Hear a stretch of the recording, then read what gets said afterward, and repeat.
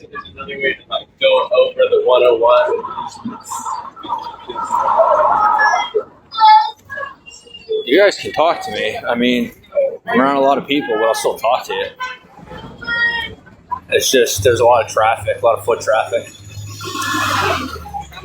There's plenty of people on the walk that are like live streaming and taking pictures and stuff like that. So no biggie.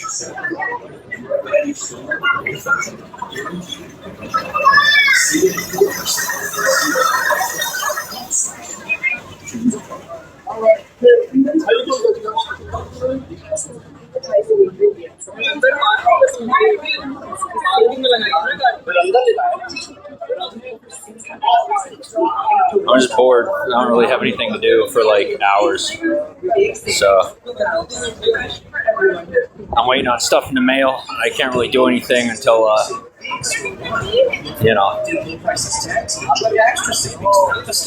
it comes in the mail. But things are going good, thankfully. I have to be very patient. That's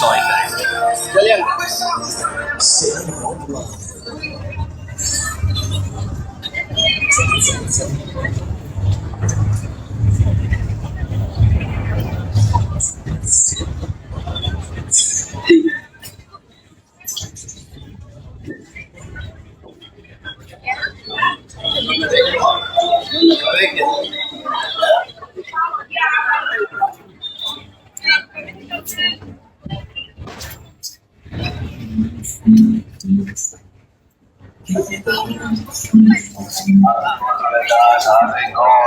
What I will say is the competition for attention in Hollywood is fierce. $5 keychain watches. You don't have to be famous. You don't have to be someone who does stuff on the internet. You don't have to be a musician.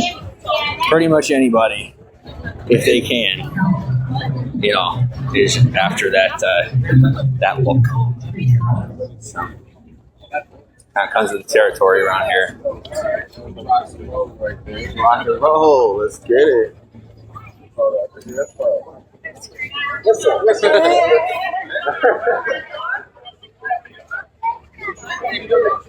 I'm just kind of doing a lot of walking around without doing anything, so I figured I'd come online. Just talk to you guys for a little while. Excuse me. I exist. Thank you. Excuse me. All right. Cool. Excuse me. Like trying to walk through, and it's like people don't even look at you. It's and when I say look at you, I shouldn't even say look at you. People don't even sometimes realize that you're there. They'll walk right, like if you're walking down the Walk of Fame and you're not paying attention, people walk right into you. So you got to kind of bob and weave, especially if you're alone.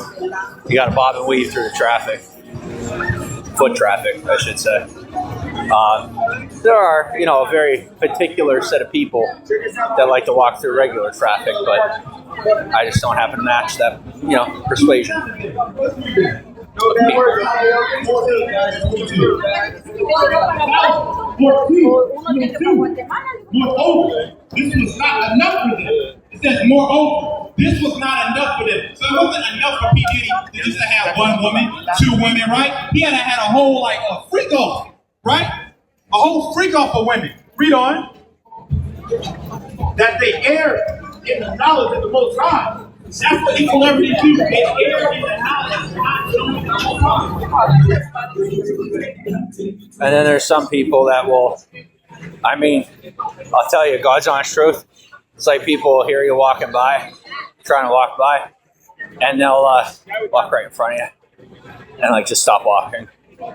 Like, especially if they're interested in talking to you, that's their way of saying hello, I guess. But you know, once again, it comes with the territory. It's fun out here. Don't get me wrong. It's just you have to be very careful, and you have to pay a lot of attention to pretty much every little detail while there's like hundreds of people around you at all times.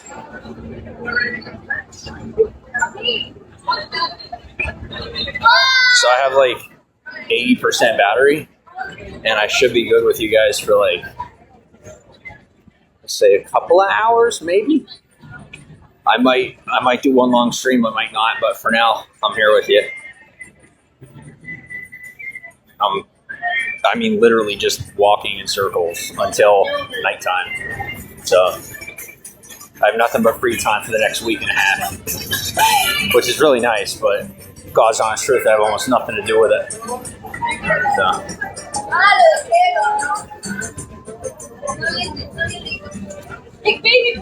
Oh, wow. Yo, check this out. Check this out.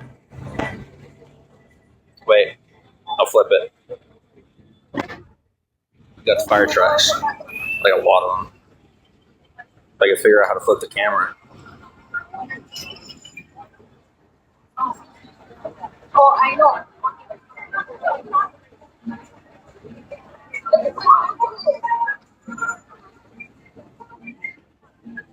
Got like 3 or 4 fire trucks all in a row. It's pretty cool.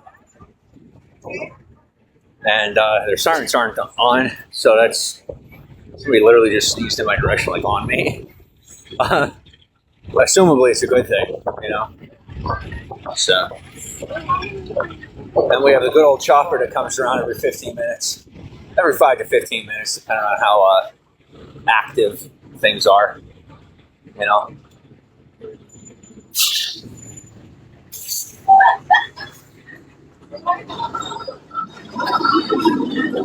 Yeah, we got pretty much 1, 2, 3, 4, or 1, 2, 3, 3 fire trucks, and then they got the ambulance all in a row. That's pretty cool.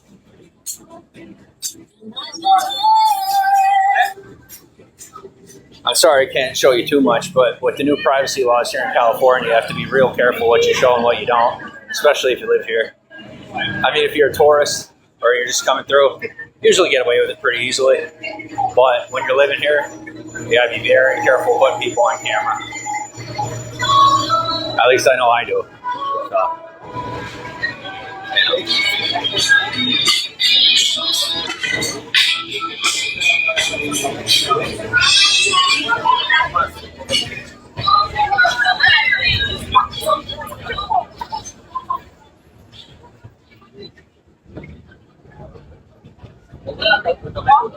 Also, I have a buddy of mine. He's a statey. Keeps telling me that I gotta shave. I know I gotta shave. I ain't get there yet. I'll get there. I'm still settling in after our last excursion, let's call it. After my last trip.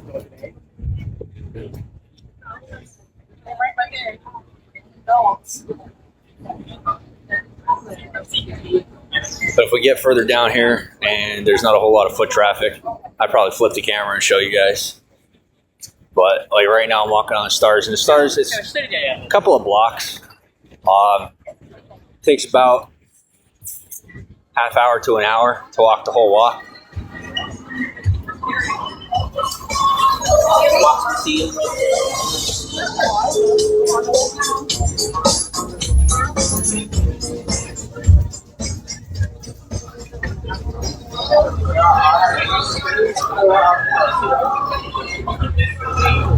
Because They we actually need did a room tour this week. And it was where their boxes were. And I didn't.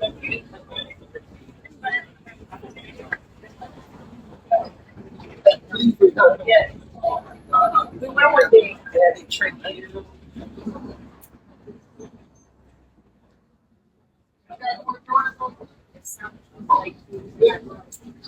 Oh, he ran over.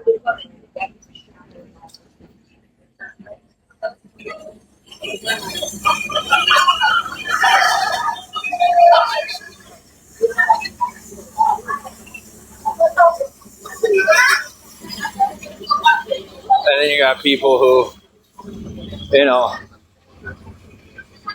record you as their content. That's always fun.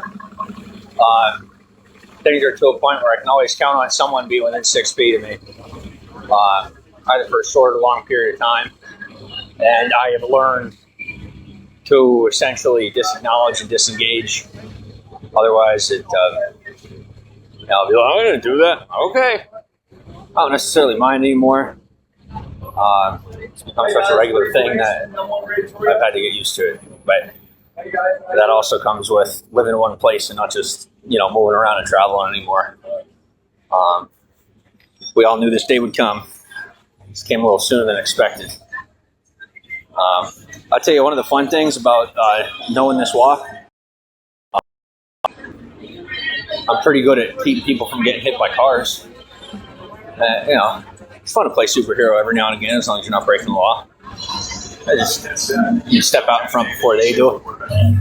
I can't tell you how many times it happens where you got somebody looking to the left and there's a car coming through and they don't even see it, end up getting hit. So you just nonchalantly step out in front and ends up averting a crisis. And then there's like a lot of stuff that might happen, but you're like walking through. Oh, excuse me. Thank you. But you're walking through and you got your camera out, and so people decide not to do it. That's always nice too. But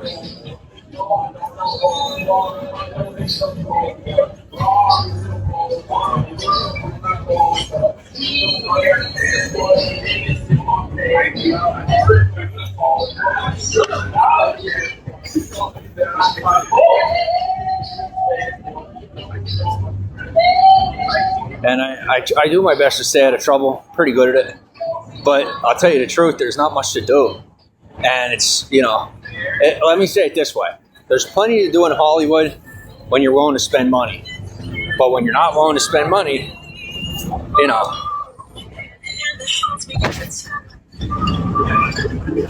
Yes, it's me, and I'm good. Thank you. I'm good.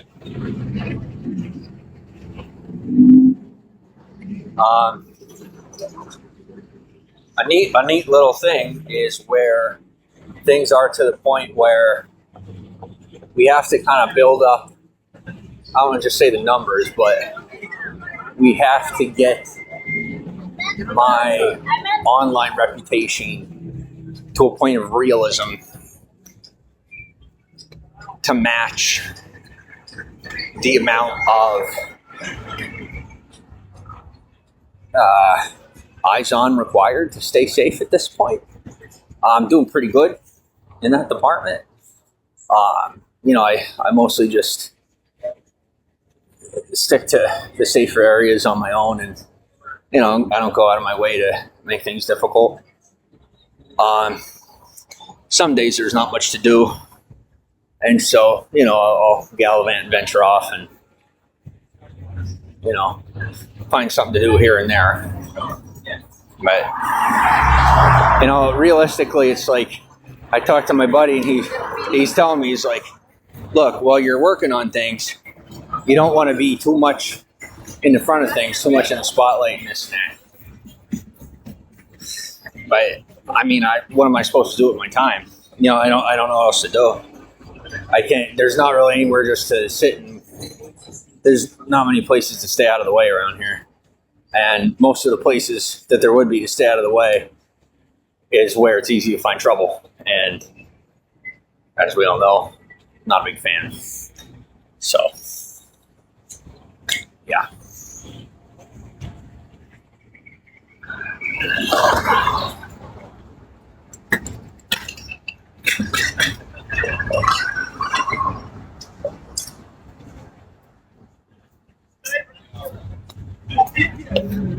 Oh, I have been getting contacted for employment, and I have been getting contacted in reference to connections and resources, which is good. And I do attribute that to actually put my name out there and, you know, just actually trying for like 5 seconds. So as long as I continue to do this and continue to, you know, be on the street and actually talk to people, it shouldn't be long.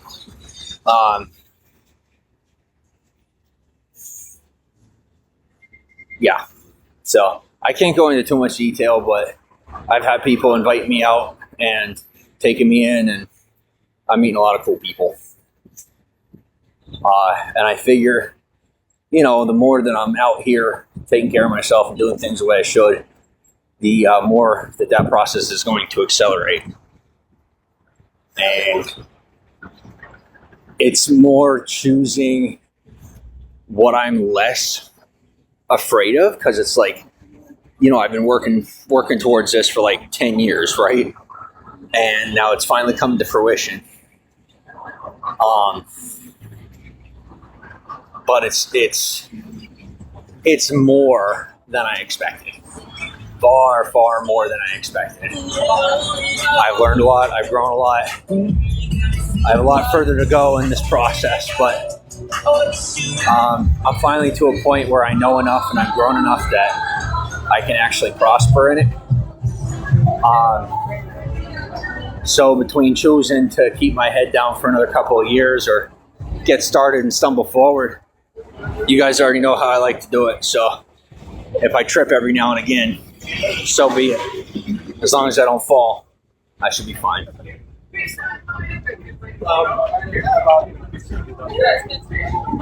I try not to be overconfident about it, you know. That works for some people, but for me, when I get overconfident, I end up screwing up worse. So I try to stay at an even keel, be thankful for where things are at, and take baby steps when I have to. And sometimes I'm taking baby steps even when I don't have to, just to be careful, you know. Some people say, well, you can't get forward if you're taking baby steps, but that's not true, you know. It's about going slow and making progress, here and there. And then taking leaps and bounds when they're offered.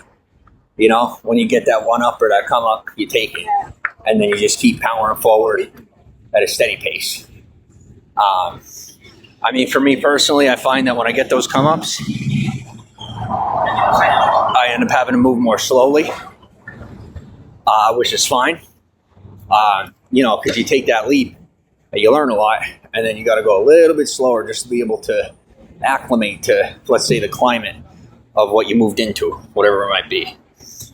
And that's how it is for me.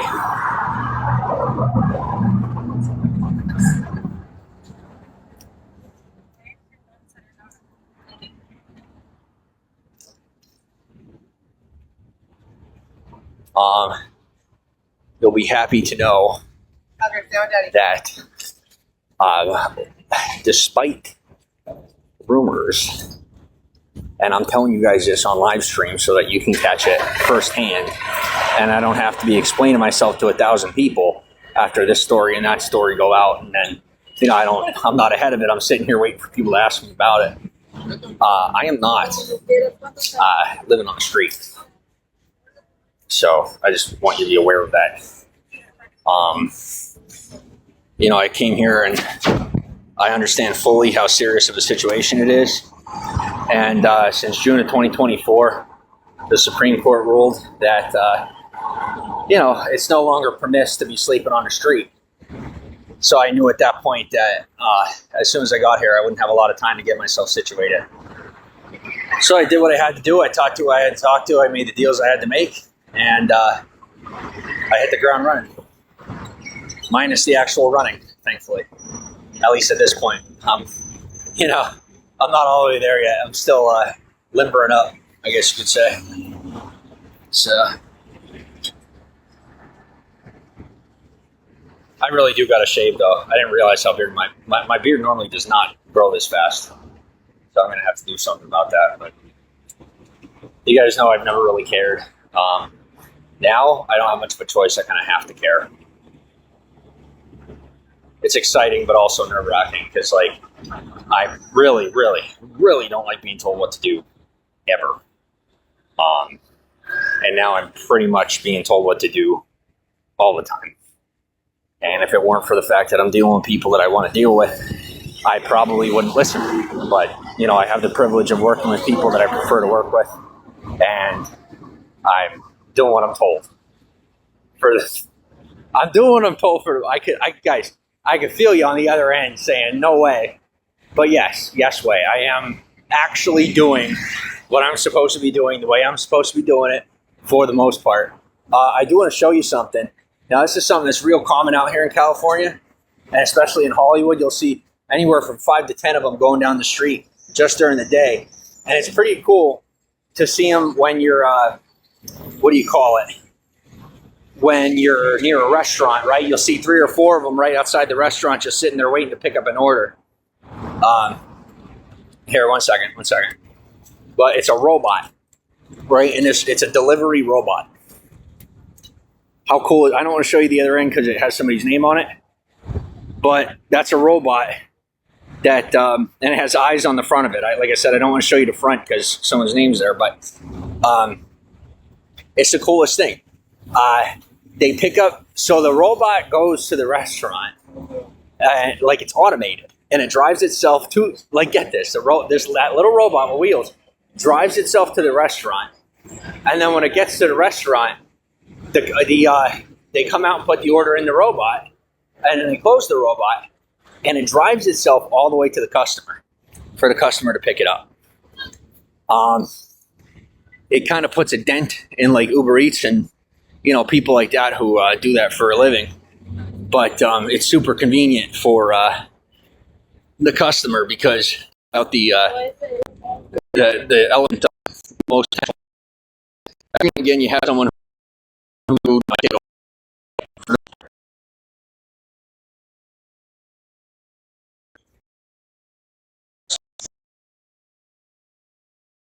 what else?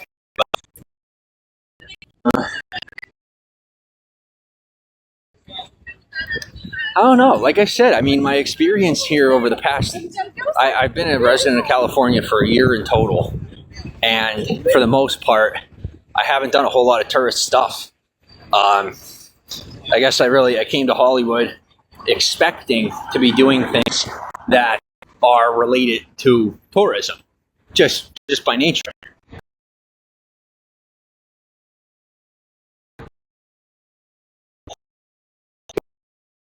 It's really cool because, you know, I came here to try and build my career, and I ended up becoming a part of a community.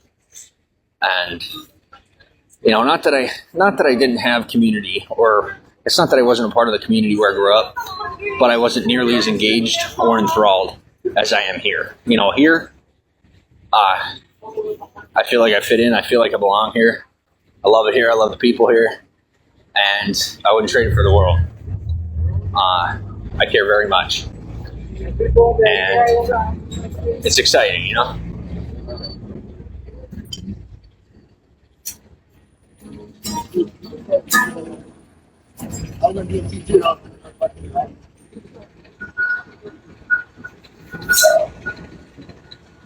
Like I said, there's so much out here I wish I could show you, but it's like there's so many people out there that I can't really show you too much because there's a whole lot of people, which is good, right? We want people here. I can't put them on camera. So that's that.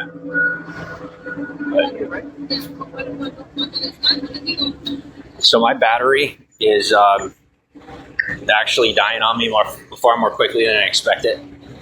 So I will try to stay live with you, but like, oh no, I guess it didn't. Never mind. Because I'm thinking like I did, but I was thinking as though we're at 100, but it was at 80. I only used like 4%, so we're good for now. What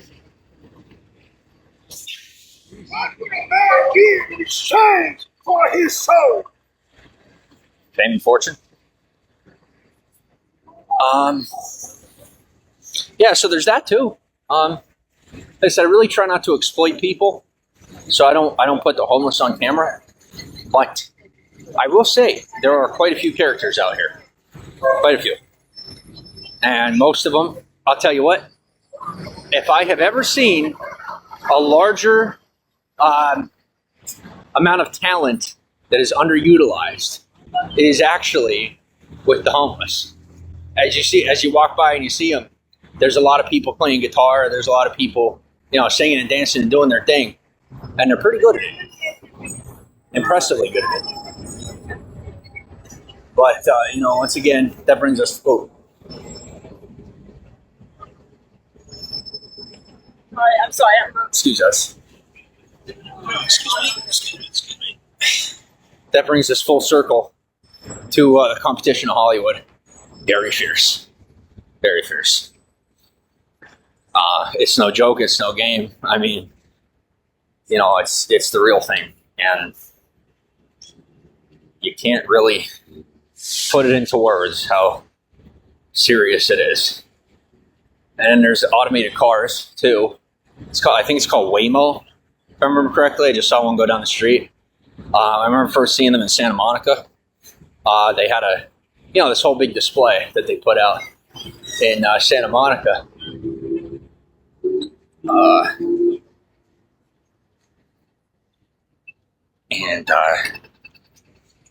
What do you call it? A whole big display they put out in Santa Monica, and now we've been seeing them around. I've been seeing them around more often. These automated vehicles, they have cameras in front and back on the top of the car. They have cameras all over the vehicle, and they drive themselves. You get in the passenger seat, and the car takes you where you want to go. I've never been in one, but looks pretty cool. But just the other day, I was sitting, and there's a couple people sitting around me, right? And this automated car comes up, parks on the side of the road, drops off 3 passengers. Nobody in the driver's seat, 3 passengers. The passengers get out of the car drives down the road without a driver. Nobody is in the vehicle whatsoever, and the car drives itself down the road. It's wild, absolutely wild. And that kind of thing has become more common. Another thing you see a lot of, I don't know how many of you have ever heard of the Cybertruck, but there's a vehicle by Tesla called the Cybertruck, and it essentially looks like a futuristic tank. It literally looks like a tank to me, and it's out of this. If I see one, I'll take the risk and flip the camera and show you. But like I say, last year I saw a few of them. This year, all over the place. I must see a Cybertruck or 2 at least once a day, and it's not the same ones either. I'm actually going to try to take a seat up here. My shorts are not the most forgiving, and I am tired. So, let's see if I can find some shade and just rest up for like maybe 10 minutes and talk to you guys. But I don't have much else to talk to you about that I could talk to you about.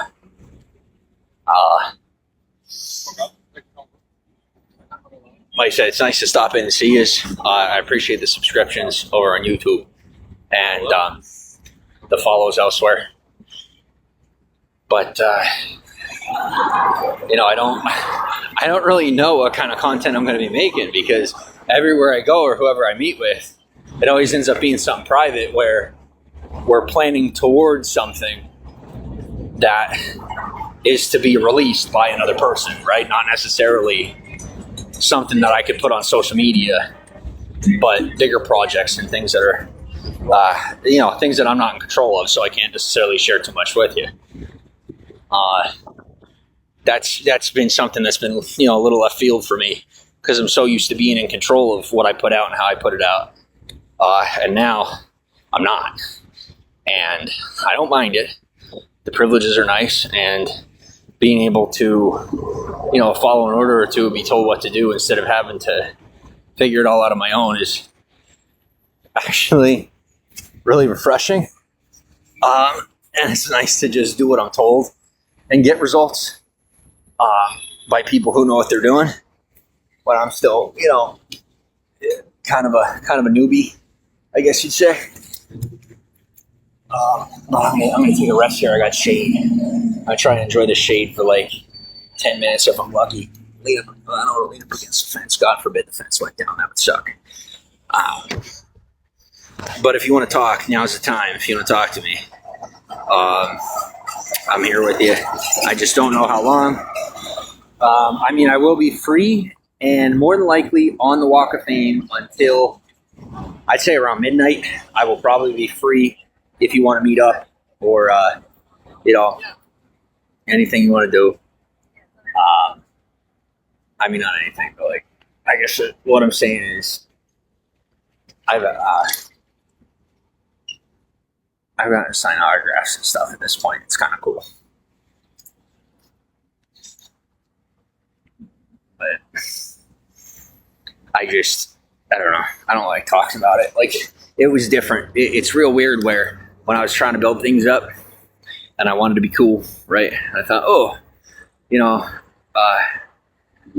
how do I talk myself up to this? That was one thing. But now that it's real, I don't like talking about it as much. I don't know why, but it doesn't feel the same in a good way. But if you are interested in meeting up or taking photos or doing autographs, I will be on the Walk of Fame probably till around midnight. And then I have to meet up with somebody and take care of everything. And then I don't know when my availability is going to be tomorrow. But, I'm still doing regular stuff. Don't think that I'm not you can still reach out to me. I still answer for the most part. It depends on what you're trying to talk to me about. If you don't have anything positive to say, I don't really have time for you. But if you do, then I do. If you know what you're talking about, sounds cool. I'll listen. But if you don't, then save your breath because you're going to need it for something you're doing that has nothing to do with me. And that's another nice part of this is you get to a certain point and the desperation disappears and you're able to tell people no. You're able to tell people that you're not interested respectfully, and your feelings don't get hurt near as often or near as much. At least that's my experience. I'm still not in anything yet, as most of you know, but that's okay. It's on the way.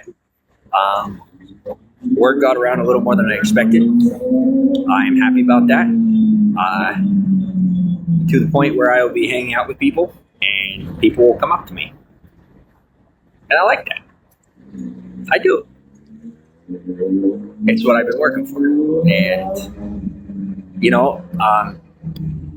there was a point where admittedly it was about validation.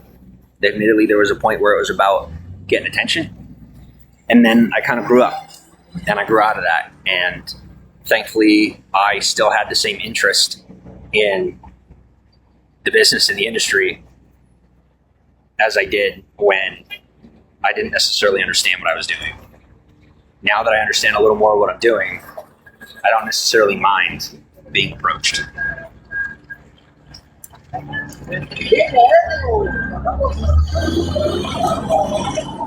Good. Good.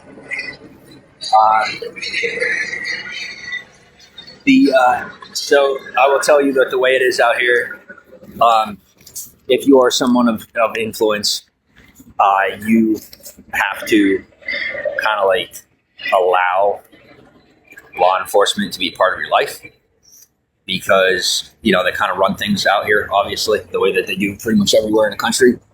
And, one's behavior could make an impact on, what happens around you and near you. So I kind of have to like buy my P's and Q's a lot more than what I'm used to.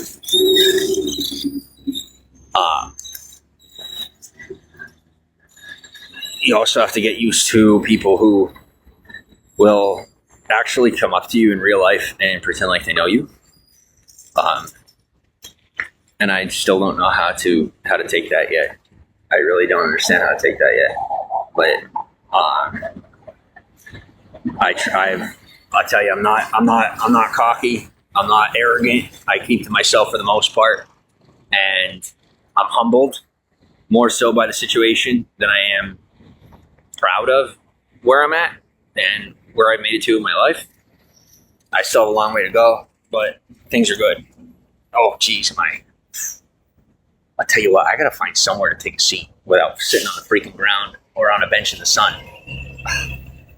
But my legs, oh my gosh, my legs. Okay.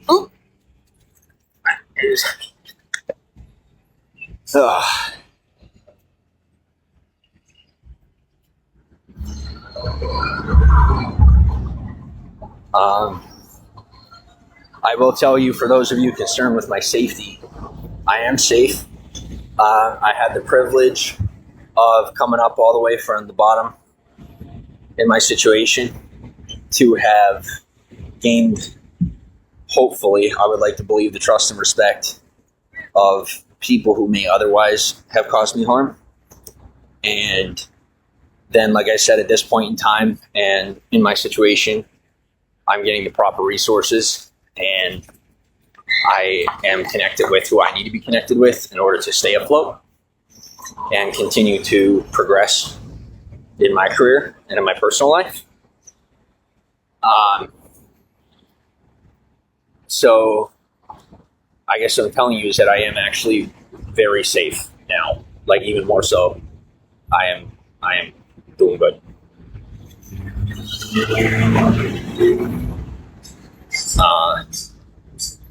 I've never, to this point, thankfully, had any scares or anything that should actually make me nervous in real life. I will say from time to time, either, what do you call it? From time to time, I'll have someone who's, creeping with a camera around the corner, and that is to be expected, comes with the territory.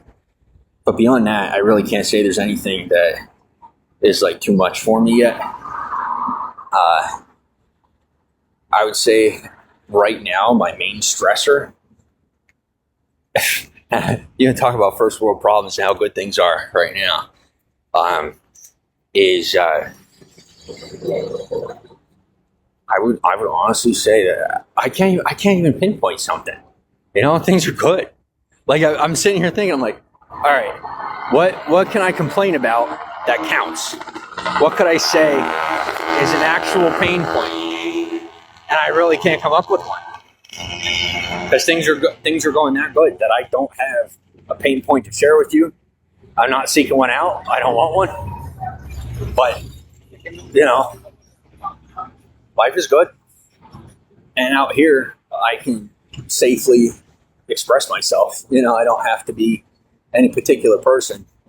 I can just be whoever I gotta be myself, whatever that means at whatever point in time.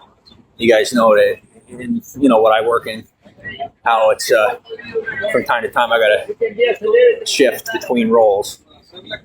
But for the sake of appearing as sane as I am, I try to keep a consistent look for the public, I guess you could say.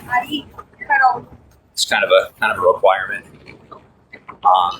But admittedly, every now and again, I get a little lost in what I'm working on, or I get more invested in my work, focused on, and then I refocus on my personal life. And I'm blessed and lucky to have people in my life that do remind me to, step back to where I'm supposed to be and to stay on track. As you guys know, for the most part, I fly solo, but that is changing rapidly. I don't spend nearly as much time alone anymore. I actually have people in my life that I care about and that I trust, and people that will vouch for me as opposed to speak against me. And, you know, it's nice to have trust and respect instead of just purchased gouging. Instead of having people that, you know, side with me based on money, I have people that are actually, you know, that are actually willingly sticking up for me on a personal level. And it goes a long way. When you don't have much to gain beyond friendship and people still stick with you, that's when you know you got people that you don't want to give up on or move on from. And that, I'll tell you, was a large decider for me on choosing Hollywood as home, is that I found people that I resonate with, who resonate with me, that I can feel comfortable to stay near.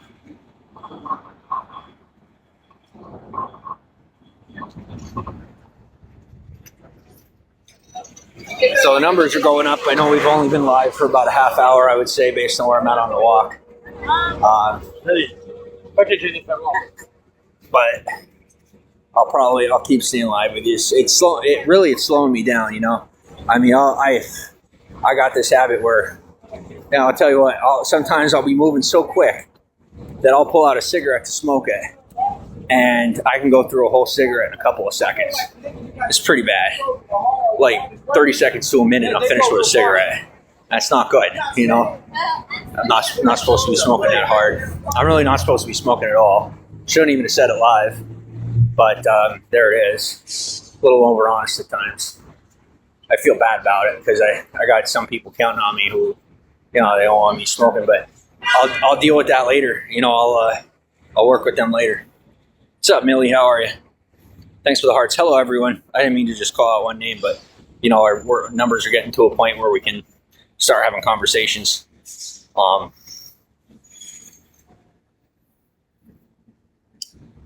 yeah. How's my day been? My day's been pretty good.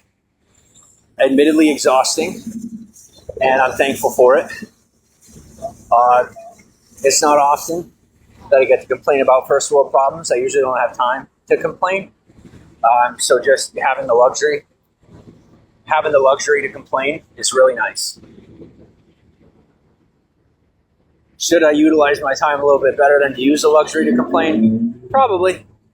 But I'll tell you what, it took till my life wasn't anything normal for me to be able to, you know, have some normal facets and facilities. So you take what you get, you know? I've never really been able to complain about regular stuff, and now I can. And I take it as a privilege. People sometimes don't realize how tough life can be. And I don't care what anyone tells you, no matter what.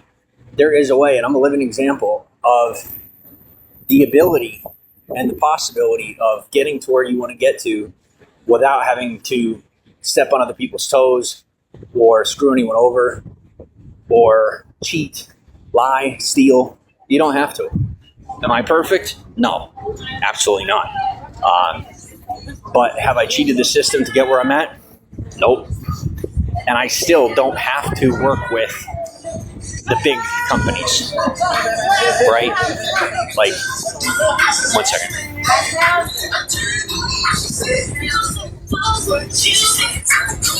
Thanks for the follow. And thanks for the 500.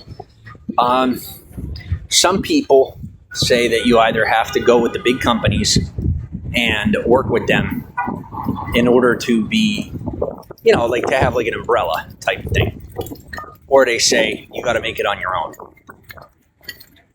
There is a third way. No matter what anyone tells you, it's possible to make it without having to cheat and without having to rely too heavily on people to get you there.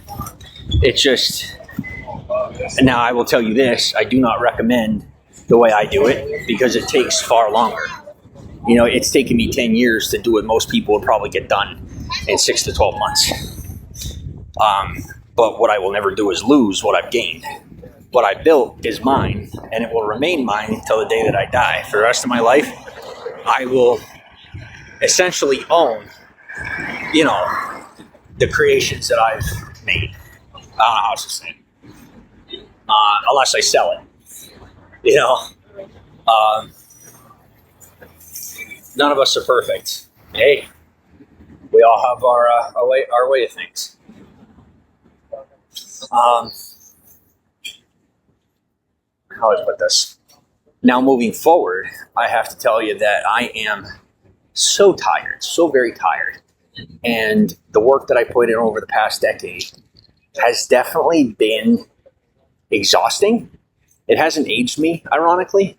A lot of people think that the more work you put in, the more, energy it takes, or the older you get or something. It's not true.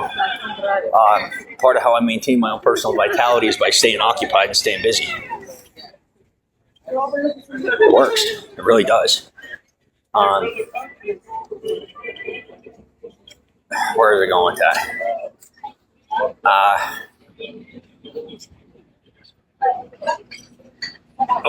Here it is. I'll show you. As long as there's nobody. Okay, they're getting out of the car. I'll wait till they're out of the car. But there's this automated vehicle I was telling you about. Let me make sure it's empty. Yeah, there ain't nobody in there. Take a look. Look at this thing. How wild is that? That is a fully automated vehicle. Drives itself. There is no one in that car right now. Not a single person in that vehicle.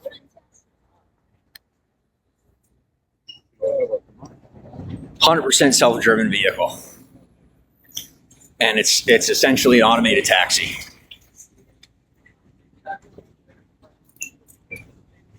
So back on topic. So I guess this is my, this is me telling you guys one for one, instead of letting you hear about it, that I am taking a knee. I am no longer going to be doing things myself and like 100% on my own. I will be getting support. I will be making more deals and continuing to build my alliances in such a fashion that I am not the one necessarily in control of every, job that I do, or project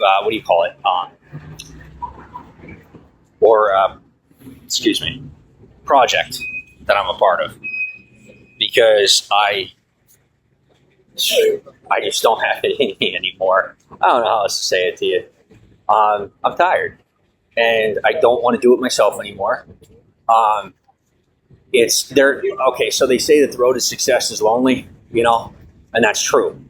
But then there's like doing it the way I did it, where you're like literally by yourself pretty much all the time. And I thought that was my way of life, but it was mostly just me taking longer to come out of my shell. So as I'm meeting people and I'm seeing opportunities, I don't want to have to kick myself anymore for passing on opportunities that are presented to me. Just on the faculty of independence. I have plenty of independence, I think, for myself, and I like it that way. But I'm starting to find people that are like-minded that I can agree with, that I want to work with. And that's going to mean not necessarily being in control of every project. And I know that's going to, some of you are going to maybe fall off or call me a sellout, but being mainstream doesn't make you a sellout. Being a sellout makes you a sellout. I'm not a sellout. But I will be working with people who work in the mainstream. And, I hope that we are on the same page as far as recognizing I'm not leaving anyone behind. Like I said, I won't be able to do this near as much, but I am still available. I'm still accessible. You just have to, now things are to a point where I'm going to be occupied to a level that I'm going to need you to actually put the work in and reach out to me or come say hi, because I'm not always going to recognize, For those of you that remember years ago, what's up? How are you? Thank you. If you remember from years ago, we'd live stream, we'd have 200, 300, 400 people, and I'd remember every one of your names. And I'd be talking to you, and I wouldn't forget. I remember when you come back, and I'd be able to hold, I guess it's not really natural to be able to hold like 12, 15 conversations at a time, but I did it. And that was awesome. But maybe it's just that I'm getting older. Maybe it's that my life is becoming more complex. But I'm finding myself having more and more trouble, remembering everything all the time, the way that I used to be able to. I'll see people that I know, and if I'm so focused and involved in my own space that I don't recognize them. And so that's where my circle is becoming more focused, and my circle is smaller than it used to be, and I'm okay with that. And I'm asking you to be okay with it too. Oh. Yeah, no, I'm all set in that department. Another part of the situation where I'm making it further in my career is that I can't necessarily talk about where I'm living, who I'm living with, some of the things that I'm doing, because it involves people who have their own projects, who have their own contracts and things that they're working on, and I'm in public, so and now my face is in the public. Even when I'm not online, people still recognize my face, and I have to be careful who I do and don't talk to and how I talk to them. And I know that's like a regular thing in society for most people. I've gotten away with being able to act however I wanted to for quite a long time. And I took most of the offers that I've been getting in this area as an opportunity to grow up, because I kind of have to. If I don't now, I probably never will.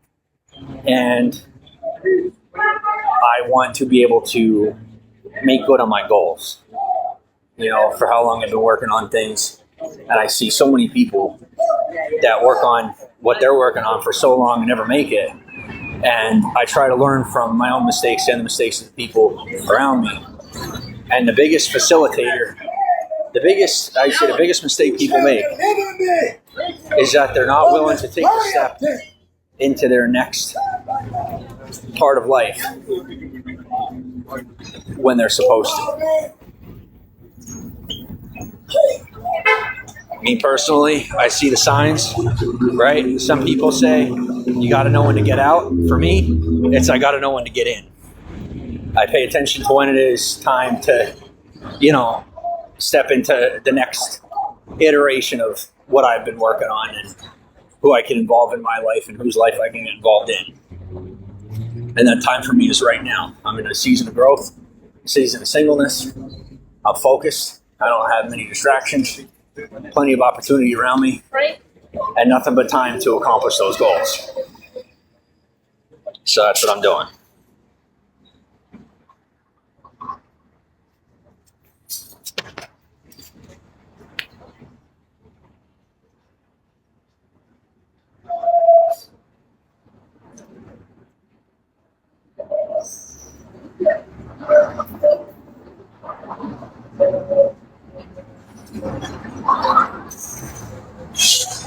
Give me 1 second. I'm going to scroll down here. I want to see what I got, like text and stuff, and I don't know.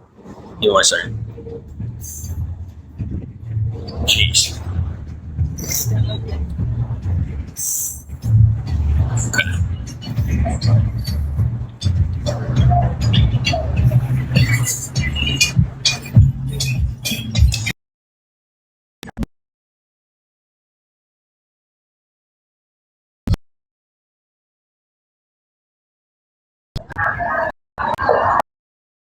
Thing, I'll tell you, tough part right now is where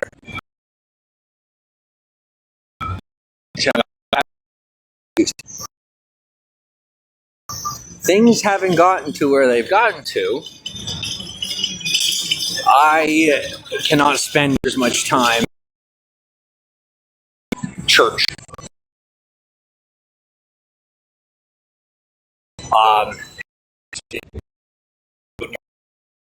There's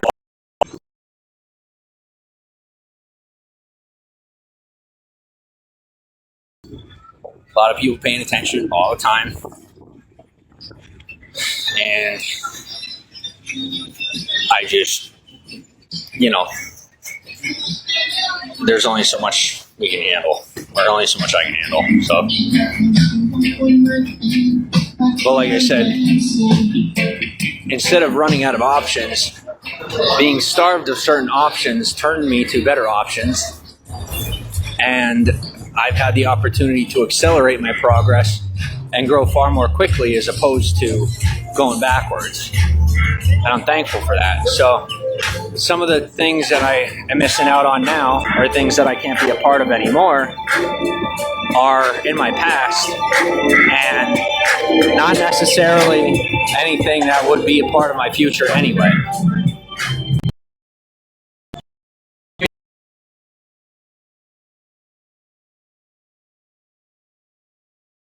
And I'll tell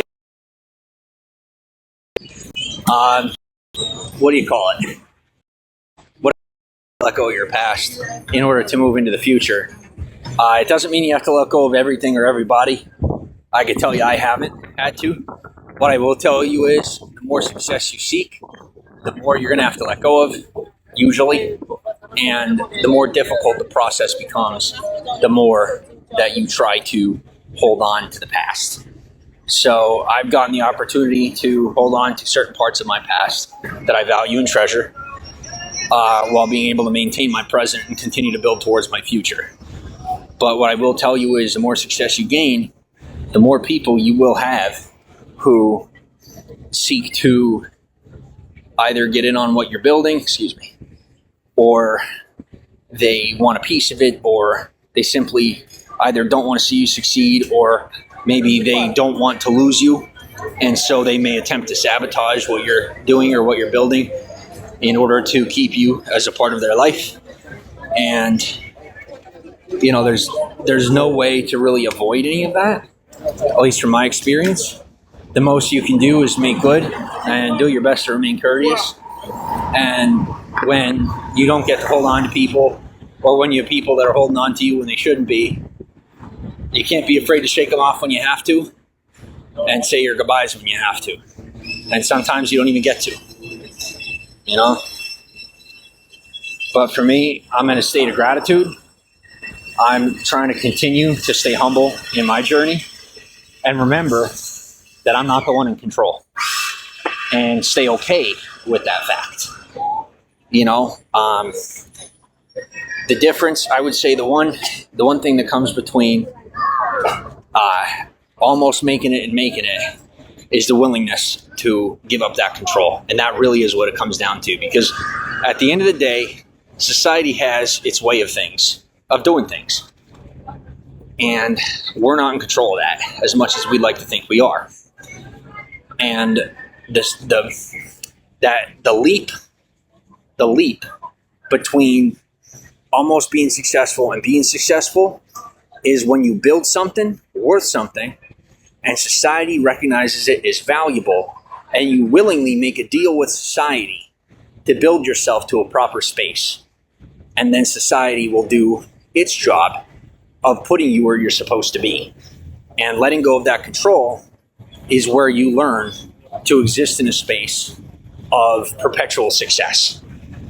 You have to learn to live there, meaning in your mind, you have to be comfortable with letting go of consistent control of not necessarily your storyline in your personal life, but, you know, potentially in your professional life.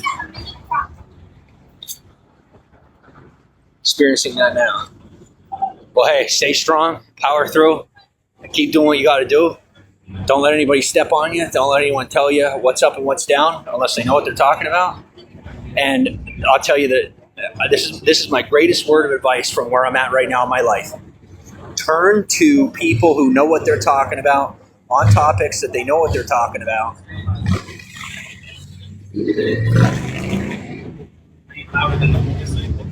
And avoid at all costs taking advice on a topic from someone who isn't good on that topic.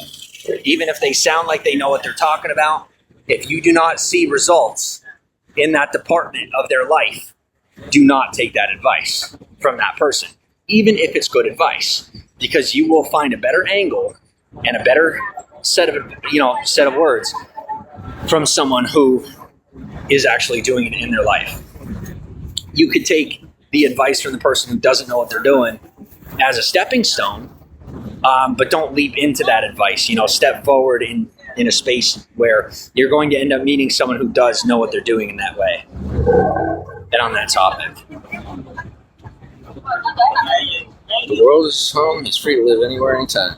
No, I mean, yeah, yes and no. But I mean, now in Hollywood, I made commitments. I made some seriously long-term commitments here. So I'm not going anywhere for quite a while. I mean, I might travel and stuff, but Hollywood is home. That was the plan the whole time. I tested things out, dipped my toe in the water. I wanted to know if I really wanted to be here. And I had to separate myself from ulterior motives, ulterior opinions. And I came to my own point of self-discovery to recognize that I do want to live here. And this is my home.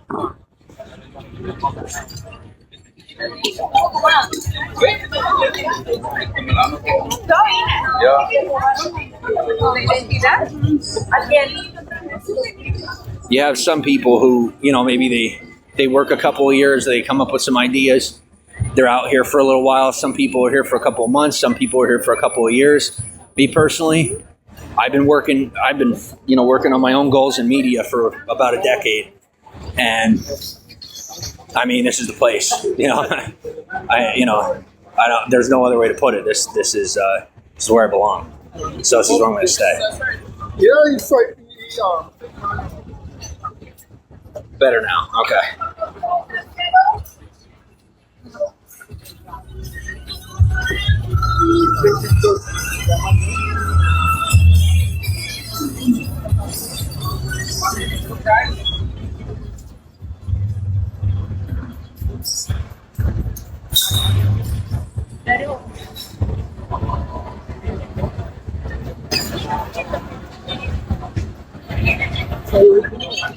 I am going to have to stop at some point and smoke another cigarette. I'm just not there yet. And I just said that right where I shouldn't have said it, but oh well. We'll get there. Guys, like I said, you gotta live your own life. You gotta be true to yourself and let the process of your life happen. Like for me personally, it would be awesome to work, in some facility. How do I put this? In some faculty of the place that I'm passing right now. Am I necessarily fit for any parts right now? Maybe not. Maybe so, for all I know. But it's not up for me to decide either way, so why worry about it? I'd rather be out here being myself, and if the opportunity presents itself, then I take that opportunity. I can tell you right now, if one of these big companies, if somebody said to me, hey, here's a job for you. Well, if they said, I'll hire you right now, but you got to quit smoking, you best believe I never smoked a cigarette in my life.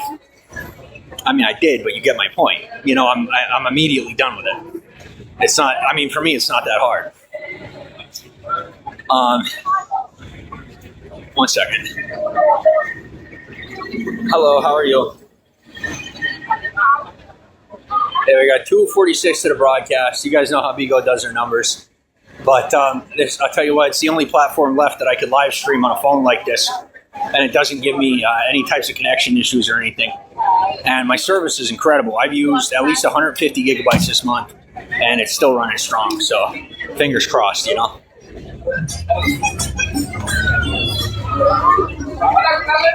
that's 150 gigs of barely doing anything.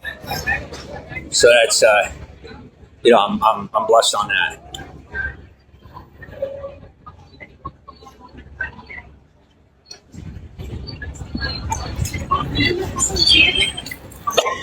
I'm like half in real life, half on the phone. I'm like literally hunched over as I'm walking. I don't even realize it. But it's tough. I get tired and I start walking, halfway bent over. But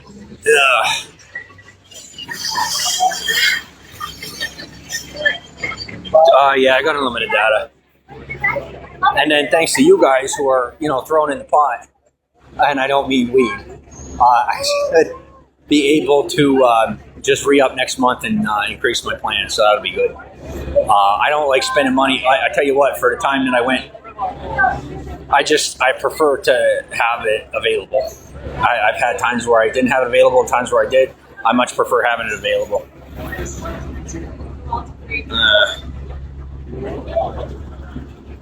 Yeah, and things are finally to a point where, at least in most places, people like that don't have access to me. And thankfully, as well, is now being a California resident, that comment in itself is a crime.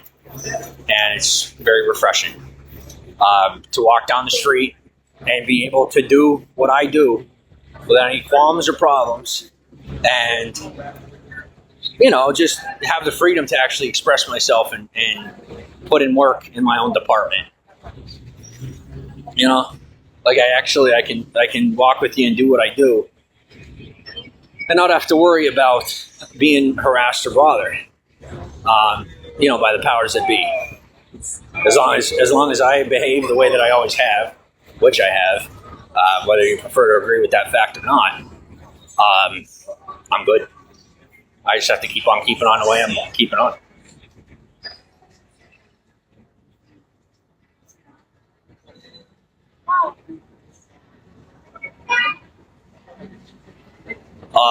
So I am right now headed towards the big star. So if you're, like I said, if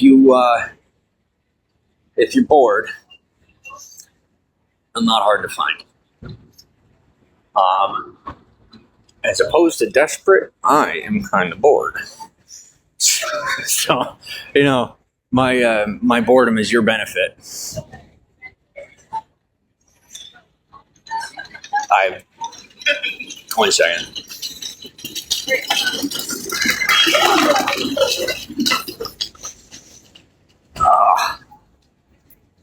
Man, my feet are getting sore. I'm gonna have to sit down.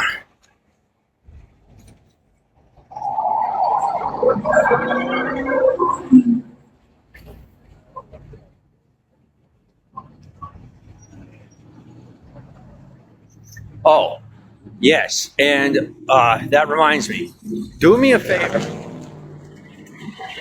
Do me a favor and spread the word that because you guys know as time moves forward what the situation was and whatnot.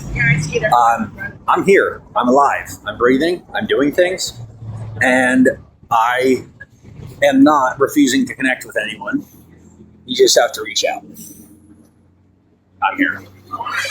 People are. A lot of people are. But I have a lot of day ones that are, still finding out that I haven't dropped off the earth. But, just because I don't make a video for a week or something doesn't mean something happened. It's just now things are getting real, and there's things that I got to do, and they involve things that I can't be putting in a video. So sometimes I got to go a week without making a video. What's up? How are you? Good to see you. So things are cooling down. The sun's going down. I can take a seat on a bench and sit there for a while, and the sun's not going to cook my phone. Thanks for 1,000. I appreciate you on that. Oh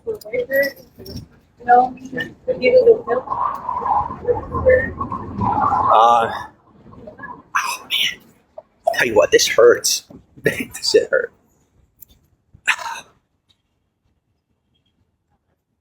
These shorts were a bad choice today. Bad choice. I didn't make a lot of bad choices today, but my shorts today, worst choice I possibly could have made. What's going on? I am just being flamboyantly social today. I decided to come on live with you and just, walk in circles for a while. I've done this without my phone out. But to be able to bring you guys into the experience at Walk of Fame with me, it's nice. I like it. I honestly, I never thought things would get to a point where I could live stream with you while I was out here. So being able to, I have an immense amount of gratitude for it.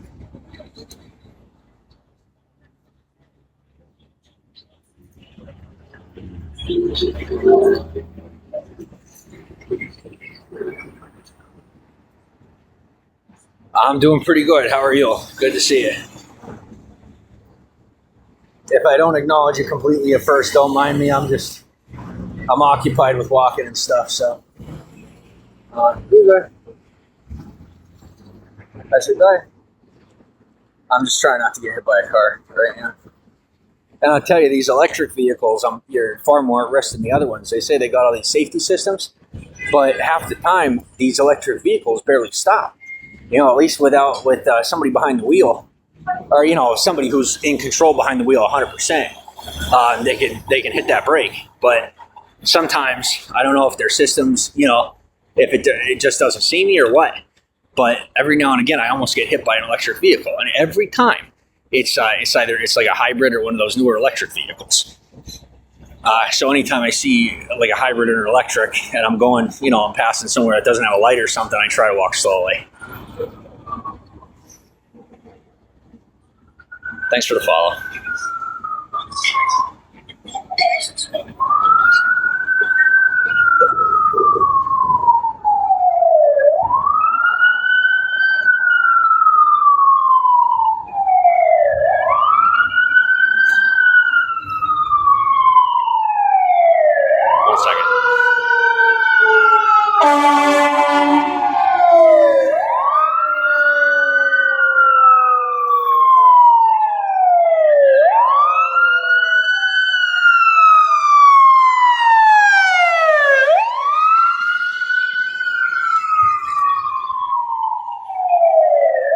So I have definitely learned about LA traffic that people don't like to get out of the way of the fire department, which is extremely rude and disrespectful, but very common thing. So like the fire, what do you call it? Fire engine had to weave in and out of traffic just to make a turn. And that was ridiculous. But anyway. And I saw some other people not walking past, and I was wondering why, and I figured out real quick why. So that part I'm still learning. Because where I'm from, or where I grew up, I should say, when the fire engine or the EMS is coming through, people move out of the way. But around here, the way people drive, they don't really make room for themselves to, a lot of people don't make room for themselves to be able to get out of the way. Anyway, what are shorts doing? Shorts are just disastrously uncomfortable, to say the least. Oh, I did not mean to even try to do that. Good. Oh, so you may notice that here the new Joker's coming out on the 4th of December, or 4th of October. Very excited. Lady Gaga's in it. It's going to be pretty cool. If you notice here on Bigo, I'm not following anybody.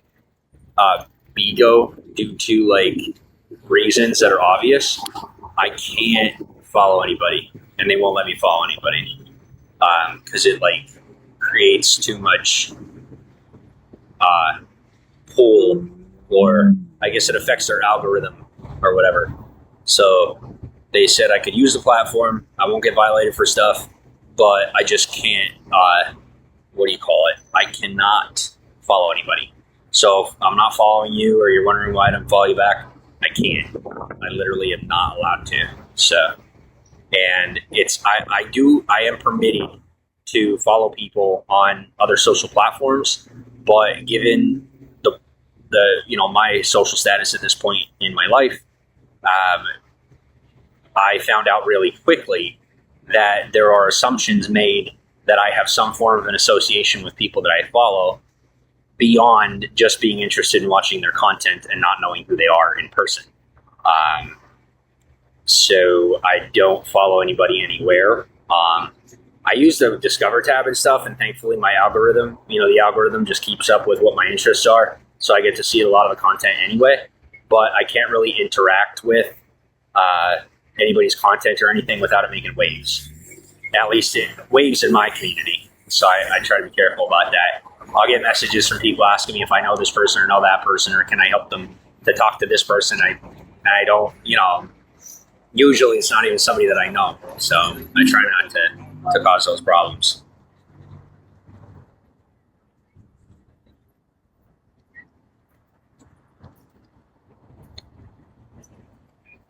What's that?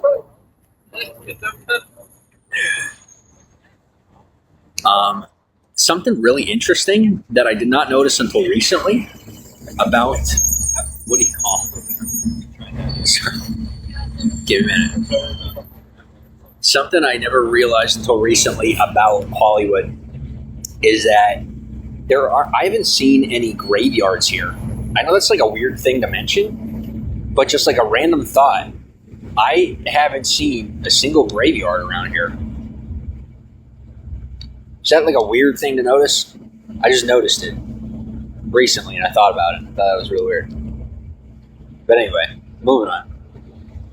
I'm not even alluding to anything or trying to be like slick. It's just genuinely something I noticed, and I was interested to know, like, because there's definitely people that are local, but I guess it's just like, I don't know. I'm not going to make any assumptions. But thank you for the taps. I appreciate it.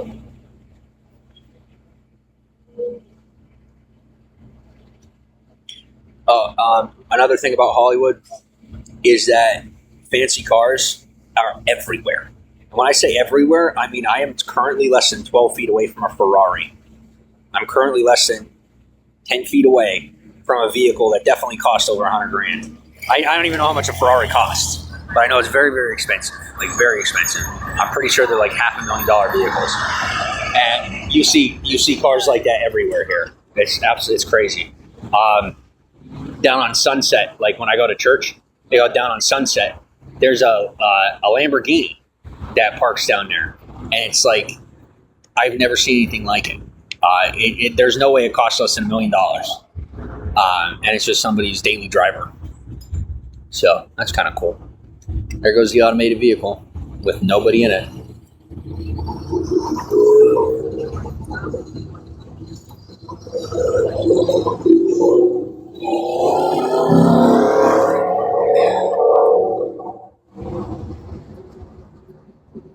I don't really know what to do with myself at this point because I'm just bored. Like, really bored.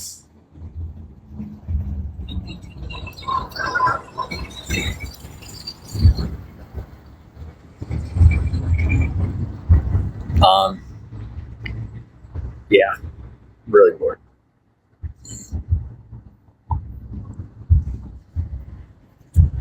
And it's like, I really thought that something else, it was kind of an assumption that I was wrong about, or at least maybe I'm not talking to the right people.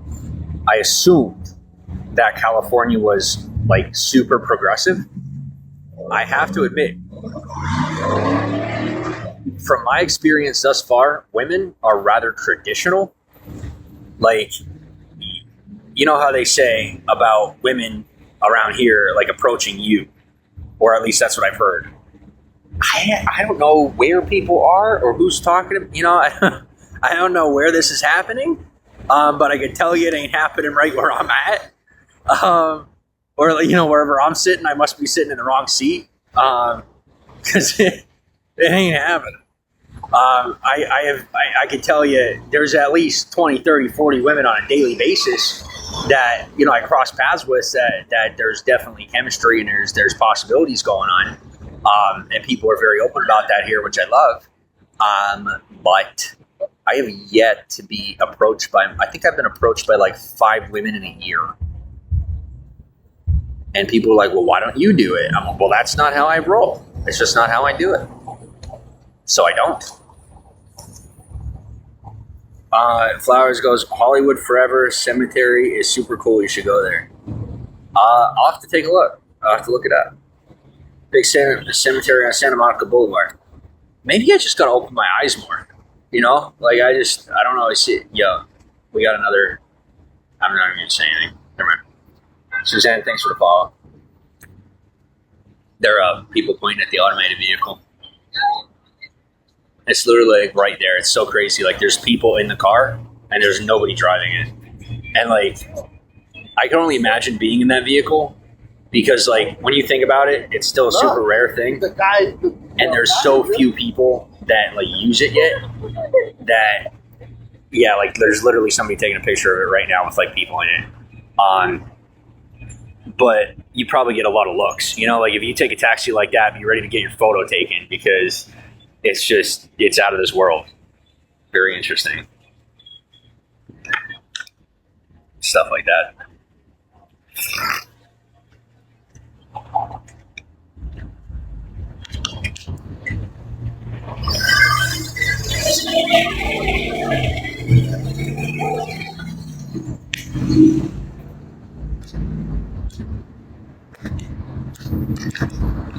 Yeah, so like it's a really weird situation here where like, you know, my life's gotten to where it's gotten to and I'm still like sitting here live streaming. I just want to say, you know, I just want to take this moment to thank myself and to remind you that I'm good on my word, as I said I would be, and that you are still stuck with me, no matter where my life goes and what I do. I think Las Vegas is where women approach men. I don't know. I'm not there. Yeah.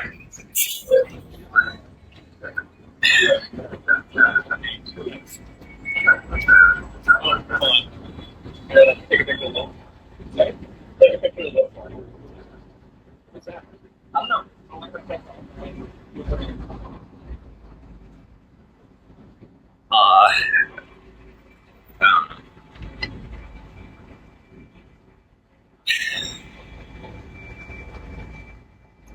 So who do we got? Everybody's here. I'm not going to say any names because we're not, I'm going to call it live. We're not just live, we're live. We're like in public live. Excuse me. I don't really know what else I'm supposed to do with myself at this point, you know, so I'm reverting back to what I know to do. Everything else I'm doing is stuff that takes like, you know, weeks and months and years to put together. And you guys know for me, I'm like, well, let's do it in 15 minutes. You know, like the overall stature of my progress has taken 10 years, but like it's been, you know, stuff that I would do, you know, that I do in 10, 15 minutes. And now I'm doing stuff that takes like 3 or 4 years. And I'm just like, oh, that's okay. That's how that works. You know, I didn't really know what I was getting myself into, but I love it. I do. I really do. Now, if I was the one who had to control how it went, it would be different. I wouldn't be comfortable with that. But being that I'm not in control of the progress or the product or the entire project itself, I'm comfortable with having to take so much time because I get to see a paycheck and I don't have to worry about every little piece of the logistics and the analytics and the marketing and everything. I don't have to do any of that. And it's really nice. I cannot describe to you how disastrously lazy I feel, but apparently this is how it's done. So I'm doing it. And in my free time, I don't really know what else to do except sit here with you. Because like I am still building a social life. Yeah, I'm just in this weird mental space where like I feel inferior to the people that I work with and that I'm around. So like I don't really say much. I've been invited to a lot of stuff and I've said yes to a few things. I'm just not totally all the way there yet, socially on a mental level. I have the confidence for it. I want to make sure that everything that I'm doing, I get done right, you know? You guys know how sometimes I could be pretty good at making a fool of myself, and I'm not really trying to make more of a fool of myself than I'm already good at. So as I become more cool in Hollywood or whatever you want to call it, then I'll evolve myself a little bit more. Yeah, I am most definitely getting a part-time job because I have to. Because family reasons. So like one of the things with people that I'm close to and that I care about is they don't necessarily see anything that I do as like a career, right? So in order to please them, in order to keep them in my life, because that's what I want to do, I most definitely am getting a regular job. Whether I need it or not isn't the point. It's just, people say, well, don't do things to please others. Well, there's certain things in my life, certain people in my life that I care about that do not want to be in my life unless I have a regular job. And they do mean that much to me. So yeah, I'm getting a regular job. And if some people don't like it, that's on them. I figure once I'm to the point where I'm doing that good, they probably won't mind. But for now, they mind. They're not accustomed to the notion of me doing what I do full time.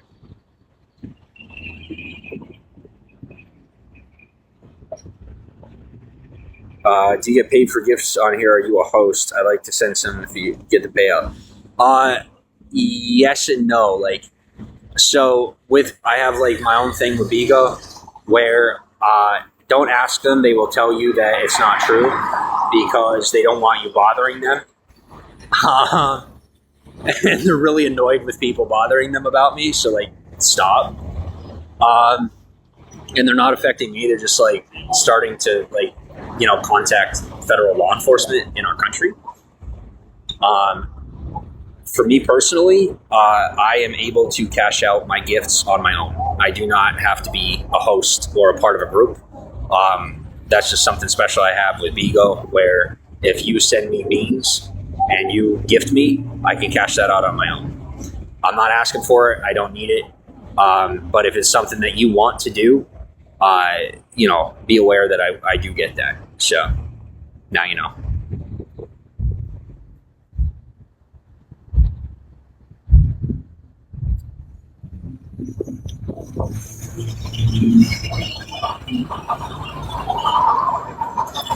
Some people say that where I've gotten to, that live streaming isn't a good look, but not everything is about looks. So this is pretty much the only platform besides this is the only platform that enough of you know about that I could come on to talk to you, that I can connect with you personally and one-on-one. Whereas every other platform at this point is censored, and it's expected to hold a certain level of professionality, whereas Bigo is far more personal, and it's still like an offshoot platform. It's like a third party type thing. So it slows my progress in my career. It definitely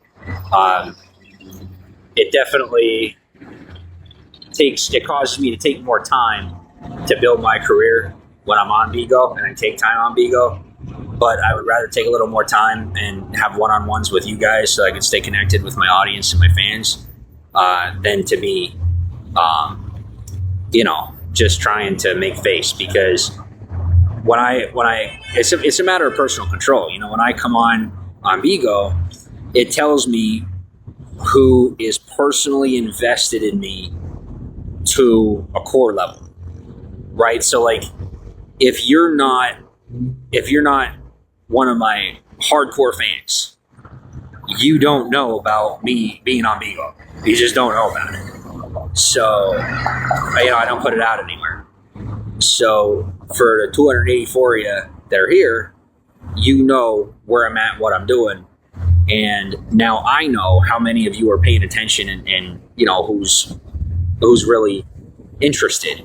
And that helps me get a good gauge on, what I get myself involved with and what projects I do and how, those projects affect you and our relationship, William, do you work during the day or mostly at night? I can't discuss any of that. I can't discuss anything because things are to the point where I do here and there have people follow me around. Regular, good old fashioned regular celebrities have paparazzi, I apparently get to, enjoy the pleasure of people following me around in real life and videotaping me, for better and for worse. So it's fantastic.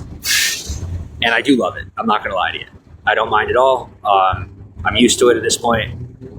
But yeah. Rebecca, hey, how are you? Like, any information I give out ends up going somewhere, and like, I mean, literally, like, I don't know how people do it. I don't know how. I genuinely, like, when I, like, live streaming is one thing, but I mean, if I'm not on a live stream and it's been like a day and a half and I'm not talking to anybody or bothering anybody, I don't know how on earth people find me. I don't know how they do it. You know, it's not like I'm spending all day on the Walk of Fame. I'm not spending all day every day out here anymore. So I don't know how they're finding me. But they're good at what they do, I suppose.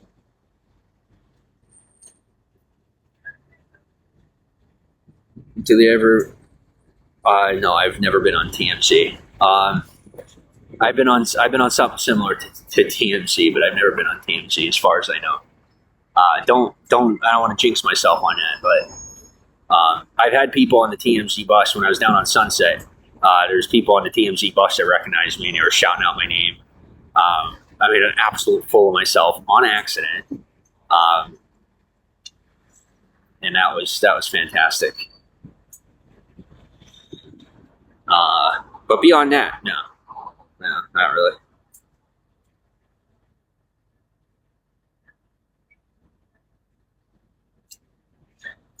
All right. Well, I am going to. I really don't want to walk. I'm getting comfortable. I don't feel like walking right now. I can actually sit here and not have to get up. So, like, why get up?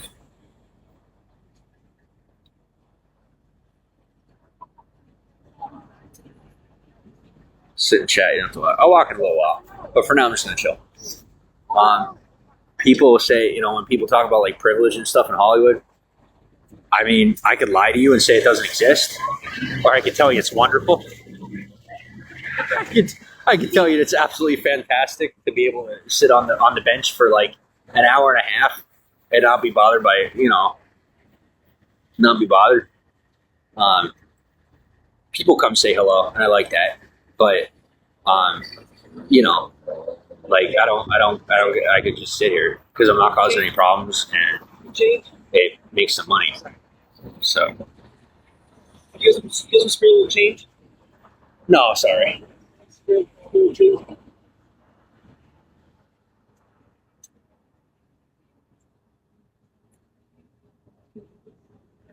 That's another tough part is, it's like they say you gotta make money, or how do they say it? You gotta spend money to make money. The reality is you can either give people money or you can have money. And that is like a very real circumstance, where I gotta be careful about how I say this, but, I hoard my money. Like, I really do. And out here, you kind of have to. Because you'll have somebody, I'm telling you, some of these people out here, they got a full paycheck, and they'll come ask you for change. I'm telling you, you'll have people making $40, $50 an hour in their career, and in their free time, they'll come out here and bust the way that they used to. And I just can't get with that. And believe it or not, there's not a whole lot of that out here. I could tell you that, just like I said about, that was maybe there's like 5 times in Hollywood thus far that I've been approached by a woman. Well, I'd say there's been maybe 5 times since I've been out here that anyone's asked me for change.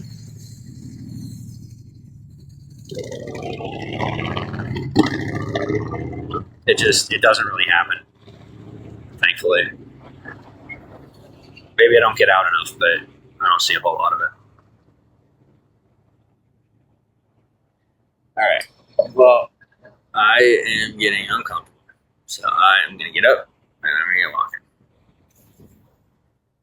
It's going to hurt.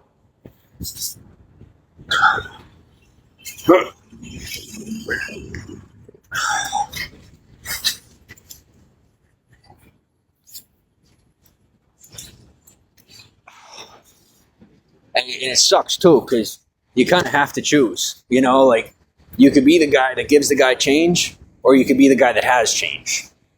And I don't know if that makes complete sense, but that's really my experience. Like, when I was willing to hand out change to people who'd ask for it or give a cigarette to someone who's asking for one, I was just, like, it's no good. I don't do it. I just don't do it because it causes problems. And then I'm out, and then when I would need something, they ain't got nothing. So I do my own thing, and I keep my money in my pocket. I hoard it like a dragon, and I don't share it. I share my time, my attention. I share my skills, but I don't share my money. I tell you, not with anybody. I don't share my money with anyone. I pay my bills, pay my debts. I don't share my money.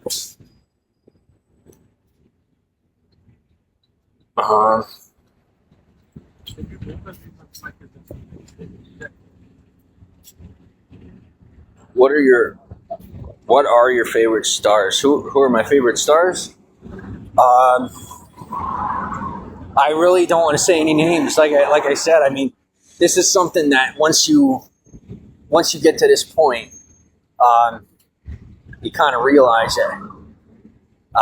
But when you're not in this position, it's more difficult to understand. Like I can't just come out and be talking about people, for better or for worse.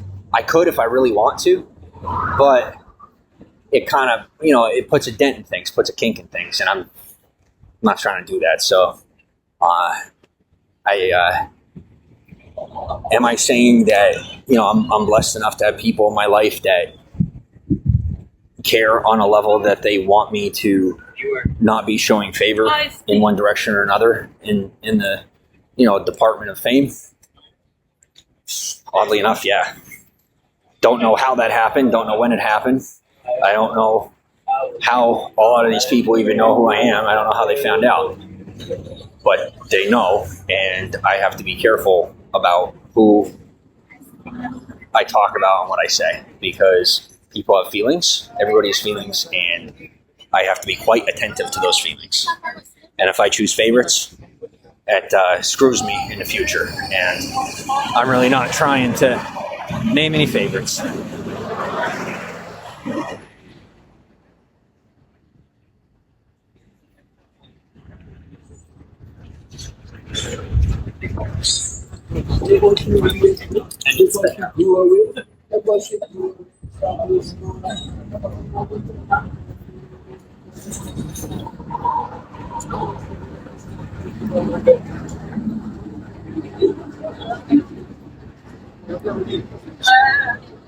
What I can tell you is that everybody loves you when you're giving them what they want. You find out who really likes you when you're not giving it to them anymore. And if I were to sway towards favorites, I would say that my favorites are the ones who still like me, even when I'm doing me and only me. And that cuts the list down from like 400 or 500 to maybe 5 or 10.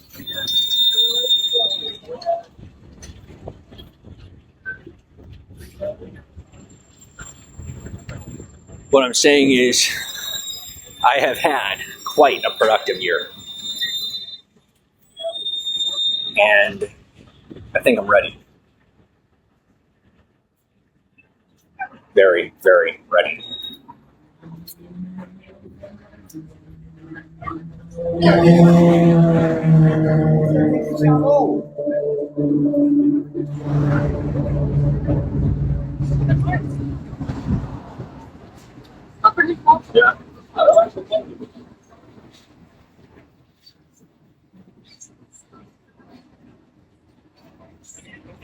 Yeah.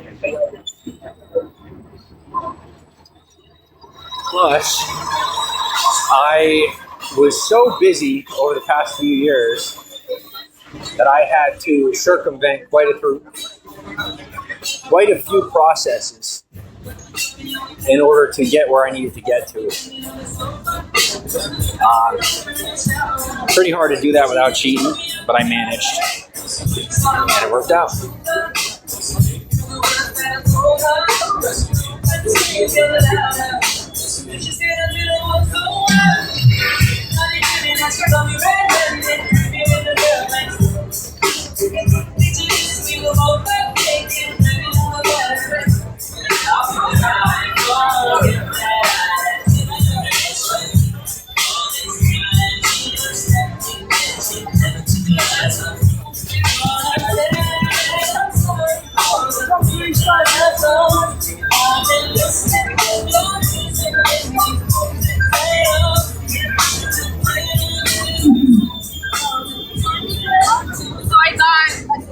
And I should have.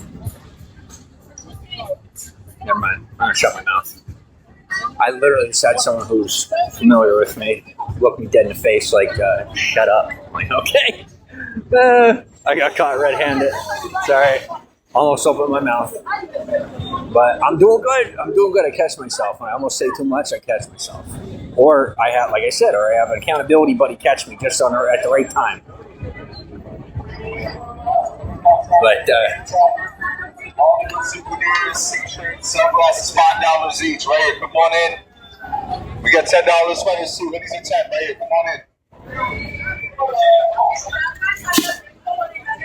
Come on down, guys. Hoodies for 10. Everything else is $5. Hats, t-shirts, sunglasses. Corn, guys, corn, elote, los demás, Hoodies are 10. another thing I'll tell you is that Hollywood and the success you can make of yourself here is most definitely based upon how much you want it. I don't care what anybody says. If you don't want it bad enough, you're going to do something screwed up. If you want it bad enough, you won't. And there's nothing else to it. Is it that easy? No. But is it that simple? You best believe it is. Speaking on personal experience. Excuse me.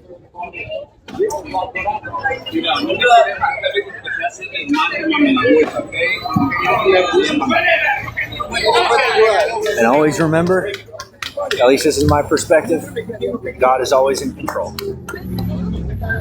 Don't forget that. Always. No matter what happens or how it happens, God is always in control. If you're ever feeling like things aren't going your way or the way they're supposed to, just trust and keep moving forward. You'll be all right. Hey, guys, get a call.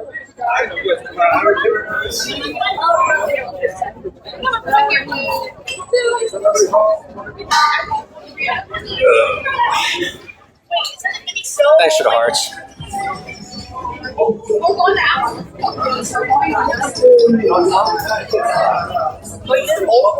right, now at this point, I need to stay focused.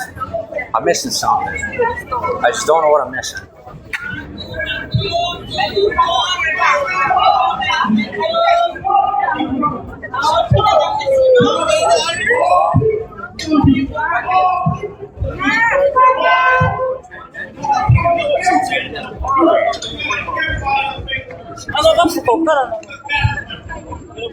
We are, right? Who's the best basketball players? The best boxers? The best cooks? Right? The best at everything. We created all the inventions. It says we are special and above all people. That is going to take a hell of a lot to clean up. Take two. Steve, welcome to the broadcast. How are you?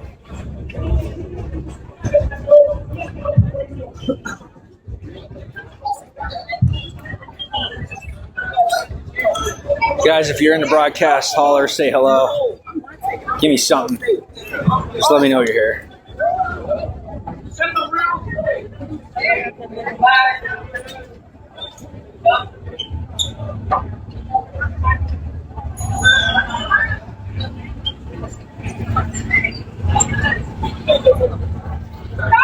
Also, living in Hollywood requires a massive amount of willpower. That's all I tell you. Especially if you're trying to make it here and not just go under the radar. My gosh. Massive amount of willpower does it require.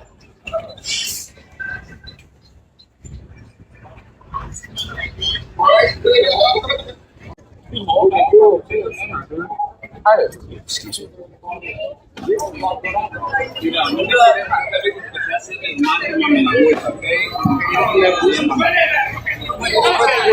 And always remember, at least this is my perspective, God is always in control. Don't forget that. Always. No matter what happens or how it happens, God is always in control. If you're ever feeling like things aren't going your way or the way they're supposed to, just trust and keep moving forward. You'll be all right. Hey, guys, get a call.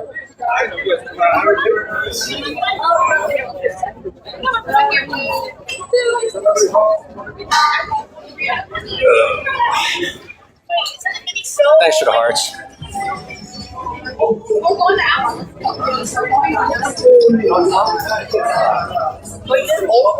right, now at this point, I need to stay focused. I'm missing something. I just don't know what I'm missing.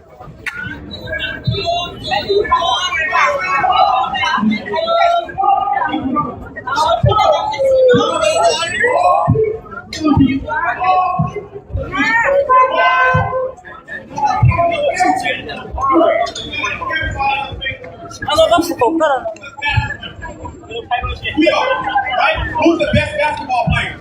The best boxers? The best cooks? Right? The best of everything. We created all the inventions. It says we are special and above all people.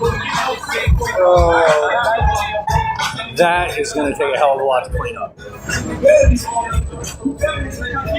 Take two. Steve, welcome to the broadcast. How are you?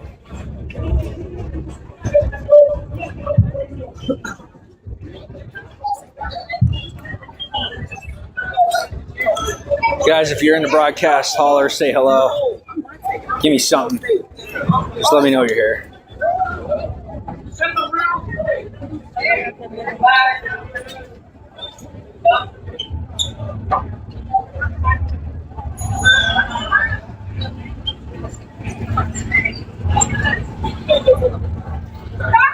Also, living in Hollywood requires a massive amount of willpower. That's all I tell you. Especially if you're trying to make it here and not just go under the radar. My gosh. Massive amount of willpower does it require.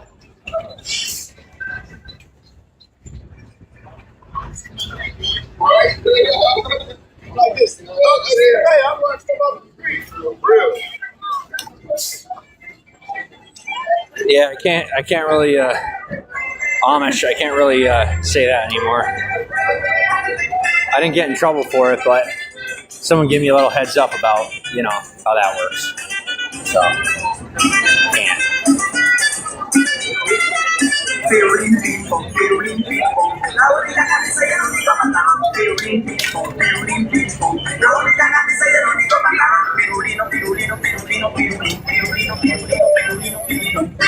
Tips on how to make it in Hollywood. Sounds pretty fun, the Walk of Fame. Yeah, it's really cool. Tips on how to make it in Hollywood. I mean, do you want the real answer? Because I'm not going to give it to you. That's somebody else's job now. I got my spot. Now it's somebody else's job to tell you and tell you and tell you until they figure out that not telling you is part of how you get in. You got to figure it out for yourself. That's the key to make it in Hollywood, is the willingness to figure it out for yourself. I'd say one of the biggest tips I have for you is to stop asking questions, start getting stuff done, stay focused, and figure it out for yourself. And if you don't figure it out, don't blame someone else. Just keep working until you figure it out.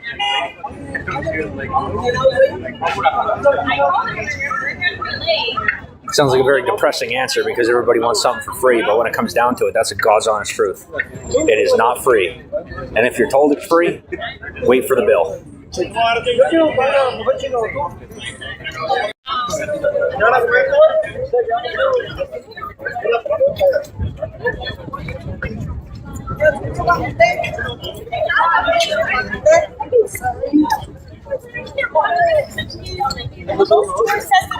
Like I'll give you an example. My own situation is an example. My own life is did I technically break into Hollywood for free? Technically, but at the cost of controlling my career choices. There's a lot of choices that I have to rely on people far more intelligent than I to make for me and tell me what to do because I'm not equipped properly and it isn't my place. So in return for being able to, be a part of Hollywood, I rely on the powers that be to say, be here at this time or do this. And it's worth it, But that's kind of what it's all about is, being in the industry is more of a public service than it is about you. And that that's the secret. You want the real secret to make it in Hollywood? Have a desire to serve your community. When you're serving your fans, your audience, when you're serving the people that watch you or pay attention to what you do or buy your product, whatever it might be, then you become successful, usually. But without that core belief in the concept that I'm referring to, there's no making it at all. But as long as you have your main interest in the people that you serve and the recognition that you are serving, then you're good. And from there, you just build. Right here. No, I didn't have to worry about that, thankfully.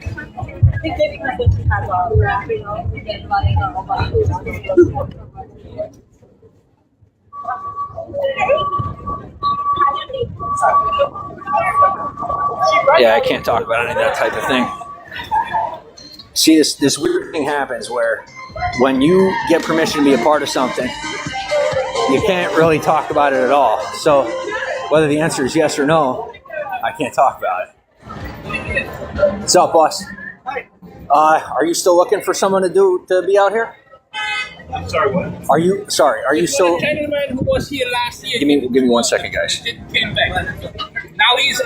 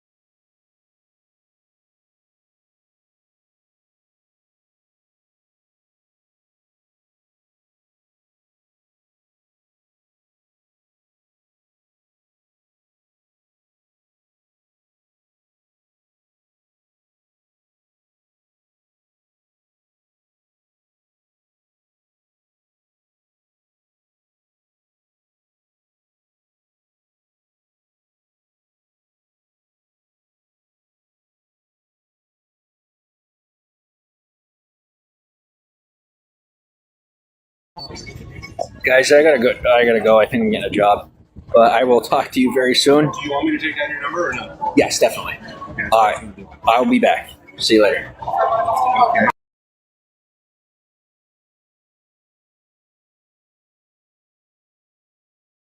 Looking for one, and then boom. just like that, you know? Thank you. Yeah, it's I'm excited.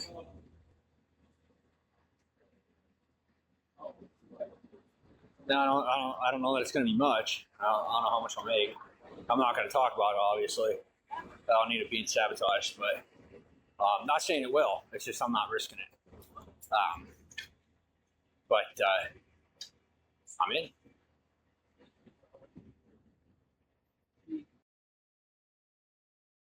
Now all I got to do is keep it.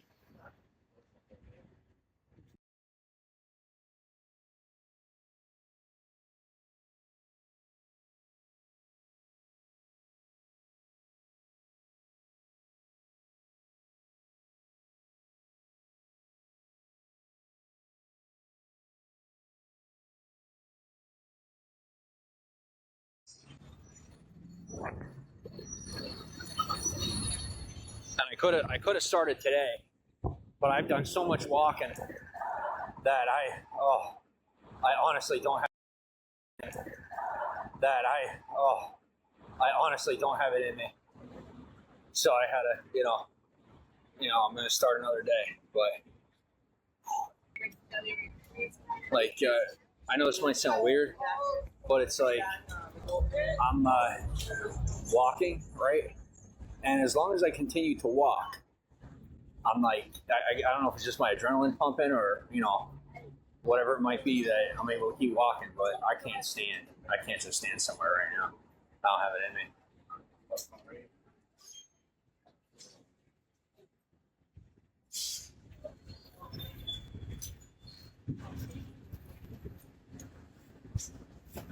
I was trying to catch up on comments. Give me a second.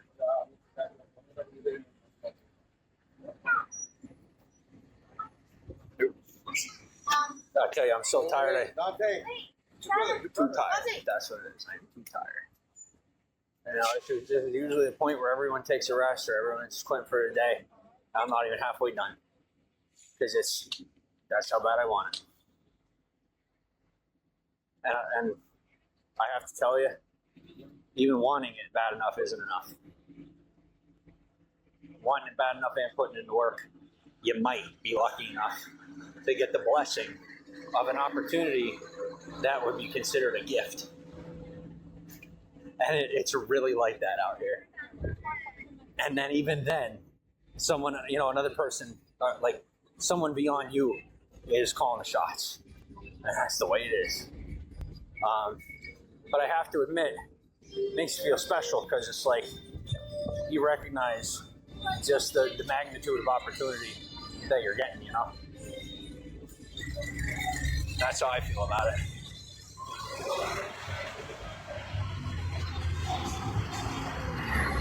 Like the job market out here is fierce. And I was just walking by, and I guess, and this is why, like me personally, I say you gotta be willing to talk to anybody and do whatever you gotta do. Because there was this Latino guy I had a conversation with, right? Him and I had a nice long conversation. And I was walking by, and he stopped me real quick. You saw that. Like, I mean, literally, as I was talking to you guys, he stopped me and he said, "Oh, hey, why don't you talk to my boss? Because I knew you're looking for a job. Why don't you talk to my boss?" And just boom, within 2 seconds, he offered me a job. So, just like that. And that's, you got to be open. You got to be open to opportunity if you want to talk to people and actually care, because it's rare for people to remember you, especially when there's so many people around. But when you make an impact and leave an impression and actually put your best foot forward with somebody, if you're granted the opportunity, they remember you. And then sometimes that leads to the next opportunity.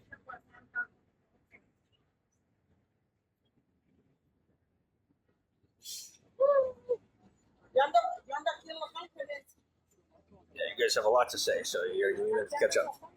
Congratulations. Thank you.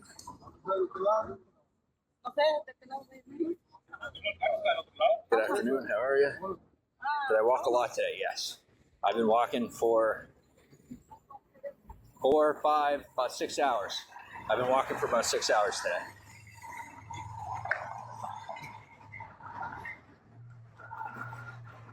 And I have, I'll tell you what, documented proof that I've been walking for 5 to 6 hours. And it's nice. It's nice to actually, not have people, like when I tell someone, hey, I walked 12 hours today. Like, no, you didn't. It's not humanly possible. Oh, well, I'm telling you the truth. I'm not lying to you.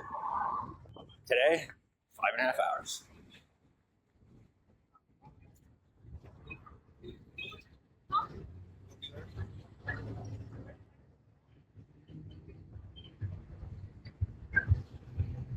Like right now, my feet are covered in Band-Aids. But like I said, if you want it, you want it. And if you want it bad enough, you get it. And if you don't, you don't. And that's it. And now you have proof just today. You were literally there with me live. I was not expecting that whatsoever. And it made my day. That was not staged in the slightest, just so you know.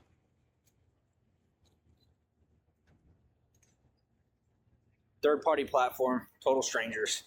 Boom. That's how it happens in real life. Put your best foot forward. Make sure that your interest is genuine. And you may get offered an opportunity.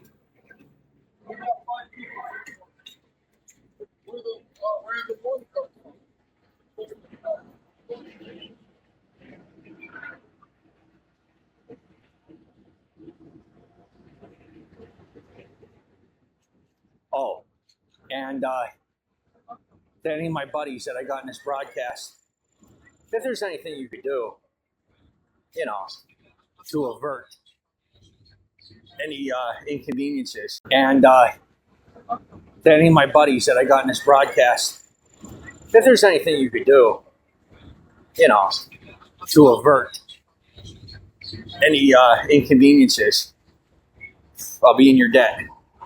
Now, whenever you need to collect, let me know. As long as it's within my skill set, more than happy to provide. All I ask is you don't run me into the ground. Oh, well, I know you wouldn't, but I would say I'm the only one that's ever gone that far with myself. I sometimes forget that I choose to go this far. It's just I get lost in it, and that's the passion of it. That's the the consistency of interest. If you don't, guys, it's the way it is in this industry. You can't. I'll take it a step further and tell you, you can't just want it. You have to be the person that fits the role in society, not just in the job. You have to first be the person that deserves the role in society. Then once you're the person that deserves the role in society, based on society standards, then you can try to get the job. And like I said, competition is fierce.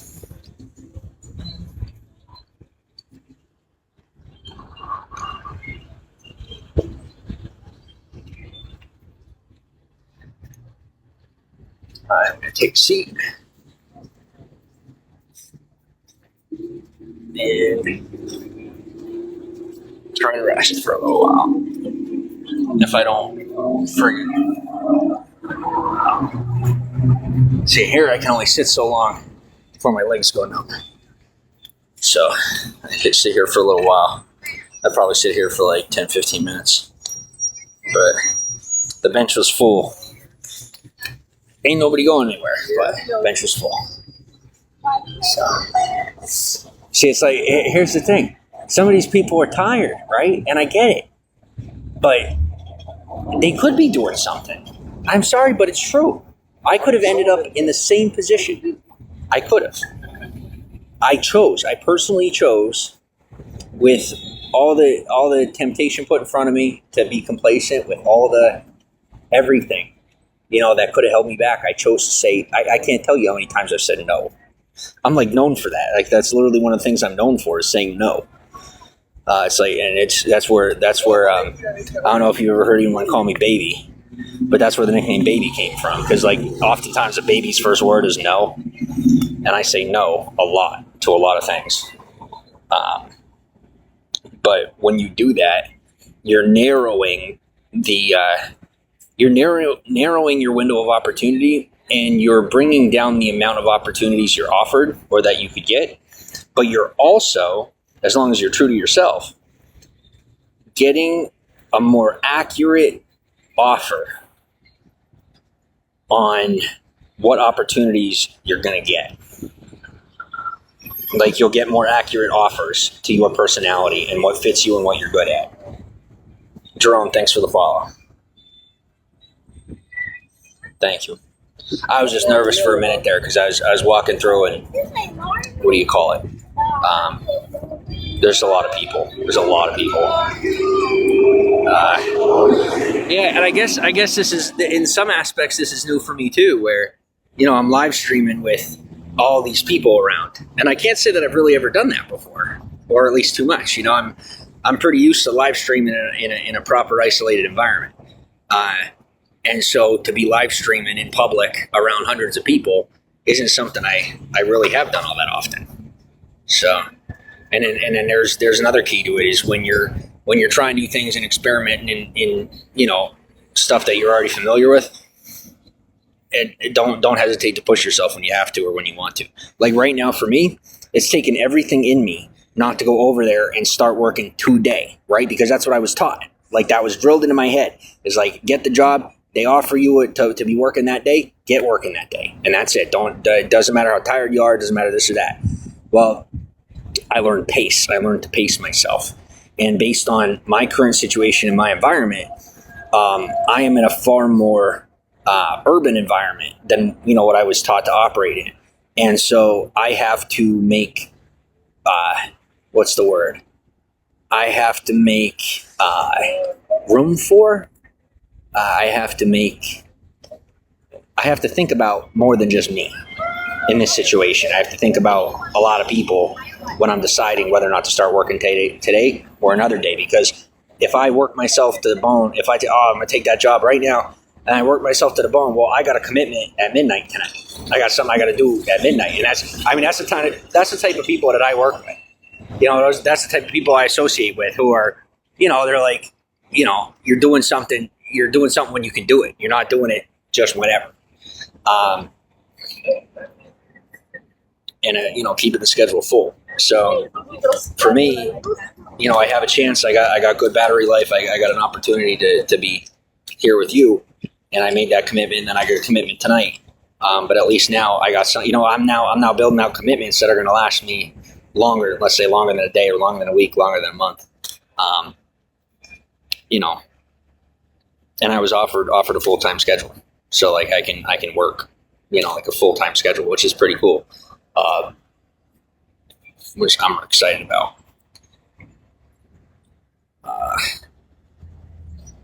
I gave him my number. I should have gotten his number. Darn it. That's okay. He'll call me, hopefully. And if he doesn't, I'll show him. Sebastian says, I'm a movie actor. I play in a lot of coming out. That's cool. Very cool. Jinsen, welcome to the broadcast. It's Michael, welcome to the broadcast. Dougzilla, what's up?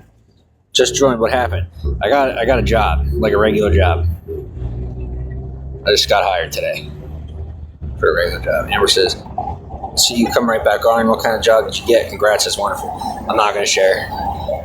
I got offered quite the opportunity from it's like, you know, working with locals. It's like not a job somebody that's only been here a year would get. So I'm not going to say. I don't want to jinx it. Jay says, what's going on today? What's up? Congrats. Thank you. Thanks for the 500. Tuxzilla sent 100. Thank you. Yeah, we got 240 to broadcast. And we're doing good. I'm doing good. I say we. You know how I do it. That's how I do it. I always say we. Wait. Yeah. It's me. Here. Tired. 4, 5, 6, 7, 8, 9, 10, 11, 12. Full shift work worth of time.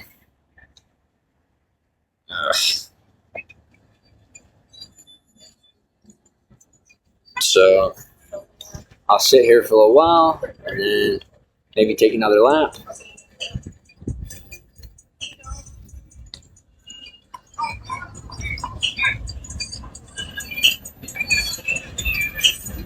Thanks for the hearts. Yeah, as official, there is no turning back. Which is, I'm glad.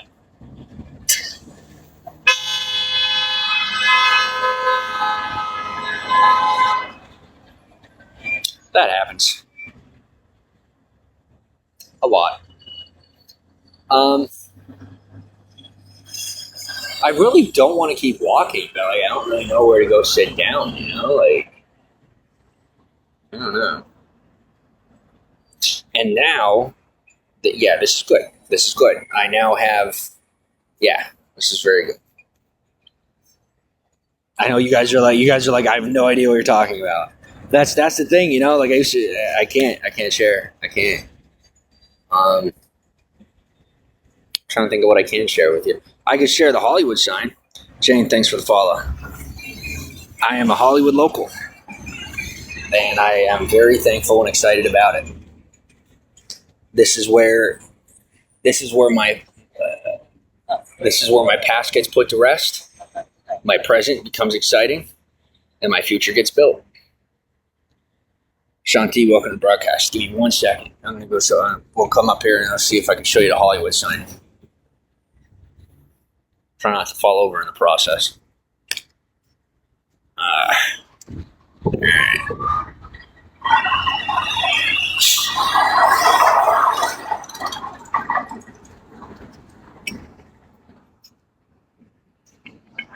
Okay, now you're probably gonna end up seeing like people or something, but it is what it is. I'm trying to figure out. There's a big tree right in the way. You know what? I could cross the street. That'll work. And then I'll get a good view. Larry and Olivia, welcome to Bigo.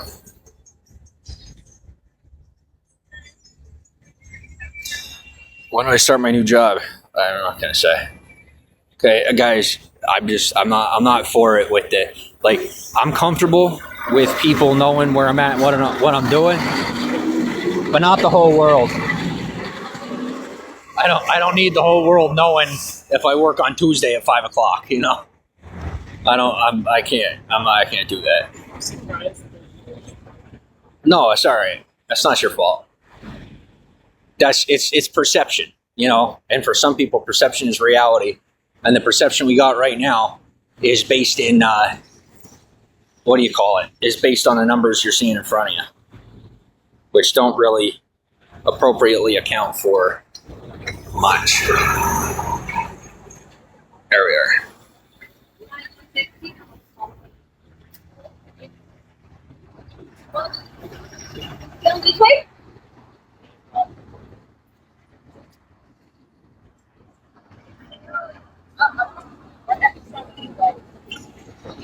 So that's a Hollywood sign. And I see that every day in my life. Very cool.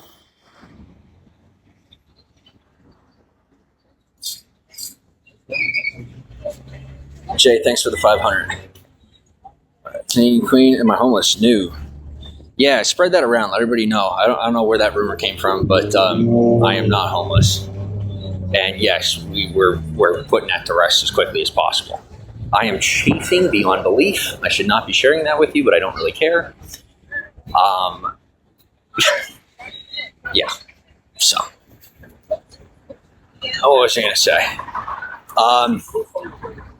If you are someone that's interested in movies, music, television, dancing, you know, if you have a passion in the arts, Hollywood is definitely a place to exemplify upon your skill set. You will have much of what you do inspiring people who are already doing what they do. But if you can come here and you're comfortable with, you know, focusing on your own progress for as long as possible, you can make it here. And there's also, this air of success just as you walk, as you walk down the street, you feel it. It's like if you're in the middle of nowhere, you don't necessarily, if you're watching a lot of TV or if you're plugged into your phone on social media, that's one thing. You can, you kind of simulate that or emulate that in your mind, and that's enough to motivate you. But for some people like myself, I have to physically be in the mix. So living here makes all of the difference for me in reference to my own personal success. I don't succeed in an environment that isn't conducive to my typeset of skills. So being here pushes me forward and keeps me focused. And do I do a lot of work for free? Do a lot of people get a lot of, information and ideas from me? You bet they do. I would say that I get to keep about 10% of everything I come up with. And you see about 90% of the rest of it being put out by somebody else somewhere in such a fashion that I couldn't take credit for it anyway, nor would I have an interest because it inspires me to inspire more people, so I'm more than happy to. But that 10% that I have, that's enough for me. It's plenty. And you mix that with what they do in the mainstream with your skills and the content that you put out or what have you, and it goes somewhere, it counts for something. Rose, thanks for the follow. Have you always lived there? Is it nice there? Been here for about a year in total as a resident. Let me rephrase that. I've been a California resident for a year. Leave it at that. And it is very nice here. It's majoritatively about the people you surround yourself with, where you go and when you go there. It's really easy to stay out of trouble if you want to. It's really easy to get involved in, productive projects if you want to. And if you want to be someone that is approached, you have to be someone that's approachable. That isn't just being nice to people or being someone that's genuinely interested in the next person. It also includes having something to offer in the industry. Or if you have a side project or a side job or, some type of hustle that can connect you with the next person, then it becomes possible. So like if you like what you saw with me today, it took me all this time to get approached for that position, for that job. Right? And that's I don't want to say my own fault, but in some ways my own doing. Could I have had something sooner? Absolutely. But I took the approach of going slowly, waiting to be approached, and building relationships. That way, when someone did offer, it's something that I am more likely to stick to, and also something that I am more likely to gain success in, being more accurate to my skills and what I have to offer. Now that people in the area know me a little bit better, they're able to offer me something that's more tailored to my personality and my typeset of skills, right? So like if they want you in, they want you in, but until people know you and feel comfortable with you and are willing to approach you and offer you, whether it be a job or whatever it might be, like even I'll tell you, for example, even some of the bars in the area, it took me some time to even be able to go into some of these places till people got to know me. So like even till I got to know some of the locals and have an in, no interest. But what people don't understand, and they really some people really are this way where they think they can buy their way in. It doesn't work that way. You have to have genuine interest in people, and then they have to have genuine interest in you. And once they sense that you do care and are invested in the community, then they start to bring you around. But until then, don't try faking it, because fake it till you make it gets you about halfway, and the rest of the way, good luck. If that's all you're doing, good luck. But if you have genuine interest and you fake it till you make it about halfway, you still have a chance. It's much easier to go in slow, be respectful, and take your come-ups where they show up.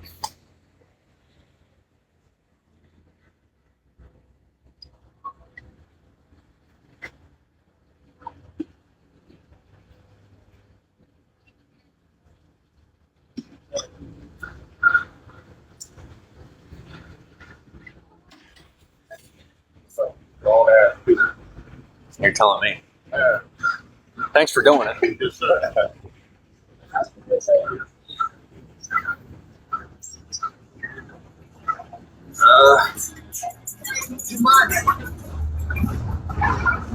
Skippy goes, ladies, hit him up. You know what?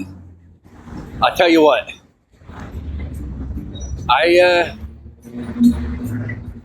I'm not going to say I lied to you guys when I said I've only been approached by like 5 women since I got here. But every time the opportunity presents itself to spend time with somebody in that fashion, I remember how much work I put in to get here, and the pain of regret sets in of the times that I failed. And I really don't want to even leave room for the possibility of failure. And involving myself more deeply than is appropriate with those sort of intentions, could lead to, failure. And I don't need the setbacks. And that's me. That's not anyone else. It's me being self-aware. Now, am I willing to test the waters? Oh, you bet I'm willing to test the waters. But it takes time.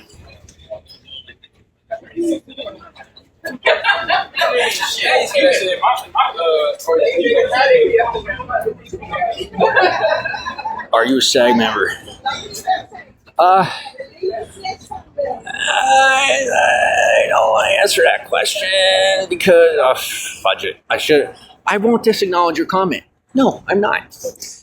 Does it mean I don't want to be? No. Does it mean I don't fully understand what it means? Yes. I am not there yet. I do not fully understand that part of the culture. I've been so focused on just getting myself in where I need to get in order to be rooted. My main objective getting here was to be immersed in the community in such a fashion that should the wind blow, I'm not going anywhere, if you know what I mean. And so now I've done that successfully, so I have a home, Next step is to start worrying about understanding the ins and outs of the industry beyond the social and get more in tune with the logistics. Good for you. Thank you. Thanks for the 1,000. Thanks for the 100. Make sure. Yeah, I'm not. Don't be asking me like legal questions and stuff. You'll be getting yourself in trouble. Yeah, don't be asking stuff like that. It's like you don't ask questions like that. Wish the best of luck on the job. Thank you, Jay. William, watch out for some job offers if you see a white couch run. Very funny. I don't know what it means, but I just gotta assume that it's derogatory. Yeah, where have you been? Not seeing you sometime. I have been busy. I have been here, but I have been busy. You may just not have been on because I have been here. I have very much have been here. So I am probably going to end up running this thing dry. Can't help myself. You guys know I'm a sucker for you guys. So, and it won't be long. I give it maybe another year if we're lucky before Bigo ends up being bought out by somebody and then it doesn't exist anymore. So, while it still exists, let's enjoy. But, I mean, I get the whole censorship thing and the sensitivity, and the sensitivity thing. When it comes down to it, you guys know how I got my start, just like doing whatever I could do, whenever I could do it. So it's nice to connect with day ones, but I have to stay organized and I have to do things appropriately. And I have a limited understanding of how to do that independently. So I have to be, as I said, careful.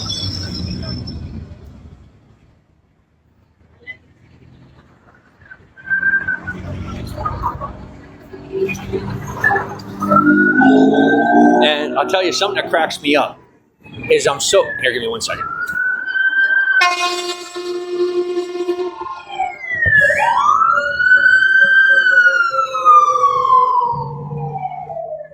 I will tell you is I am so used to. Oh no, where am I at? Where am I at mentally? Okay. I'm good. I'm doing good. Thank you. I'm done. All right. I have been told that, I've had people. Now, this stays between us. You want to call me arrogant, call me arrogant. I don't care. I got to get it off my chest. And this is what I mean, guys. So, I've been called attractive. I have also been told that I do not, that I'm not able to wrap my head around my level of attractiveness. I do not agree nor disagree with that comment because I don't really know. But what I could say is, around here, there are some very attractive people. And there are times where some of these very attractive people not only are acknowledging in my direction, but also inviting me into their space. And I have to tell you, I don't always pick up on it or recognize that they're talking to me, or that they're gesturing towards me to be involved in their life. And so sometimes when that happens, like it did like 15 seconds ago with this drop dead gorgeous woman that pulled up next to me, well, I missed opportunity, but there's something's, if it seems too good to be true, it might be, so that's what I count on with that. But I have, now I have people in my life, thankfully, that are encouraging and forthcoming about, my capabilities, and they're investing in me, and they're not trying to just build me up. They're not in such a fashion of taking control. They're not just trying to make me feel good about myself so they could get something from me.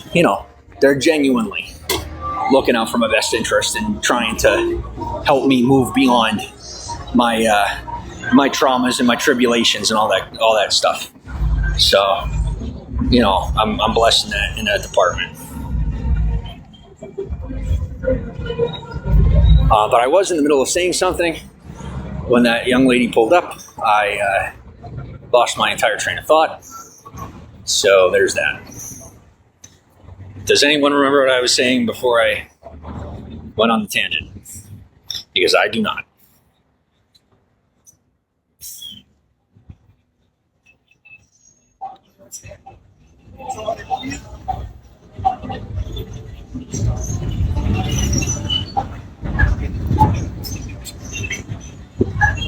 Okay, yeah, neither do I. Don't remember. That's all right. I'll come up with something. Oh, yeah, I remember what I was saying now. So, I'll be walking with my phone, right? I'm talking to you guys. I'm using my peripherals to look ahead of me.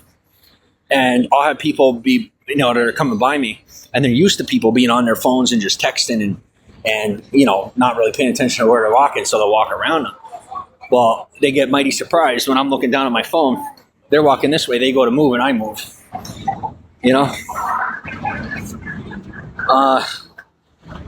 have a significant other? I cannot confirm nor deny that I may or may not have a significant other, and I'm going to leave it at that. Can you do you have kids or family? I have family, but family. I have family that I have people that I call family. That guy literally just poured water on me. That was fantastic. You're welcome. Somebody just walked by and said my name under their breath. Like I said, it's just trippy. It's so trippy because here, if it were somewhere else, maybe people would be a little distant about it. But here, everybody's doing it. Everybody's doing something interesting. So you're all on the same level, and I love it. I absolutely love it. I wouldn't have it any other way. So I'll random just walk by, and I don't know who they are or what they're into, if they're into anything, and somebody will just have something to say. I'm like, all right, good, for better, for worse. But it's good, you know. I like it. It lets me know that I've made an impact on somebody, that I've made some form of a difference. If it's for the better, then cool. If it's not, then at least I'm granted an opportunity to make right on that situation and figure out what's going on. And do I have kids? Not that I'm aware of. I do.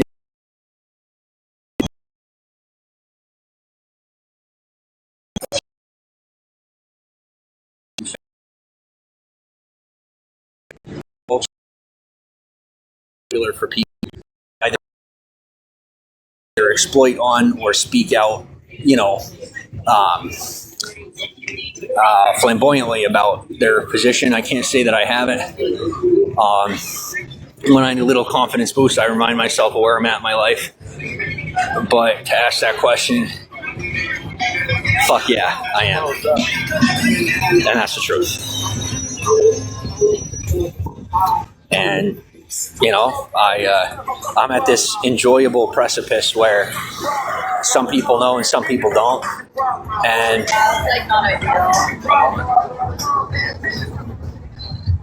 some people know and some people don't, and you know, the people that don't might have something to say. They'll be like, nah, and then somebody tells them, or they ask about it, they make a comment, and someone tells them real quick, "No, I like that guy." I'm like, "Oh, thank you."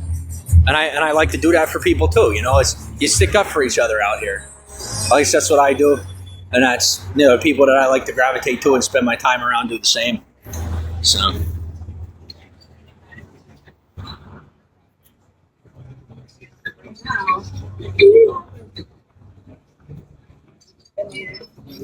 And just like anything, you always have somebody with something to say, and sometimes you won't. But you know, it's for me personally, it's about appreciating every person and whatever they bring to the table, right? Like, so I was raised that everybody's welcome to the table. Don't matter who it is, where they're from, what they're doing. I would say I was taught about half that. I was taught that everybody who agrees with you is welcome to the table, and I think that's a good principle for people who, you know, have a close circle and have a particular, you know, very specific way of life. But for me personally, I like to stick up for everyone and anyone that I could, because that's in my nature. I like to do it. It's fun. So when it comes down to it, I you know, try to stick up for everybody when I could. And, you know, I have people that'll tell me that you get recognized a lot. I tell you what, here's the beauty of Hollywood. People are kind enough to look the other way when you're having a bad day, and cool enough to acknowledge you when you need it. It's a very labor-intensive environment. Do not get it twisted when people say, you know, California's lazy or this or that. I can't speak for all California, but I could definitely speak for Hollywood. These are the hardest working people I have ever met in my entire life, and I have been all over the country. So, you know, that's, if that says anything. Yeah. So if that answers your question. I did lose my train of thought again, but that's okay.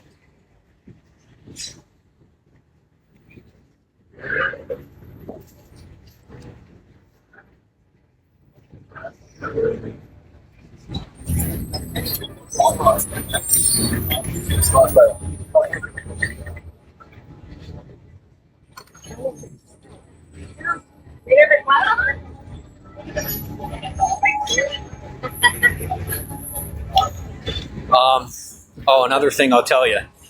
Now, this is my experience in Hollywood. I can't tell you for anywhere else. I don't want to say this is the land of confusion, but I will tell you, this is a place where sometimes down is up and up is down.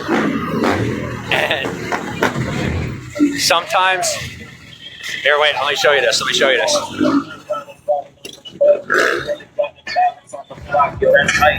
Can't lie, that's so fly, man. That's kinda cool, and I sure racket. Say word, man. You got the fur jacket. Hey, yeah, he really coolin'. I won't sit on the corner. I ain't got nothing that I'm moving.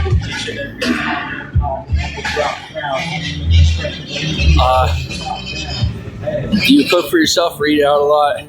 Bet there's good food there. Do you want the official answer? The official answer is that I am on a very strict diet. I'm not going to say anything else on the topic. Oh, yeah. So, like, as opposed to doing what I'm told, like I said, sometimes I don't do what I'm told. I was told not to mention Philly or my experiences there. Oh, I won't mention my experiences there, but I'll take it halfway and I'll mention how much I love Philadelphia. So they like to ride their bikes on the street. That's sick. Very cool. Here in Hollywood, they do a very similar thing.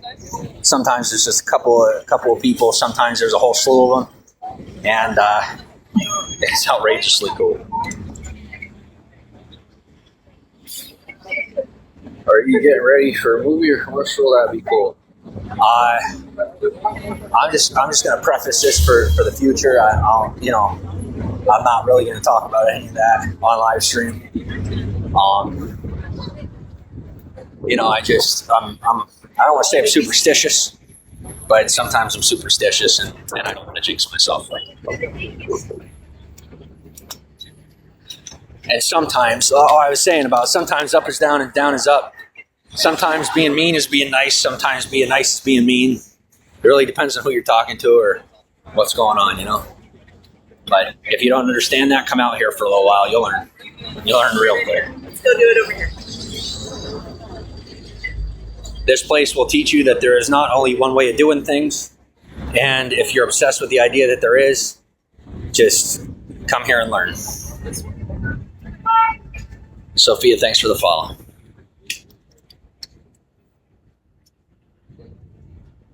There's a lot of people out here. A lot. No, I'm mixed. No, mix it up. This is good. Then you ask for extra. Sometimes I'll just be talking to you guys and I look up. I'm like, yeah, there's like 500 people. Oops.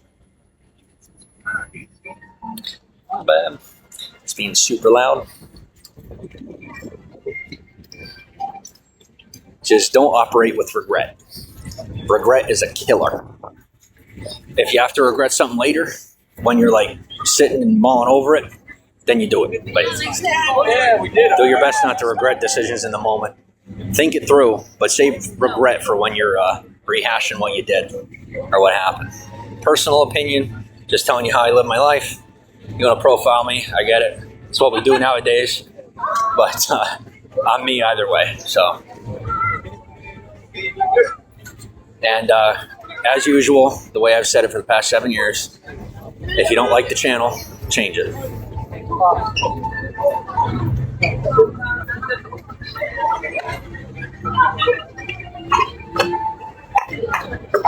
So while I walk down Hollywood Boulevard, live streaming, and having it look like I'm pointing my camera at people's butts, I don't care what people think or how it looks. I actually think it's kind of funny. But that is what it looks like right now. It looks like I'm walking around videotaping people's butts. It's really funny. I'm not, obviously. But it's funny.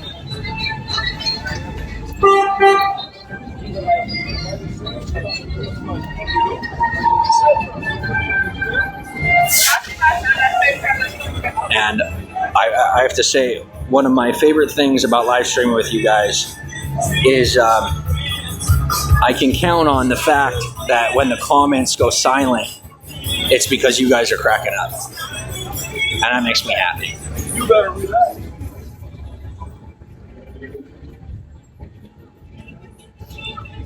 And if people don't give you what you want in the time frame you need it, as long as you do it the right way, go get it for yourself.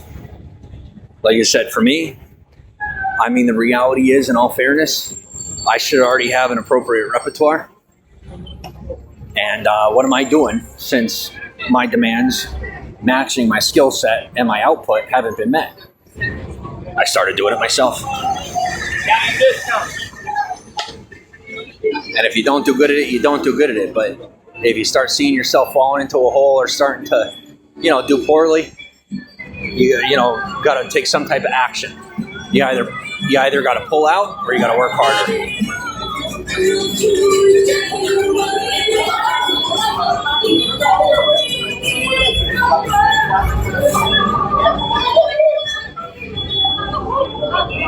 Yeah, I won't even risk putting these guys, the company up there.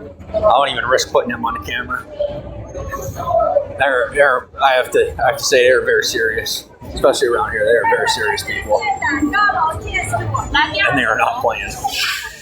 I remember there was one night where I was hanging around and I was doing what I was supposed to be doing. Excuse me. But they weren't necessarily preference to what I was doing. And I was walking down the street and I look up and there was an undercover sitting right there, like a private undercover. And, essentially I was being offered to be, brought to a special place. And that was when I learned, do not mess with the big boys. Because when you do, they will remind you of who is boss. So I do not forget who is boss. And that's their job too, There's nothing wrong with that. If you're not matching their energy and you're in their space, they have every right to move you on. And some people don't respect that and they don't get to stick around. Me personally, I may push the envelope, but I make sure to pay the bill before I push the envelope. And I also make sure to provide results for people who, may wonder why I'm doing it. So after I push the envelope and the proper rewards get dispersed, I'm granted the privilege of having the opportunity to continue on with my work, either independently or, through whatever faculty I get an opportunity to associate with.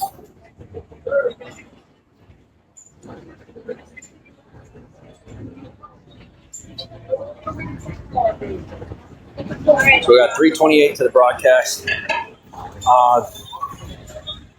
328 people in this broadcast. Oh man, I'm wondering what it's going to be like in a month or two. I'm excited. My goal is to have, one second. My goal is to have things in place in such a fashion that when I want to live stream, I have to wait because of a job, whatever that job may be, whether it's a contract, whether it's the 9 to 5, as long as I got something, that's keeping me from doing what I like to do and continuing to have me invested in what I love to do.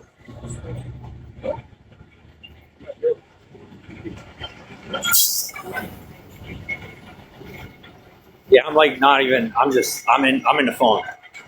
I'm not even out here right now. I'm totally in the phone.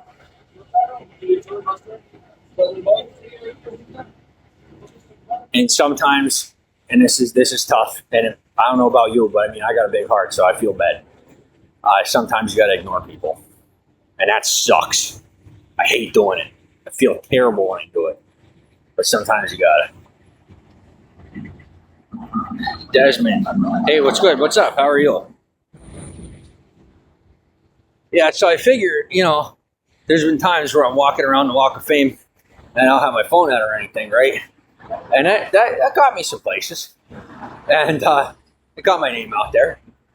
Well, how much further can I get putting it on here? We're going to find out.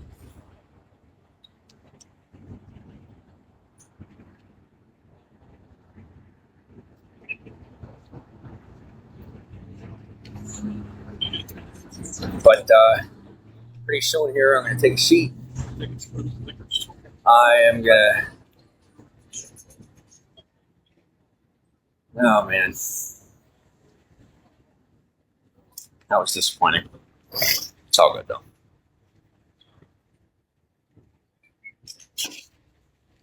Live my best life, welcome to broadcast. It's like every now and again, somebody says something that actually hits home. You know, every now and again. I try not to bring it up too much, but for example, my birth father, I'll tell you guys this because I got my day ones in here, and I know it's going to get out there, and that's fine. But he had trouble with alcohol. He struggled with alcohol addiction. I have fought fervently to keep myself away from the overuse of alcohol. And somebody was walking by and said that I could give people a tour of the liquor store, making a joke saying I must be drunk. And well, everybody's got their sensitivity, and that one hit home. But I'm okay. That hurt. I have to admit that one hurt. But I'm all right. I got feelings too. I try to put that out there and remind people that it's okay to be open with your feelings and about your feelings. You know, I don't think there's anything wrong with it. I think there's a fine line between being open about your emotions and manipulating. There's you speak on what you got going on, and then you heal and take the time to heal. And that's what I'm doing. I'm not going to let it get to me. Anyway, I agree. Not telling you, so be private. Well, see, that's the thing. I'll tell you is Periscope hasn't existed. The app has not existed for, what was that, 2018, 19, 20, 21, 22, 23, 24. Hasn't existed for 6 years. And we still got people who are stuck in that time frame and still talking about that, And it's like some people are trying to move into the future. Some people are just trying to, live their best life by recollecting the good experiences. And I get that. Me personally, I'm invested in the future and I'm living in the present. And as far as the past, it's good. I got a lot of good things to say about my past. But I just don't, I don't have a lot of time while I'm here to be focused on it. I really don't. You talk about people from that, side of the fence in that part of the world, the internet world, that part of the internet world having issues. No offense, but I'm living in real life here, and I'll tell you what, I don't know when I could ever make time for the people from 6 years ago that want issues. I don't know when I would have time for them. I'm living here in the present day, and I got plenty to keep myself occupied, both positive and negative. So I don't know. If they want to take a number, they can take a number, but they might be waiting a while.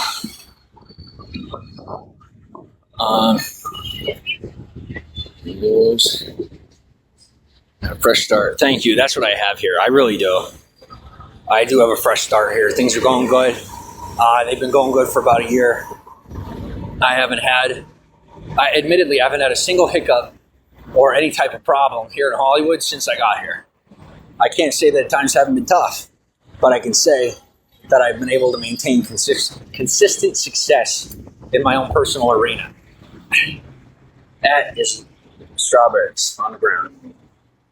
All right, where is there not trash? Over here. Yeah, so I'm at 25%, so I'm probably gonna have to shut down pretty soon. But I'm here with you for a little bit again.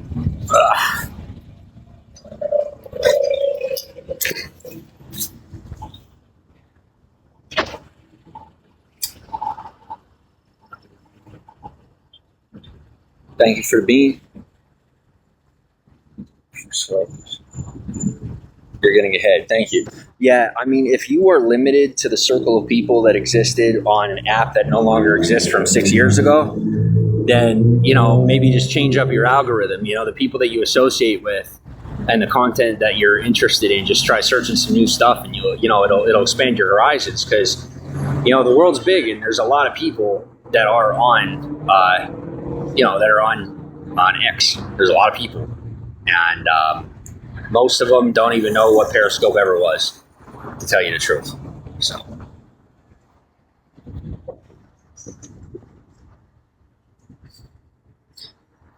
you know, like even we don't even have Twitter anymore. You know. Thanks for the 100. Rainy, thanks for the follow. I can't accept people in a broadcast. Sorry, that's another stipulation. I can't bring anyone on. I made a decision to make my life about me. I made some deals in that perspective, and thus, when it comes to social media, I got to mostly make it about me, at least for now, until my life is in a place where I have more freedom, which is something I have to earn. It's a certain trust that I have to earn. Because I gotta tell you, it's a lot of power, a lot of influence, and thankfully I know what to do with it. I've had a lot of experience on my own before I got in with anybody. I was doing it myself. But now I have to kind of curb my tongue and be careful with how I go about things. And if you haven't noticed, a pretty common theme is careful. It's a very common theme. Unfortunately, there's a lot of people that associate the word careful or the notion of careful with fear. No, careful is safe, and living safe is a healthy decision. Do I make all the healthiest decisions? Not necessarily. But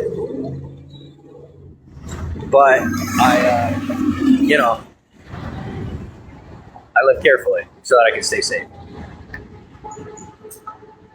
I live a secure life that I like, and I want to keep it that way. And when people tell me that something I'm doing is unbecoming, I remind them that I'm living my own life.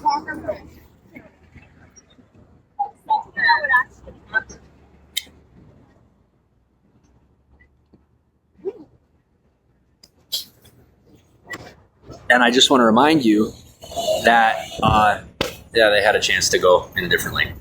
I just want to remind you that, people that might have an issue with what you're doing or how you're doing it, the fact of the matter is, it's no different than television. And think about, you want to know how out of this world some people are? They'll tell you how to live. They'll be think of it in an analytical comparison, screaming at the television, telling the television to change what it's doing, or the people on TV what they're doing. Like, you got to change the channel. Like, this is real life. If you don't like what you see, go do something else. Go tune in somewhere else. As long as there's no false advertising involved, it's on you.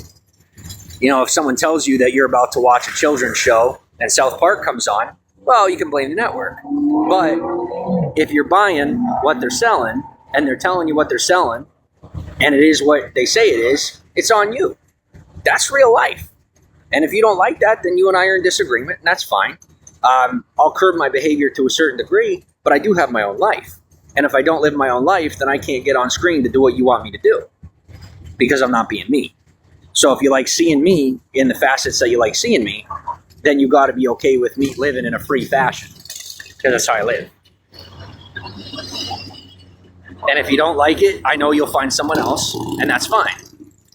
But as of right now, you got me, and I like you, so you're kind of stuck with me.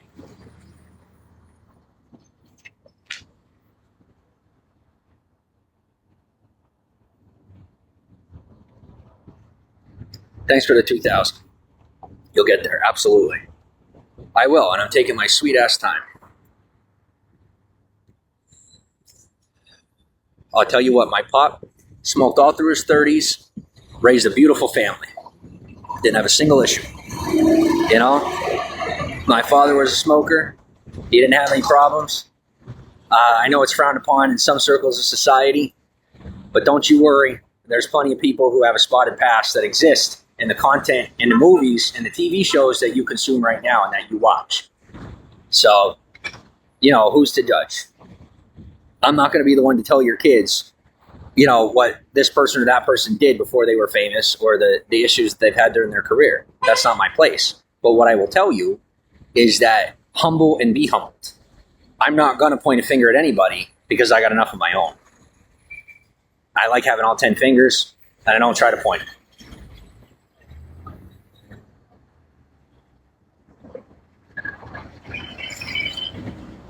Callie, thanks for the 500. Careful is smart. Thank you.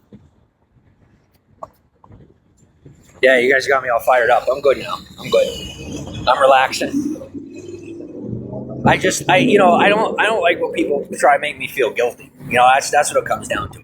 People in this environment here, they don't give me a single issue. That's why I love it. I love Hollywood. Love it, love it, love it. I can do what I want, how I have to do it, when I have to do it. You come online and all of a sudden you got naysayers, but you know what? That's what filters are for. And, as long as we can keep a good status quo here, then we'll work it out. But my life has come past the point where I can commit all my time and attention to this platform in order to revise it and then, sell it to the next guy. What we did with Periscope, I can't do it on this. I have too much to lose now at this point. I have a future ahead of me and I plan to keep it that way.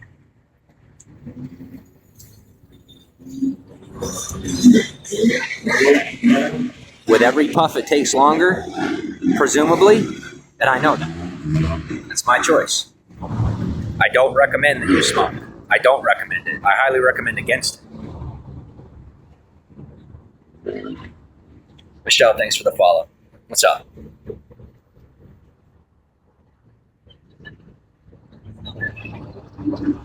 Thank you. I'm having a selfish day. Today's selfish day. Enjoy. I invite you to do the same. What I'm doing is healthy for me. It's healthy for my mindset. It's healthy for my future. I'm not talking about smoking. I'm talking about being myself and doing what I want to do today. Everybody, in my opinion, everybody should have a day. Whether you make it once a week, once a month, don't make it once a year. If you're giving yourself one day a year, there might be a problem. Personal opinion. But make some time for you. And when I say being selfish, I don't just mean in the proverbial sense. I mean in the literal sense. Every now and again, make it about you. You'll learn a thing or two. As am I.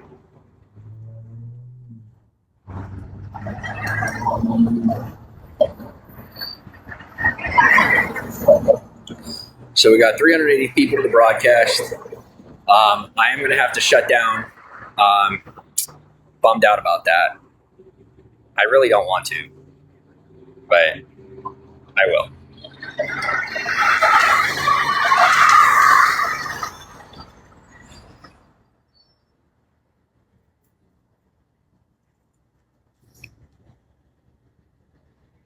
So what about you? If we remember the way I used to broadcast, we talk about you too. So who's brave enough? Knowing you got the world stage. Tell me what you got going on.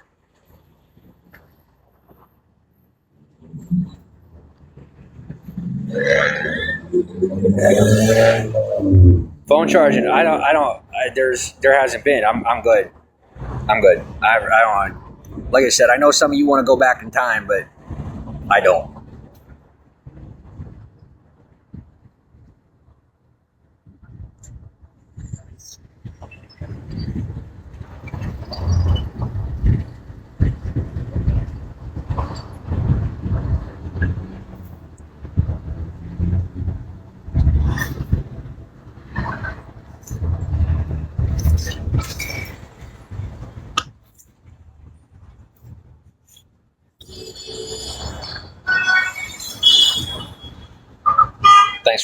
Thanks for the 999.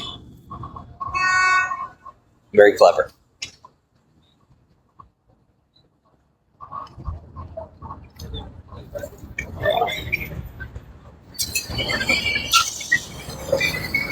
I was trying to make sure that person wasn't on camera, and they were like super tall. I moved my camera, it didn't work out. And I told you, I mean, you could see me within 2 broadcasts being a hypocrite, but at least I'm real. I'm not going to fake it to you. I'm me. In real life, I'm me. And I'm not going to hide from you. So,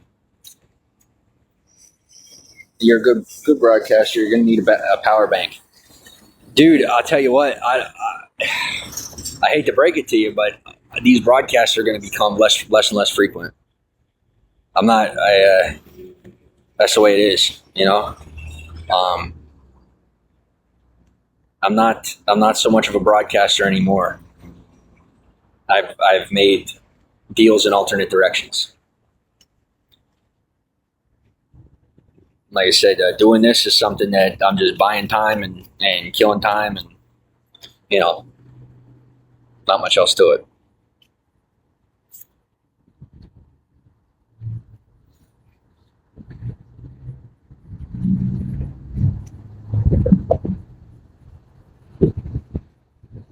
Morgan, you make social media money making a reaction channel to others reacting to you.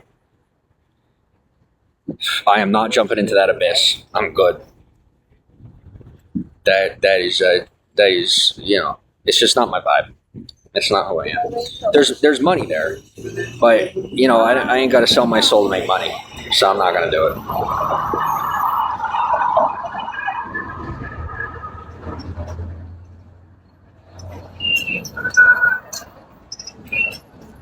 All right.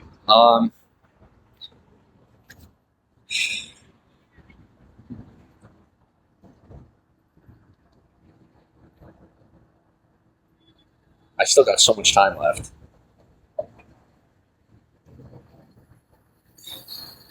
All right, let's get a vote. Do we want to risk it for the biscuit, or do we want to give up for the day? You tell me.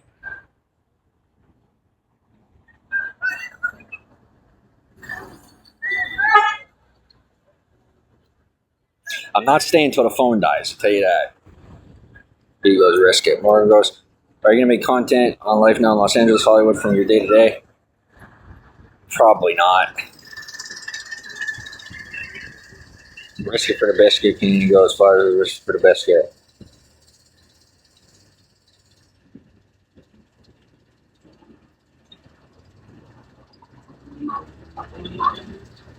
Love a biscuit with butter. Yeah, me too.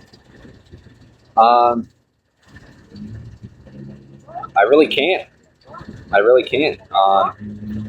don't have anywhere appropriate to be charging my phone right now. If there's anybody that's in the Hollywood area who might have somewhere for me to charge my phone and you're comfortable with me broadcasting, I could come over for a minute or we could hang out for a while. But other than that, I don't necessarily have a way for us to stay live. Are you going to auditions or are you looking for non-showbiz work? Both. You gotta do both. I mean, I don't have to do both, but like I said, to keep my circle of friends that I like, I gotta be doing both. I'm in Iceland. Oh, and they'll help here. Well, that's kind of cool. Iceland sounds neat.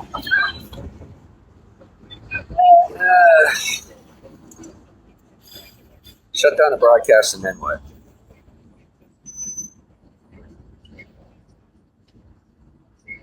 I don't know.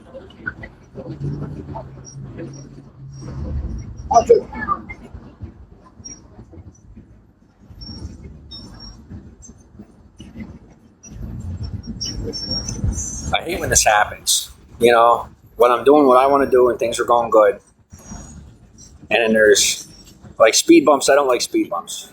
I don't drive through. I don't like driving through a neighborhood. I like driving on the not even just on the interstate, but the turnpike. Just be safe is all. I'm being safe. All right. Well,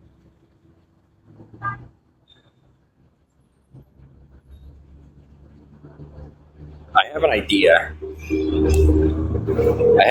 I just don't know how it's going to work out. Wish me luck. We're going to try this, and we'll see what happens. Trying to think of what way to go. Yeah, it says we're crisis averted. I got this. I just gotta. Oh man, it might work out. It might not. But wish me luck. Yeah, and blessings. That's what I need. I need friggin'. I'll tell you what. Where I'm about to plug in. They'll bring them a lot of traffic. So hopefully they'll like me instead of having an issue with it. But we'll find out. Oh, the airport's super far away. Yeah, I can't do it. Definitely not going to live stream in the airport, I'll tell you that. Too many problems. Potential problems, you know. But I have an idea. I have an idea where I could plug in, and I'll give it a try. I'll see what happens. No down and out in Hollywood creative because of journalism. This remade vids if no live streaming.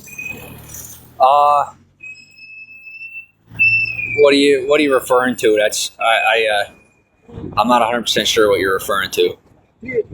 I'm not playing stupid. Well, it's your whole race is like, I don't know. I don't know. Somebody's just like standing there trying to talk to me.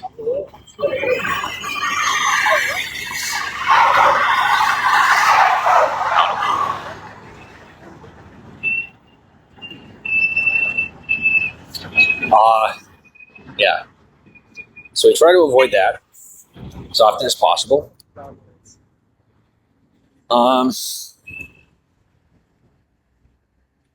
Pre-made videos. Yes. I don't want to make any promises. I might be able to. I could tell you that at least for a while, I should be able to sneak in some YouTube videos here and there. I could definitely get away with recorded content for a while, as long as it doesn't have anything to do with my personal life or my professional life. We'll have to find topics, or even just giving, even just to give you guys like small updates here and there. I should be able to give you, something. But I mean, I just made that YouTube, and I don't even know how you guys found it. I made 2 videos on it. I didn't tell anybody about it, and you already found it. So that tells me that you guys are looking for it. So even if I'm not able to do it long term or, all that consistently, I should at least be able to squeeze it in here and there. Am I admittedly walking to a shady part of town to plug in somewhere that I may have to chase off some scary people? Yes, that is actually exactly what I'm doing. So, wish me luck, and stay with me. And there's also a potential that I may end up meeting people who aren't going to cause any issues. That's always a possibility. And that is what I hope for. That there is no one in that situation that I'm about to try to, hook up to. And I'll leave it at that. But we are now off the reservation. And yeah, don't be concerned for me. I am okay. I will be okay. I'm going somewhere that is moderately safe. And you're worth it. Capital Cafe on Hollywood has free charging. It does, but I can't live stream with you if I go there. So, it's not really an option. Thanks for the 100. But nice plug. That was a good plug. Oh my gosh.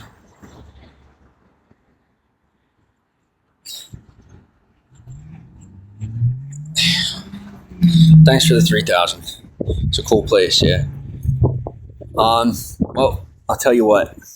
I bank on things working out most of the time. Let's just go ahead and hope for the best on this one too. Because I'll tell you, every single time that I get myself hyped up and nervous, it doesn't end up working out that way anyway. It ends up working out good. And the less I worry, the better it turns out. So let's keep hoping for the best.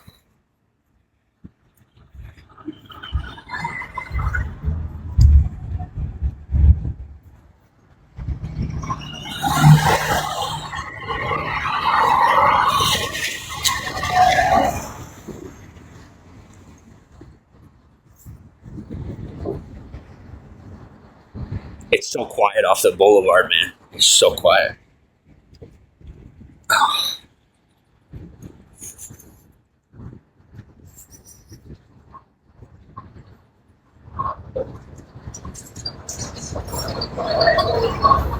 Got 300 to the broadcast.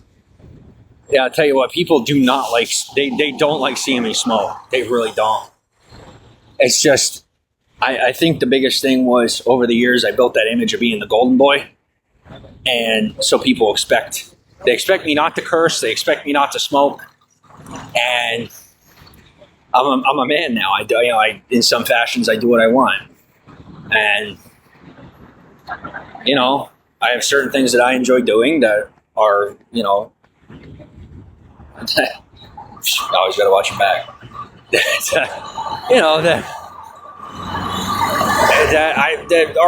my right to do. If I want to, I will. Kelly, thanks for the 500. But we are now off Hollywood Boulevard, off reservation, and currently I am utilizing the skills that I have gained recently to get where we need to get to and do what we got to do. It's just a little testament. I am able to, a certain level, able to take care of myself without constant security presence. I'm doing good on that. I just don't want to. I don't want to prove it too much because then they'll say, "Oh, you don't need it." Well, you'd be surprised. But most of the time, I'm good. It's just always good to play it safe.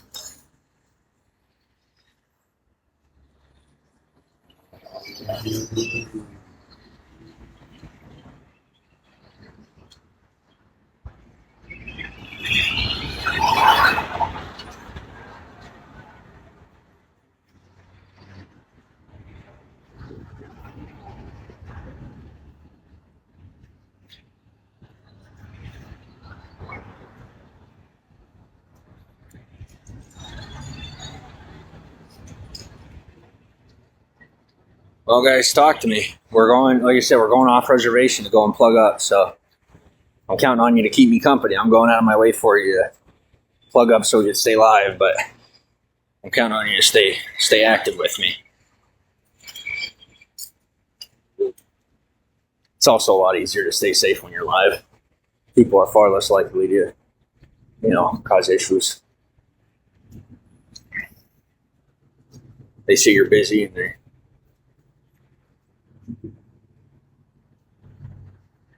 What's up, Jay?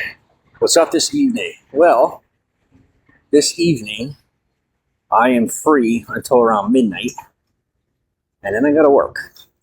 Kinda. It's not really work, but meeting of the minds, let's call it. As you guys know, no different than before, some work isn't about the money. Like a brainstorming session is technically work, but it's not money. Morgan goes, "Are you sleeping outside?" No. Yeah, no. I do not have to sleep outside. Well, no. That is never an option. Never. Just relax here. All right. Yeah, it's, in case anyone didn't know, as of June 2024, according to the Supreme Court, it is now illegal to sleep outside in any state, federally.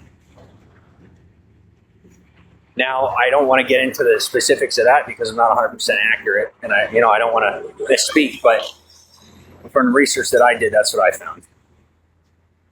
And, places like where I'm at right now,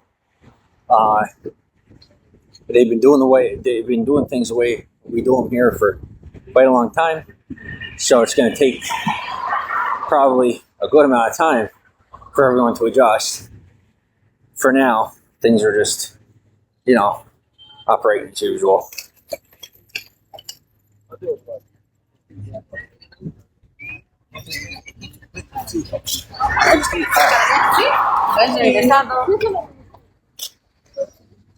I will tell you, for anyone who's never been to California, it is a whole different world out here.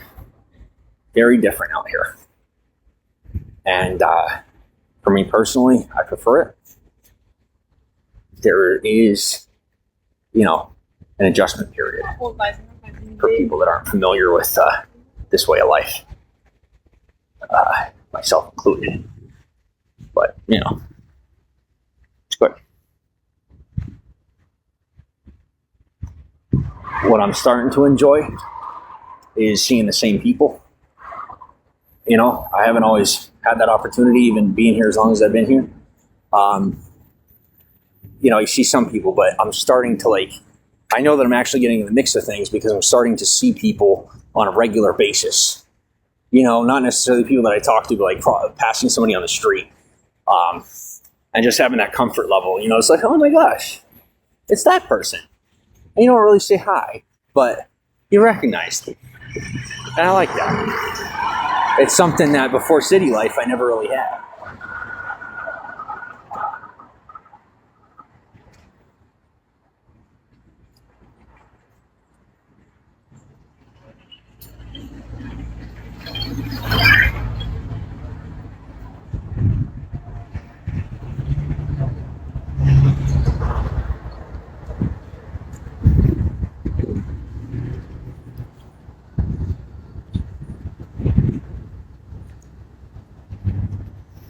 If you see the look on my face, it's just me trying to keep as straight a face as possible as my feet are on fire.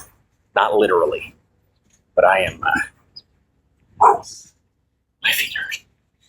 See, because I got to rest for a while, and now I'm back to walking.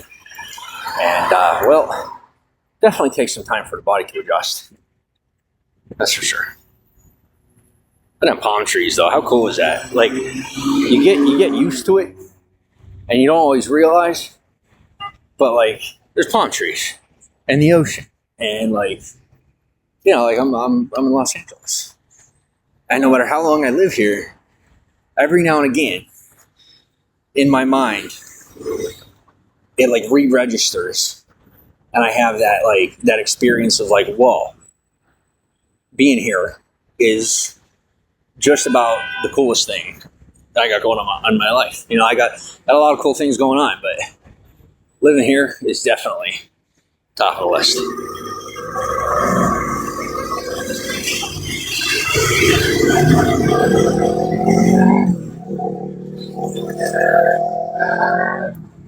One second. Okay. I thought all palm trees had coconuts, but they don't. They're palm trees, right? Pretty sure. I don't want to sound stupid, but I think they're palm trees. Yeah. No, the palm trees in Italy don't coconuts. News to me. Yeah, I don't know if these ones do or if they don't. I've never seen any coconuts drop from these trees. I could say I've seen them in Florida. Wild palm trees. You crack them open, and they have milk in them and everything. It's pretty cool. California ones are palms for sure. Yeah. I'm not going to lie to you. I'm kind of playing stupid to make conversation, but I don't know what else to do right now. Don't judge me.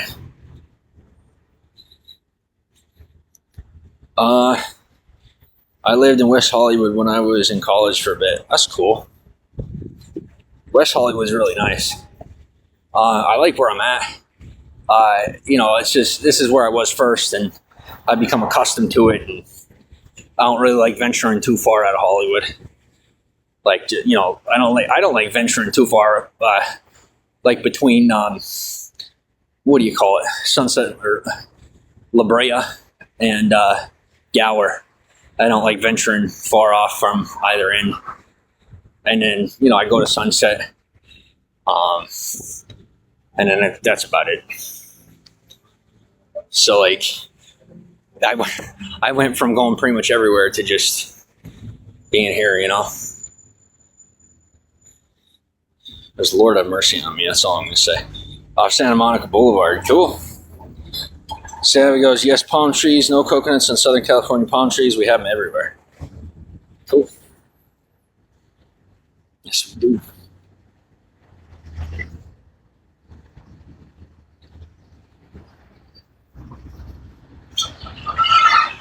Hawaiian palms have coconuts.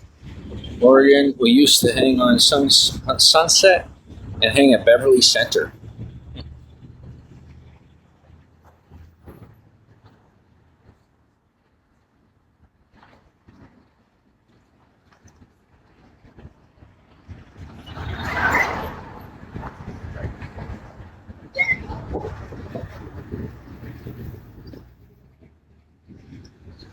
Favorite thing about Southern California? Freedom. Absolute freedom. If you really are willing to work for it, you can build your own life the way that you want it. It cracks me up. People talk about these states that are, well, it's America, America. California is America. We're still American here. It's something like you gotta live here to really experience it. Like a lot of states are locked down and organized, and you gotta live very specifically in order to get along, let alone be working. Well, here in California, we're still American. And part of being American sometimes is being at odds with the way things are from time to time. And that's why you see, like I said, oftentimes when I broadcast, people will just be under this, they'll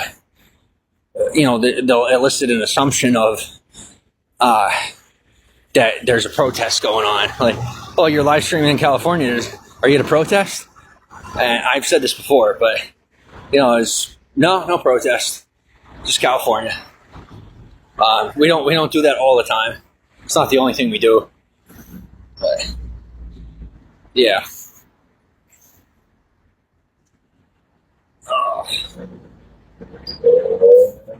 And then sometimes you gotta test the theories and stuff that's going on. Like me personally, I have to feel safe to live my way again. So part of what I'm doing, like staying live with you guys and doing what I gotta do, is it's like a trust building exercise. Like, I've been safe to live stream and broadcast for this long. Am I safe to continue doing so? Can I go here? Can I go there? Am I good here? Am I good there? And since I've gone to California, the only thing that's happened is continuously I've continuously built trust, and I've been able to continuously feel more trusting of the environment here.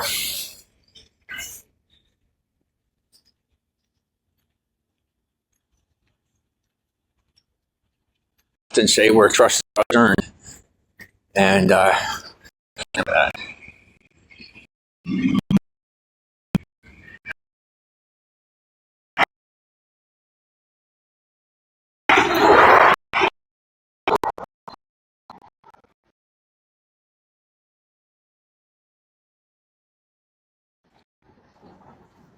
something else California is very organized. We are very organized here. And it cracks me up sometimes where I'll have people that don't realize that I've already got my in, and I'll be like, think I'm an outsider, and I end up showing out. Freudian slip. Showing up by showing out where I'm supposed to be, when I'm supposed to be there. Or being somewhere that I really should be that someone else shouldn't be. And, if somebody else is in my spot, it's not on me if I'm the one that has to take my spot, But, I still have that wiggle room of getting myself organized in the mix of things. West Hollywood is a great place to stay. Cool. Yeah, I don't really leave Hollywood. Like I said, where I'm at, I don't really,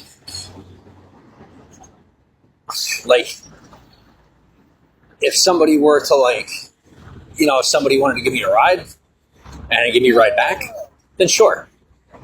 But, like I said, beyond that, I don't really venture off too often.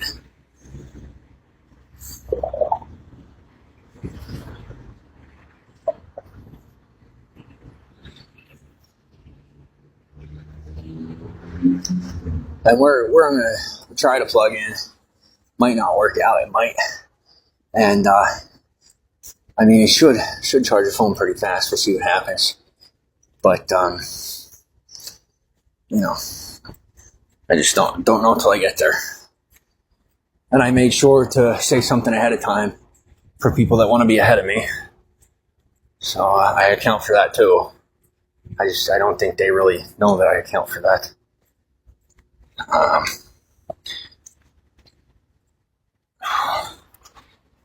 How far is the beach from Hollywood? 20-minute drive, maybe? I don't know. I think Santa Monica is like, is it 20-25 minutes?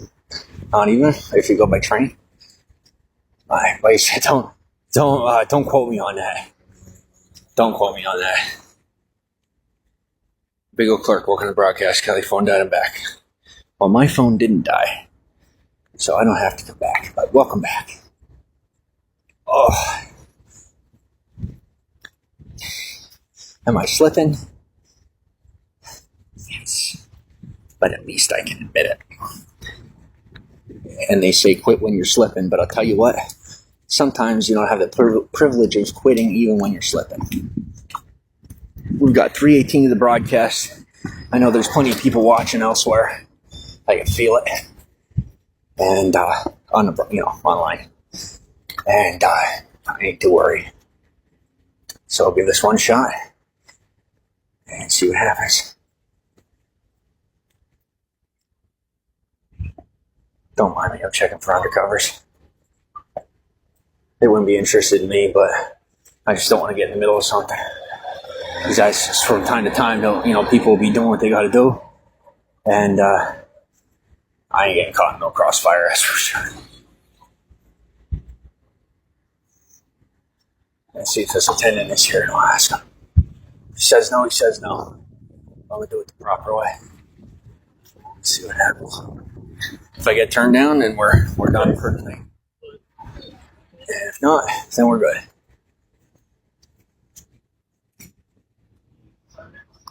Let's see if he's here. And if not, I'm going to ask them across the street and see what they say. Okay, so. Oh. Hey, boss, I'll tell you what.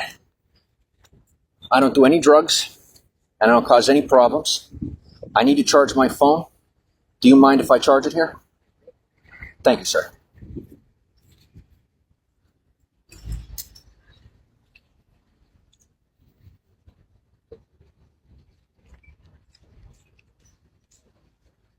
How's your day?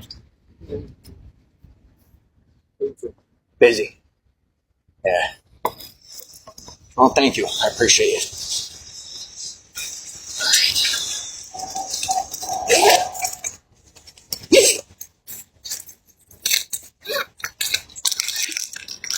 We're at 4,000, 12,500 likes. Very cool. Thank you. I know I may not seem all that enthused. I'm just focused.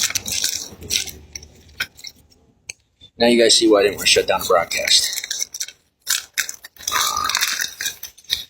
But like I said, I won't. I can't get access to my charger until midnight because they're what do you call it? Say my roommate's busy, so until midnight I'm just doing it this way. Just gotta find my plug. Wherever the box is at, there it is. All right, what's that?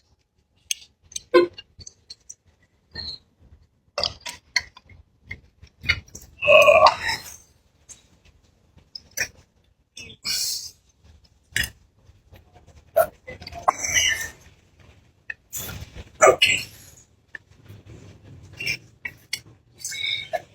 Now what I will do is take my headphones out of my bag so I don't crush them.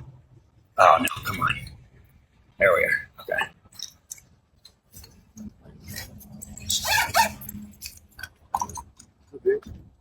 What's up, dude?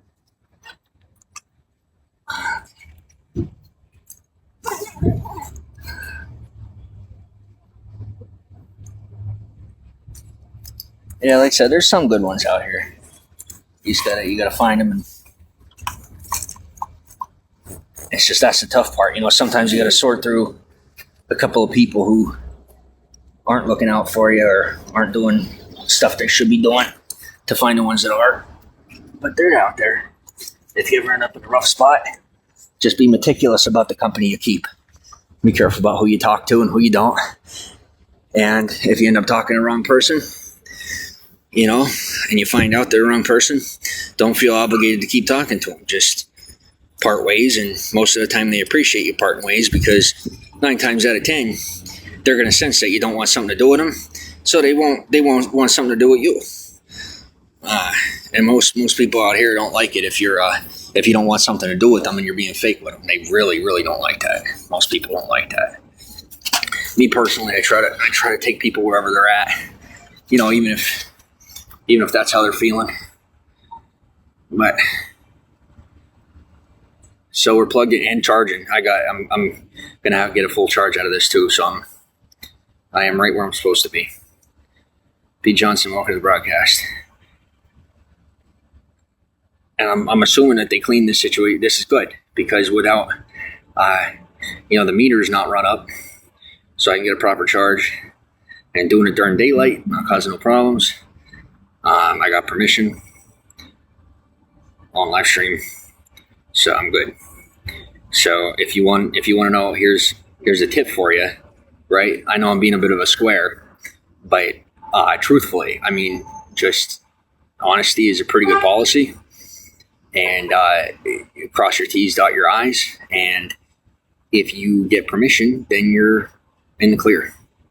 And there's nothing more to it. You don't need 5 steps to a 1-step process. Thanks for the 4,000. And I think it really comes down to priorities and availability. The person that has an available, Callie, thanks for the 500. Savage, welcome to broadcast. County, that was cool. You let you charge. Yeah, definitely. Very cool. It's good too, because we'll people know where I'm at, so it'll bring traffic to the parking lot. It'll bring business to the parking lot, bring business to the club across. I think it's a club across the street, club and a hotel.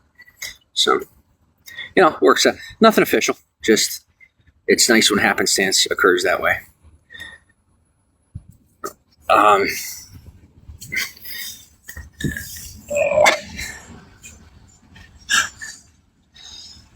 And I get to sit, and that is fantastic. That was awesome. So here we are.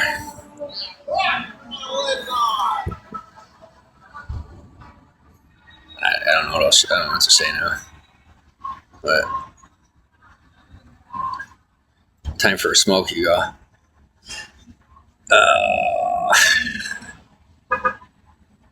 I don't know. I feel like I'd be wasting it right now.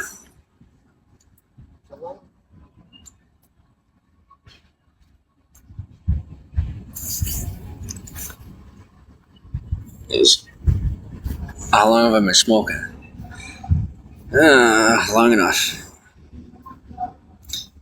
I've been smoking on and off for, I'd say, about 3 years.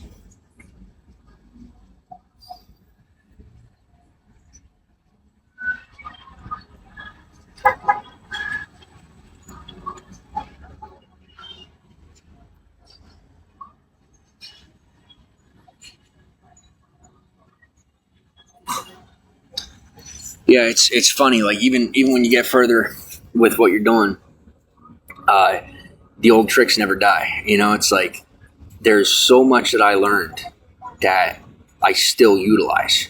There's stuff that I just priceless.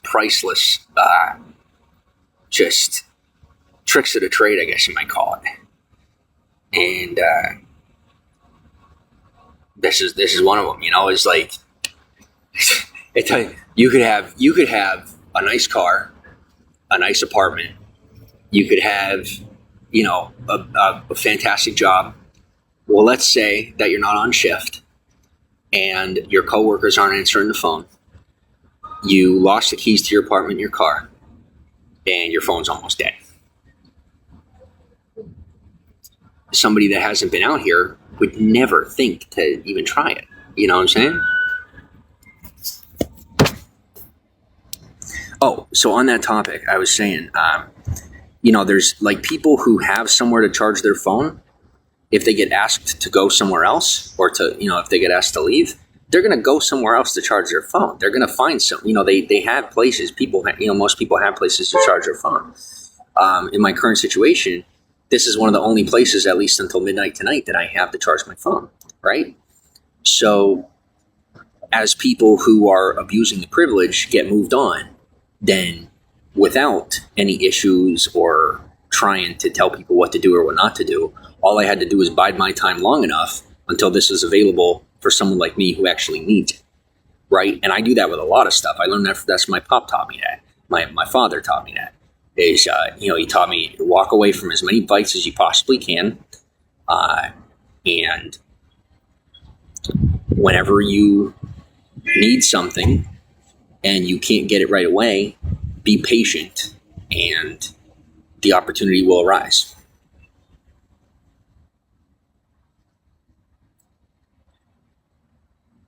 This says,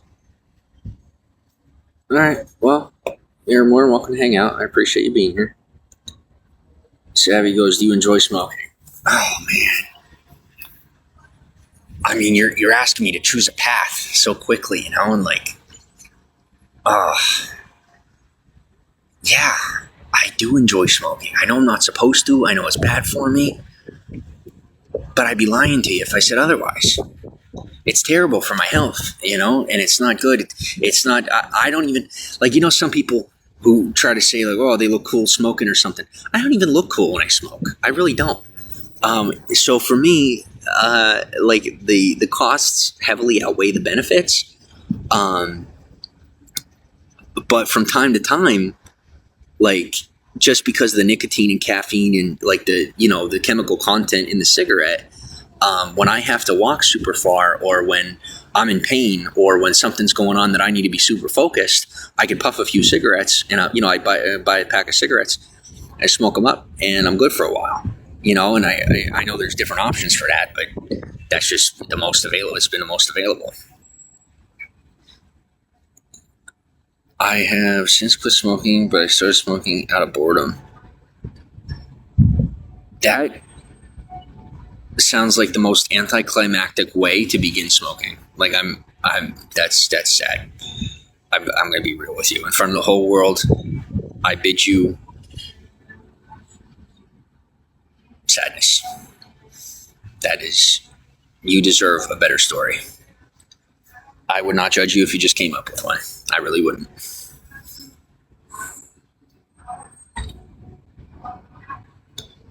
Does smoking make you feel cool? I'd be lying to you if I said it didn't.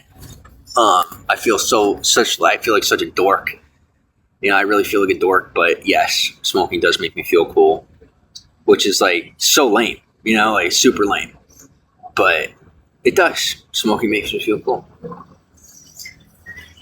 It does. It's something that also it does boost my confidence, which is stupid because I don't have a single person that thinks I look cool smoking. I don't have a single person in my life that likes that I smoke. But just something for me that I feel that way. I guess I'm sold on the marketing, I suppose. But it smells terrible. It tastes terrible. But I like doing it. Make sense of that. I don't know. Maybe you can make sense of that, but I can't. I think they call it an addiction. I'm pretty sure. Smoke takes off the edge. Smoke takes the edge off. I get that. Kelly, thanks for the 100. So, aren't cigarettes very expensive now? Yeah, just last night I spent, what was it? A buddy of mine had me grab him a pack, $20, and the pack of cigarettes was $14, maybe $16, maybe $17.50 for a pack. So yeah, they're pretty expensive. Like I feel, but like I don't even want to smoke in the parking lot. I feel bad. I really do. Like I got the privilege. I feel bad to even pull out a cigarette. But this is, oh man, somebody must have hit the meter in the middle of the night because, like, somebody must have been plugged in like in the middle of the night because it's sustaining a charge. I'm staying at 10%, but it's not going any higher, which is fine. I'll just stay here and charge, but yeah. But Dirty fucking creative fucking testing phone. Dirty fucking creative fucking testing phone. so I asked, got permission. Pretty sure he just pestered me, but whatever. Get an adorable dog. End in charge. No, it's fine. I don't need more than 10% till tomorrow. I've also learned to be hyper conservative, so I'm fine if it sustains at 10% for a while. Even if I could just kill an hour or two and rest my feet, and then I'll get back to it. As if 6, 7, 8. Yeah, that's good. If I could be here for an hour or 2 or 3, I'm all good. But that's already one person that I was able to stop from sitting here doing drugs. So I did my deed for the day. Thanks for 5,000.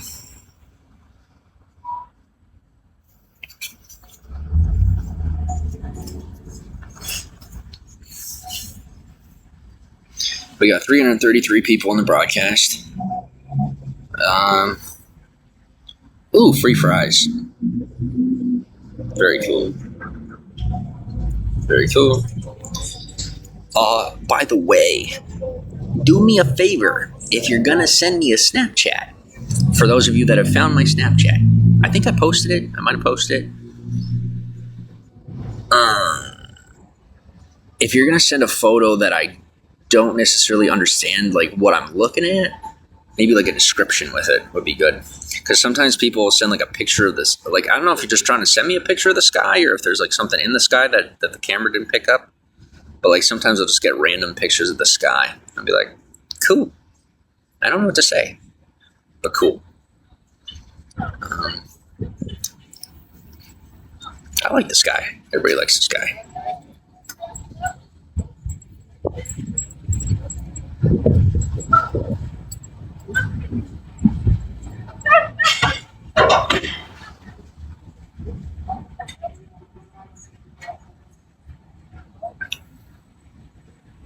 Thanks for 500.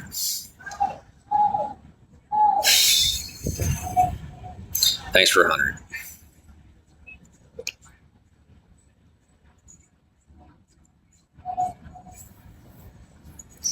All right, I'm giving in and smoking a cigarette. Wish me luck. Like I said, the platform told me that, this one here told me I should be good. As long as I'm not like flamboyantly trying to promote smoking. But we'll see. Yeah, they don't. Yeah, I'm fine with smoking as long as I'm not putting it right on camera.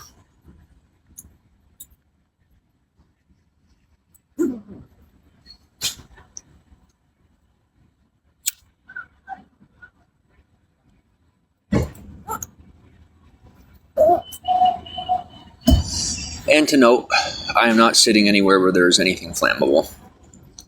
Just to preface.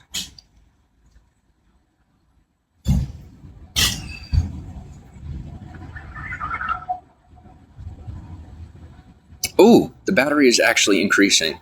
So I actually am getting a legitimate charge. I'm very happy about that. That tells me that people are not siphoning from this any longer. And mission success. Excuse me.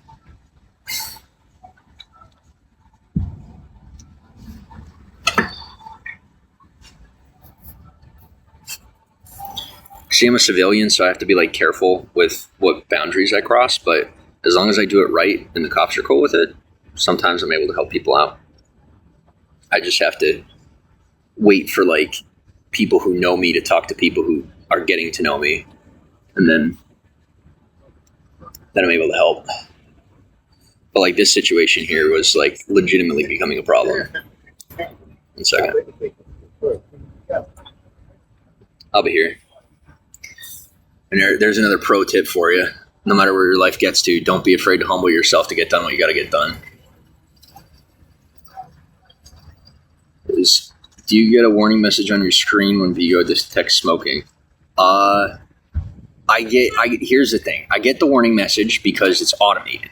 So the warning message is part of the algorithm. It actually is an automated system that's reading the screen, and it sees the shape of the cigarette, and it sees the smoke, right? So it knows that there's a cigarette on screen, so I'll get the warning. But as far as legitimately getting penalized, I don't have to worry about getting penalized.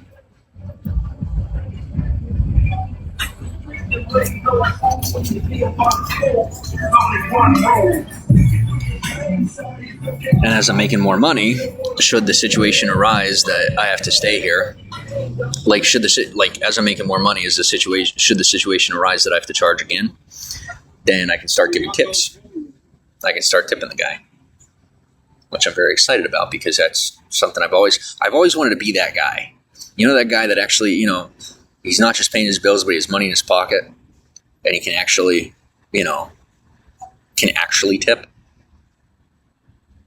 I'm excited for that. But that's the next step. I officially got my job today. So I will talk to my constituent tonight and see about starting possibly tomorrow. And I will have cash money in my pocket every day. Possibly every day.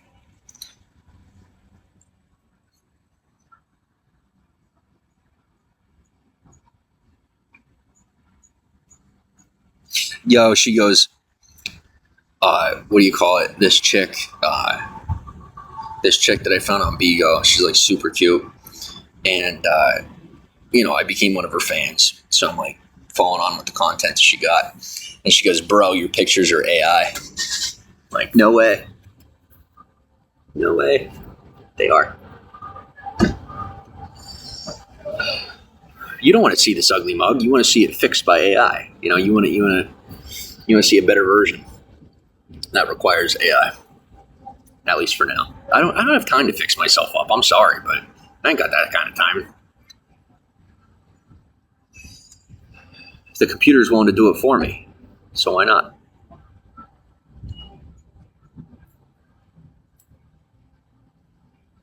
Like I said, if you're going to do fake it till you make it, make sure you're scrupulous about it.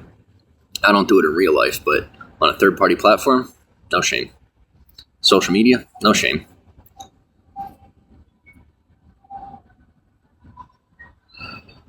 I'll show you a photo when I can afford to show you a real photo. Until then, you're getting AI. Skippy goes, I like your AI pictures. They're badass. Well, thank you. I appreciate that. Dude, they do. Yo, if you go on Snapchat, I'm telling you, that's all the pictures that you're seeing that I'm making are coming off of Snapchat. Because if you take a picture on Snapchat, when you go into Snapchat, you scroll over on the filters, there's an AI filter. And when you click on the AI filter and take a picture of yourself, it'll put you in an alternate outfit. Now, the picture it takes is, I would say, like 240p, 240 pixels, which is like a low quality photo. But if you go over to Bigo has an automated photo enhancement element built into the profile photo section. So if you go onto your Bigo account, and you could delete the photo immediately off of your Bigo if you want to, just to use it. I used to use this app called Remini, Remini, and it would automatically enhance the photo. Well, here on Bigo, you can upload it, and it does an even better job. And so that's how I've been doing it. Is I've been using the AI filter on Snapchat to create those AI photos, and then I go over to Bigo and upload it to Bigo, and then it enhances it to 720p. So I'm getting like full quality, artificially intelligent, or what? How do you even say it? Artificially produced photos, and they're coming out pristine.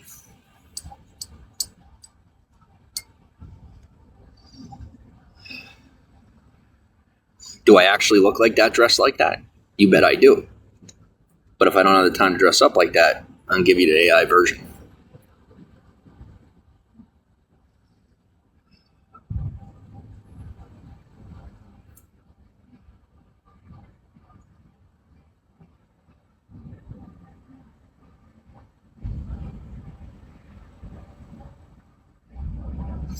I'll tell you, without, I don't want to push the envelope too hard, but something we need here in Hollywood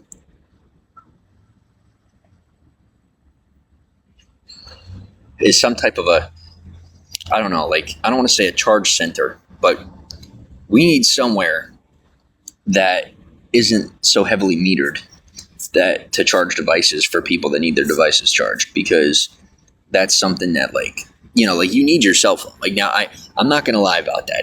That's something that I remember before before I'd ever dealt with anything of this scenario, of this stature, people would talk about, oh, well, this person has money for drugs, they have money for a cell phone, but they don't have money to whatever else they would have to say about it. Well, I'll tell you what, in their defense, the fact of the matter is a cell phone is 100% necessary. You can't, I mean, how do you, let's say you want to get a job. How do you get a job and stay in contact with your employer if you don't have a cell phone? You know, it's not the 90s. You can't just show up and, you know, they expect you to have all that together. That's my opinion. I would be surprised to see anybody disagree with that opinion. I would be disappointed to see anyone disagree with that opinion. But, you know, having cell phones provided and, like, having somewhere to charge those cell phones consistently for people who are, like, actually trying to get out of the situation they're in is kind of vital. Like, it's super important. And with that, I don't know if this is fact or rumor, but what I heard was a rumor. At this point, it's considered a rumor that they're doing away with, like, SafeLink and these cell phone programs. I don't really know what people are going to do if they don't have cell phones available to them. You know, I don't know, but do most people misuse the privilege of a cell phone? That's if you consider a cell phone to be a privilege. Me personally, from personal experience, I will say that a cell phone is most definitely a necessity. But once again, that's just my opinion. Savvy goes, have you thought about a battery pack? Yeah, I've thought about a battery pack. I haven't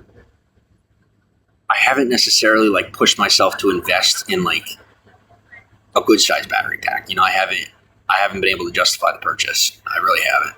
Even when I've had the money, like, when I say have the money, it's just like I don't really like to spare money. And for me, if I can keep charging, I'm doing what I got to do where I got to do it when I got to do it. For now, it's fine.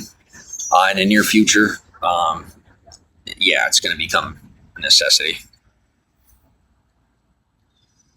Yeah, I was just about to ask about Elon Musk. Wasn't he planning on offering free internet to all? I don't know. I could tell you that last I heard, and this not just heard, but that I know of, Facebook. I thought Facebook had, like, these programs for second and third world countries that they offer free internet, free access to internet. But I'm not 100% on that. But as far as Elon Musk offering free internet, I don't know. I've never heard anything about that.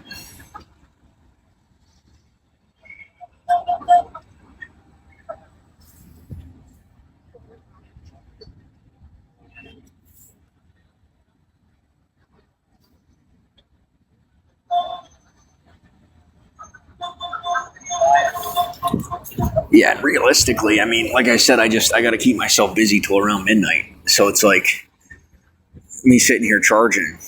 You know, that's half the battle. That's a quarter of the battle. You know, the other 75% is just sitting somewhere, being able to sit, because it's there's not a lot of places around here that you can just rest without loitering. So it's nice to be getting my phone charged up and getting a little rest. Got 342 people in the broadcast. I am to the point where I've individually thanked each and every one of you through the little wavy face. Thank you for continuously tapping the screen. That's always fun. Am I kind of feeding you a line of BS whenever I say that I'm not going to invest more in Bigo? Possibly. It depends on how much you guys... One second. Sorry, tall people. I tried to avoid on camera. They're like super tall.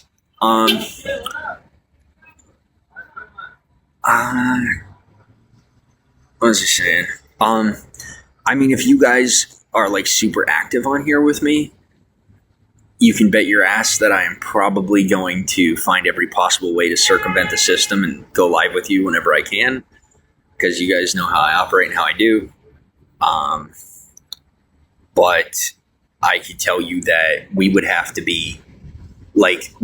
have minimum of 500 people in here, like consistently. And we'd have to have a lot of gifters, because, time isn't free. But so without that, I don't think I could.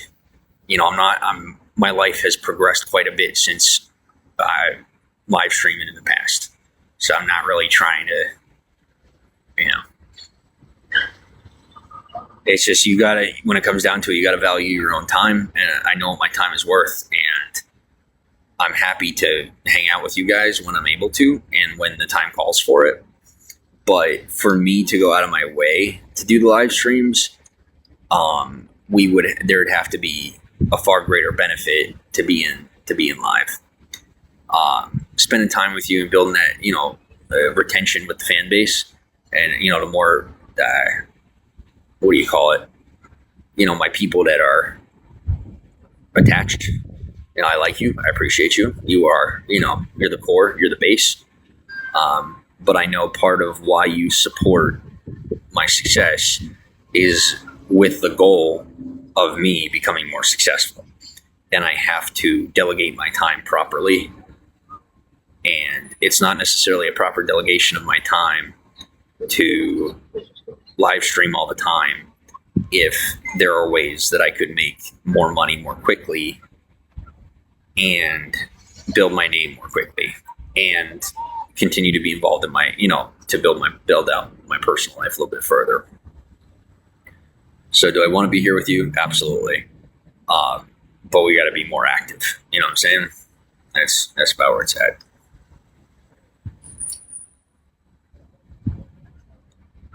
Canadian Queen, how old are you? Old enough. Why do you ask? A fourth time.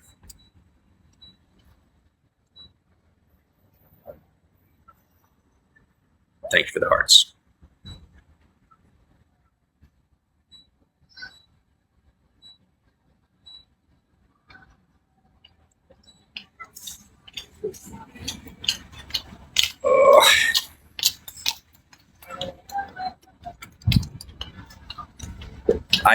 Sometimes I try not to make things too easy for people. So like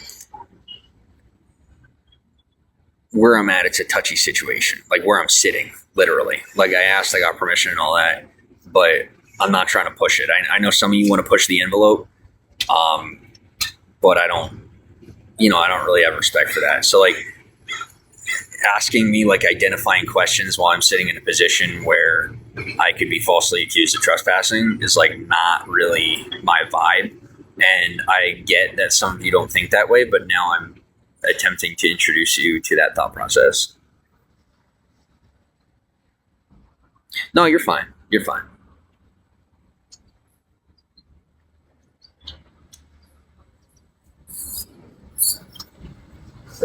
Yeah, you learn to get like I'm calculated.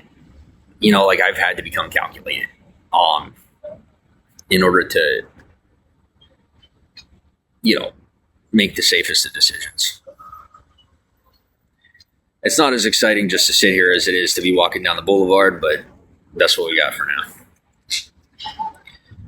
Like I said, I could shut down and just go somewhere else, but you guys want to stay live, so we're live. And I'm glad. I'm glad. That's what I want to. Cat goes, the buildings easily identify location. Yeah, I know.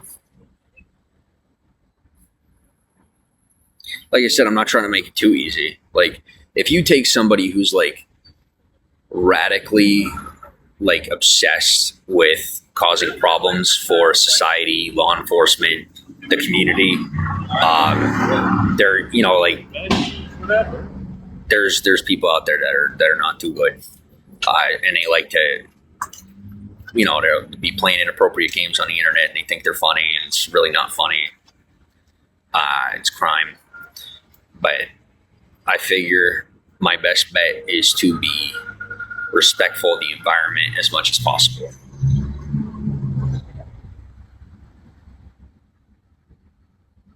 Like, I'm easily identifiable, right? Like, all that's obvious. But I'm not going to sit here and be like, while there's potentially people watching that may want to cause issues for the society, like, I'm not going to sit here and like say my name, my date of birth, my age, or whatever. You get my point? Like, it might sound a bit out there, but like, I've been there, and I'm not really trying to live that way. I'm not about it. I don't dig that, and I'm not. I don't need extra. I don't want to create extra issues for people. Yeah. It's like every now and again you got to go slightly incognito, even if it's not that good. There's people who'd be like, oh yeah, but I'll give a little bit of effort. Sitting here, a little bit of effort. Out there, I ain't got to worry about it. Here, I don't have to worry about it, but I try to give a little extra by giving less sometimes. Sometimes less is more.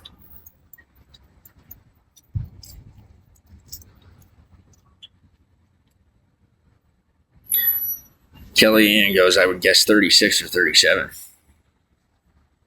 It's the beard and the voice.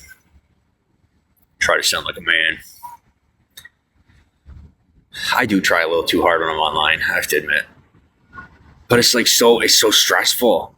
Like, I like hanging out with you guys. Tell me not. Tell me, for any of you that live stream, tell me it's not stressful. It's just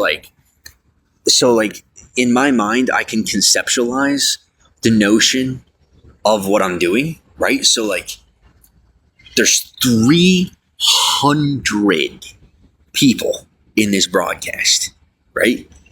So in my mind, I'm thinking when I'm at what do you call it?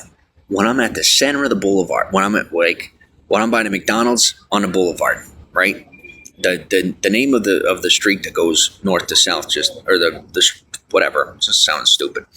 This street here escapes me. The name of the street over there escapes me.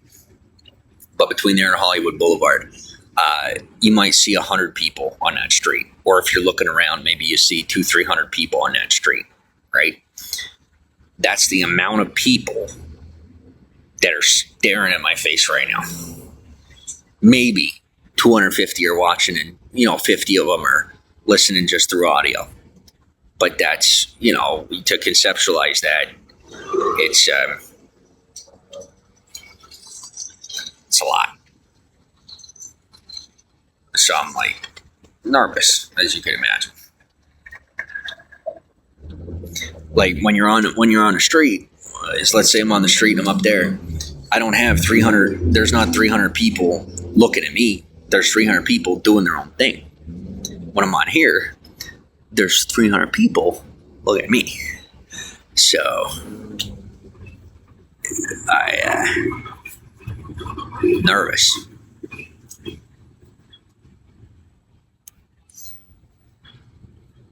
Yeah, if you could have 300 people staring at you all day and not be nervous about it, I'd be impressed. It's not even natural, to have 300 people staring at you. So Kalina goes, I have the opposite problem. I feel like I'm alone and no one's watching. Well, I mean, sometimes the notion of not having anyone watching is a good thing. You know, like, at least you can exemplify your privacy and you feel, you know, you don't have to feel like anybody's watching you, because they're not, presumably. But, I mean, when you're in a broadcast, you ain't got to feel alone. You know, you're here with us. You're not necessarily alone.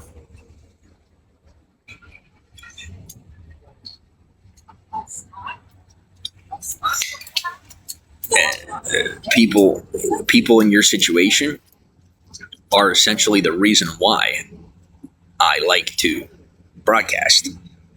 People in your situation are like the main reason why I became a consistent broadcaster.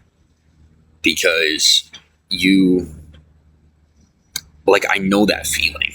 I really do. And I don't like seeing people have to go through that. That aloneness. My life has taken me to other places and to, you know, into situations where it's not really my, oh my goodness, is she beautiful? Sorry, I got distracted for a moment. I got a notification. But, you know, I've moved into kind of doing my own thing. And I'm cool on that. But I don't leave you behind. You know, I don't forget about you. It's just, there's a lot of times nowadays where people in real life who are going through that are like, they kind of need me. You know what I'm saying? From time to time. And oftentimes that pulls from the time that I would be streaming, which is okay, you know? But I still like to make the time to come here and be with you. You're new here. All right. Oh, welcome on. Thanks for being here. I used to have like an intro and all this, you know, all this other stuff. And it's just like, now I don't have to. So I don't really want to. And that's that. Like, if I could just sit here and talk to you and not have to be so poised. Like that, I have to say that's been a benefit of the progress of the namesake, is I don't have to work near as hard to connect with people. It's much more easy. And I don't have to like put in a strenuous amount of effort to bring people into my atmosphere.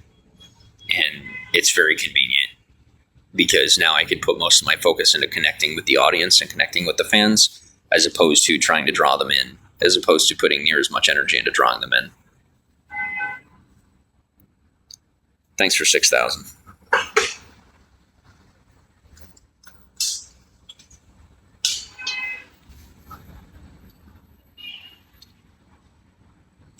And for those of you who are concerned about the battery, it is charging.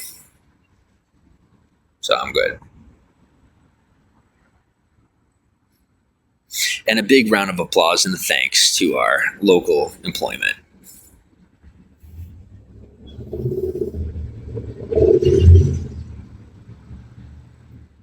For keeping the bad ones out and keep the good ones in.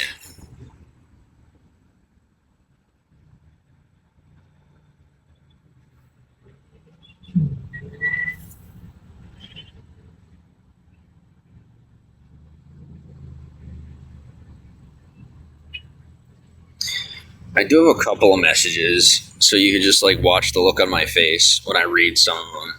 If there's any that are good or no good, you're gonna know by the look on my face. But yes.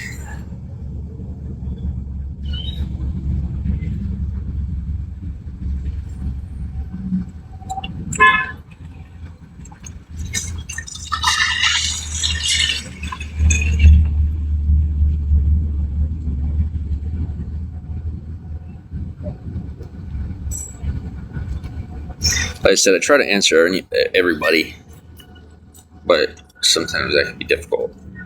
But I do my best.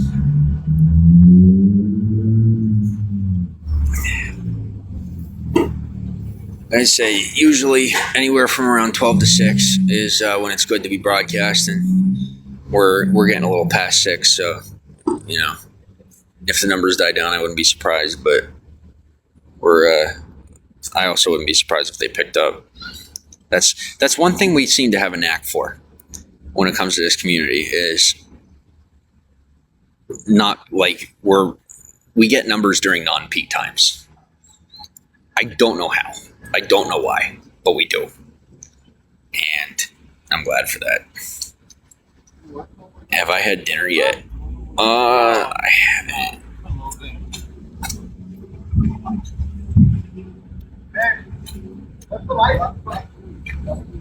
Huh? Oh, last 3. 8, 7, 8.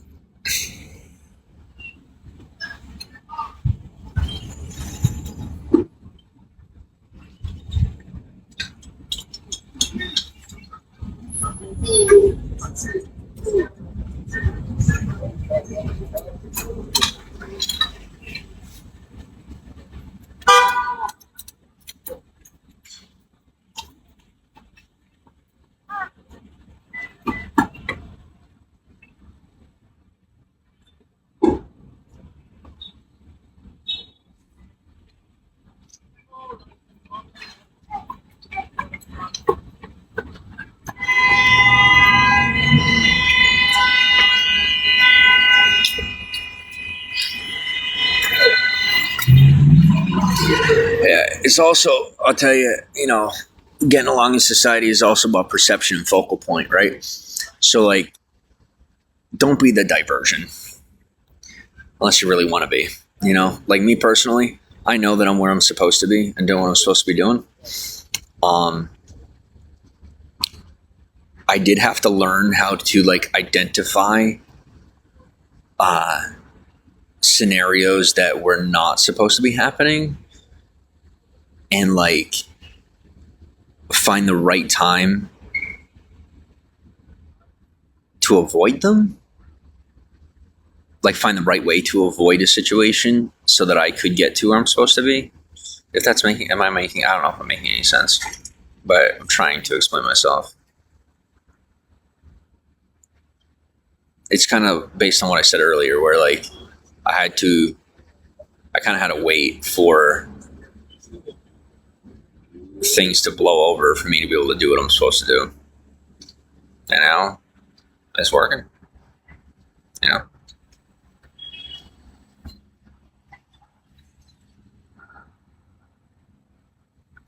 Yeah, but as far as eating, I tell you what, I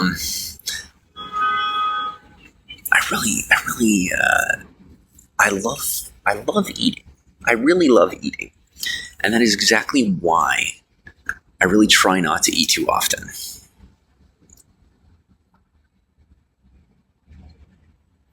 Because I would eat a lot more if I ate more often. I do have a backpack full of snacks though, so I'm good. Don't worry about me. If I was really that hungry, I would eat. That is one thing I will say about Los Angeles and Hollywood in particular. There is an abundance of food. There is never a shortage of food. And it's not just about knowing where to find it. To a certain level, I would say, yeah, you kind of, you got to figure out where it's at. But ask, find out, look, walk around, figure it out. And you'll find it. So there's plenty of food. I would say, like, you could easily find 4,000 calories a day in Hollywood. Easily. And I am not exaggerating. And that's like minimum. That's not even counting like snacks and things of that nature that they give out around town. Yeah. showers are abundant. There's several different places you can go to take showers. The city brings around a mobile unit to give out for people to get showers. Now I can't say that sometimes getting a shower could be a struggle. Sometimes it could be for people to have to utilize the resource there. Just like you have to show up at a certain time, and you also, you have to. Charging pretty good? Hi, Mom. Well, hi, Lai. I was supposed to be on there.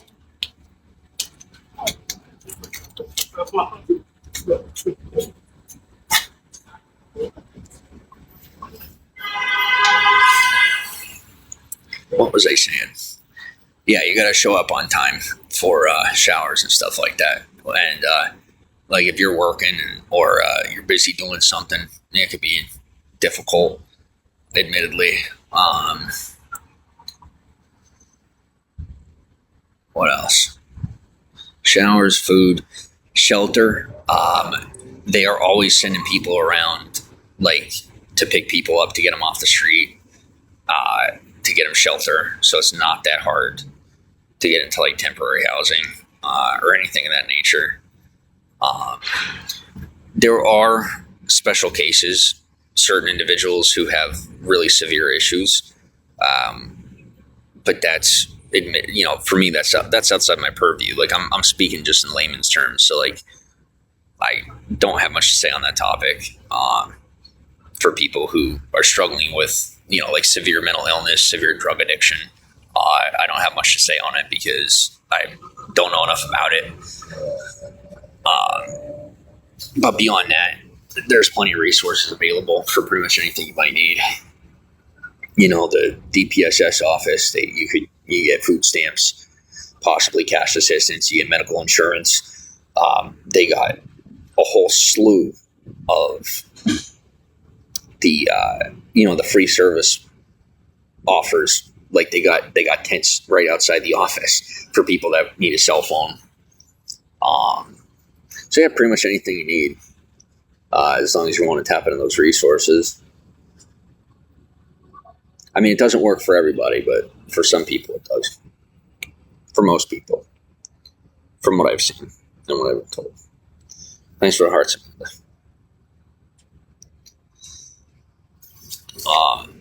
Volunteer opportunities, they exist too.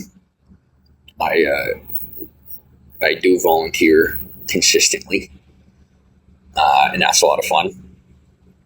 Can't talk about that for obvious reasons, but it's nice to actually contribute to the community and actually do something for people. But I'll tell you, a weird thing happens when you're on the side of the fence that's serving instead of the side of the fence that's receiving, where there's a certain amount of people who are receiving that no longer like you because you're serving. And I mean, it's not my problem, but enjoy the meal. I don't know what to say on that.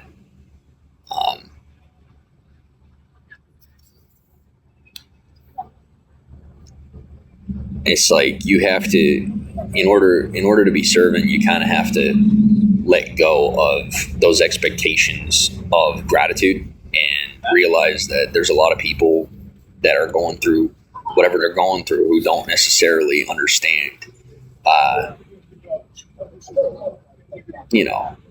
what it takes to make those resources available to them, and who are going through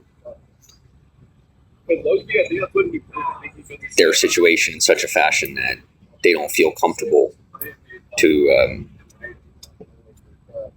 receive resources. And sometimes they feel embarrassed, and so they, speak out of turn. Like I said, it comes with the territory. What I will tell you is my buddy is going to kick my butt when he sees how many cigarettes I smoked today. Oh my gosh, he's going to kick my butt. But he's like, all right, so here's the deal. You earned this. Enjoy. but smoke them slow.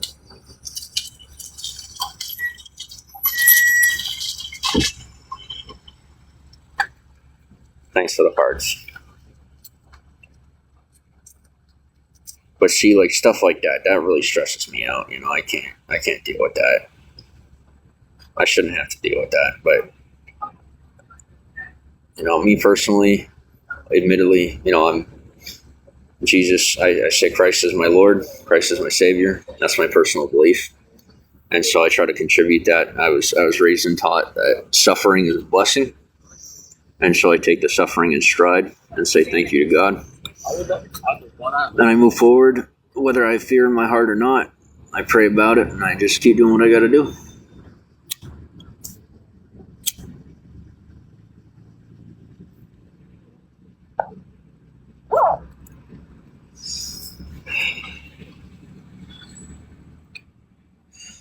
I might be a little old school, and sometimes I might be slightly boisterous. But if I didn't care about people, there's no way in hell I'd be sitting here instead of in a high rise. I could most definitely be sitting in a high rise right now with 3 women laying on the bed. That ain't my style.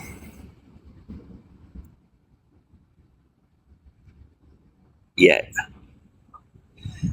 if I keep dealing with people treat me that way, it might become my style. So if you like me the way I am, pray for me.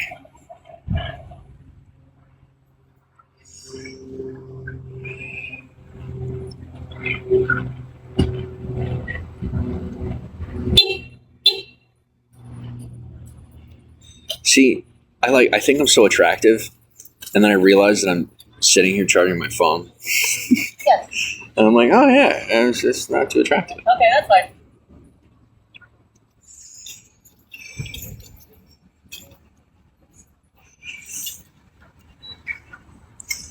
Like I tell you guys all the time, and I learned from one of my mentors, do what you have to do before you have to do it. Do what people won't before they will. Because there eventually comes a time where people have to take care of certain things. Make sure that you are done before they even think about doing it. For me, that means charging my phone before all the drug addicts show up. I don't have any judgment. I'm busting their chops. And they love when I do. They pick right back.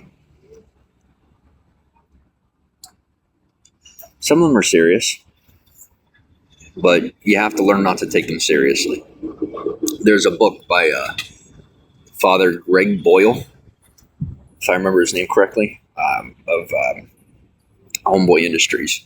It's called Tattoos on a Heart. I read it while I was in prison. Somebody had sent it to me.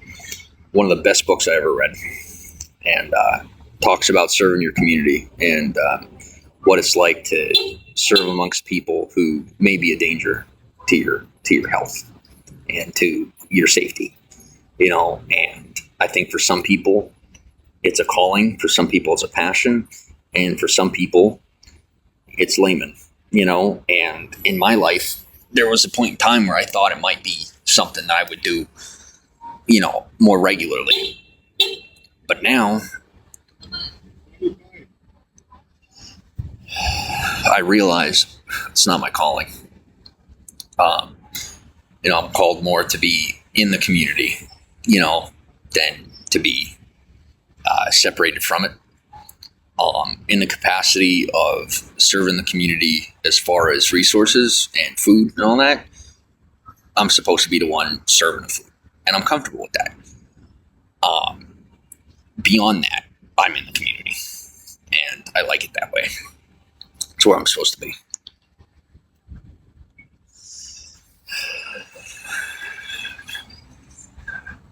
Do yourself a favor. Go follow. If you follow, I'm going to shut up now. I almost said too much.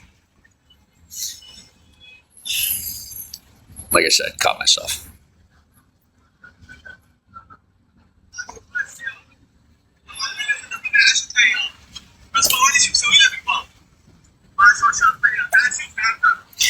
I know what it's like to be too embarrassed to ask. I've been there. I get it. Then I went through enough struggle, so I asked. Don't be ashamed to ask for help when you have to ask for help.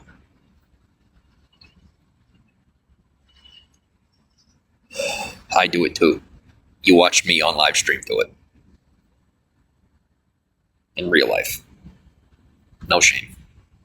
Can't have it.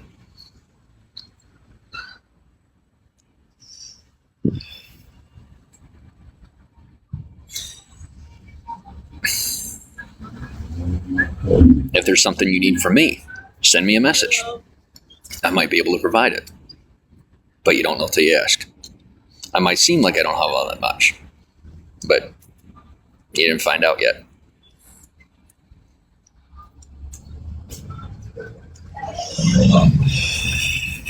See, for me, having fans isn't just a privilege, it's a matter of serving, like I said earlier to you. So to me, I'm in service to you. That's personally how I receive this. Might not be the most popular thing, but it's my preference.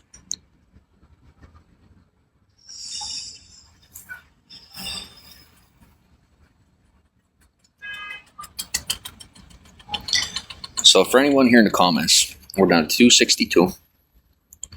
For anyone in the comments who has a personal need right now, and you're brave enough to name it, name it. Right now, I need a big power bank. Your turn.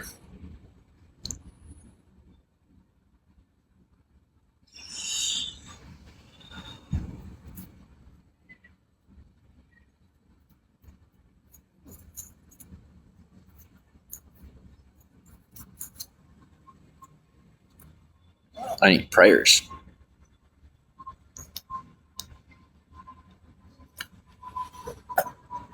Done.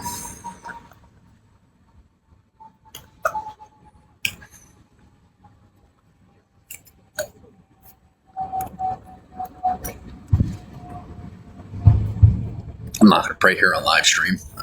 Taught to pray in secret. I'll be praying for you.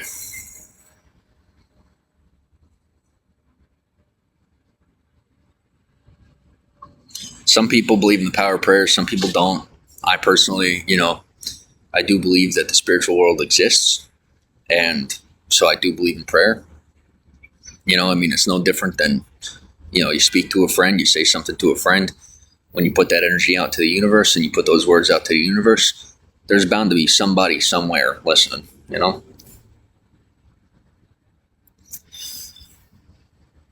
I'm sorry to hear that.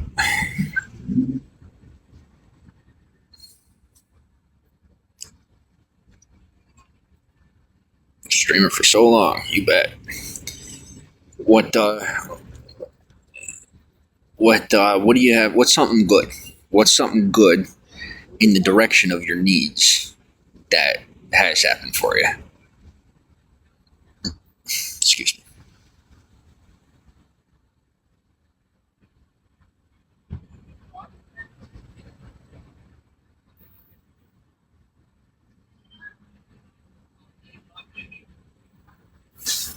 Or learning algebra. God help you.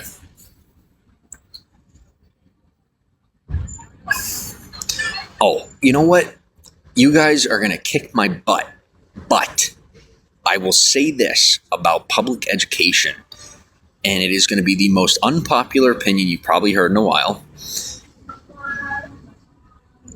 Math, especially, is very important, including algebra, trigonometry. It's not necessarily just about the problems that you're solving. It's about the way that you have to think in order to solve the problem. So just the way the psychology of it, the way it works in your brain when you're doing that math, it's teaching you how to problem solve complex and complicated, what's the word? equations in the real world. So, and not just public school, but any type of school, it's actually pretty important. And I didn't think about that till long after high school, but that's the reality, is that math is pretty important. And it's, in my opinion, vastly underrated. That's what I'm always saying. Yeah. I guess I could say I have food.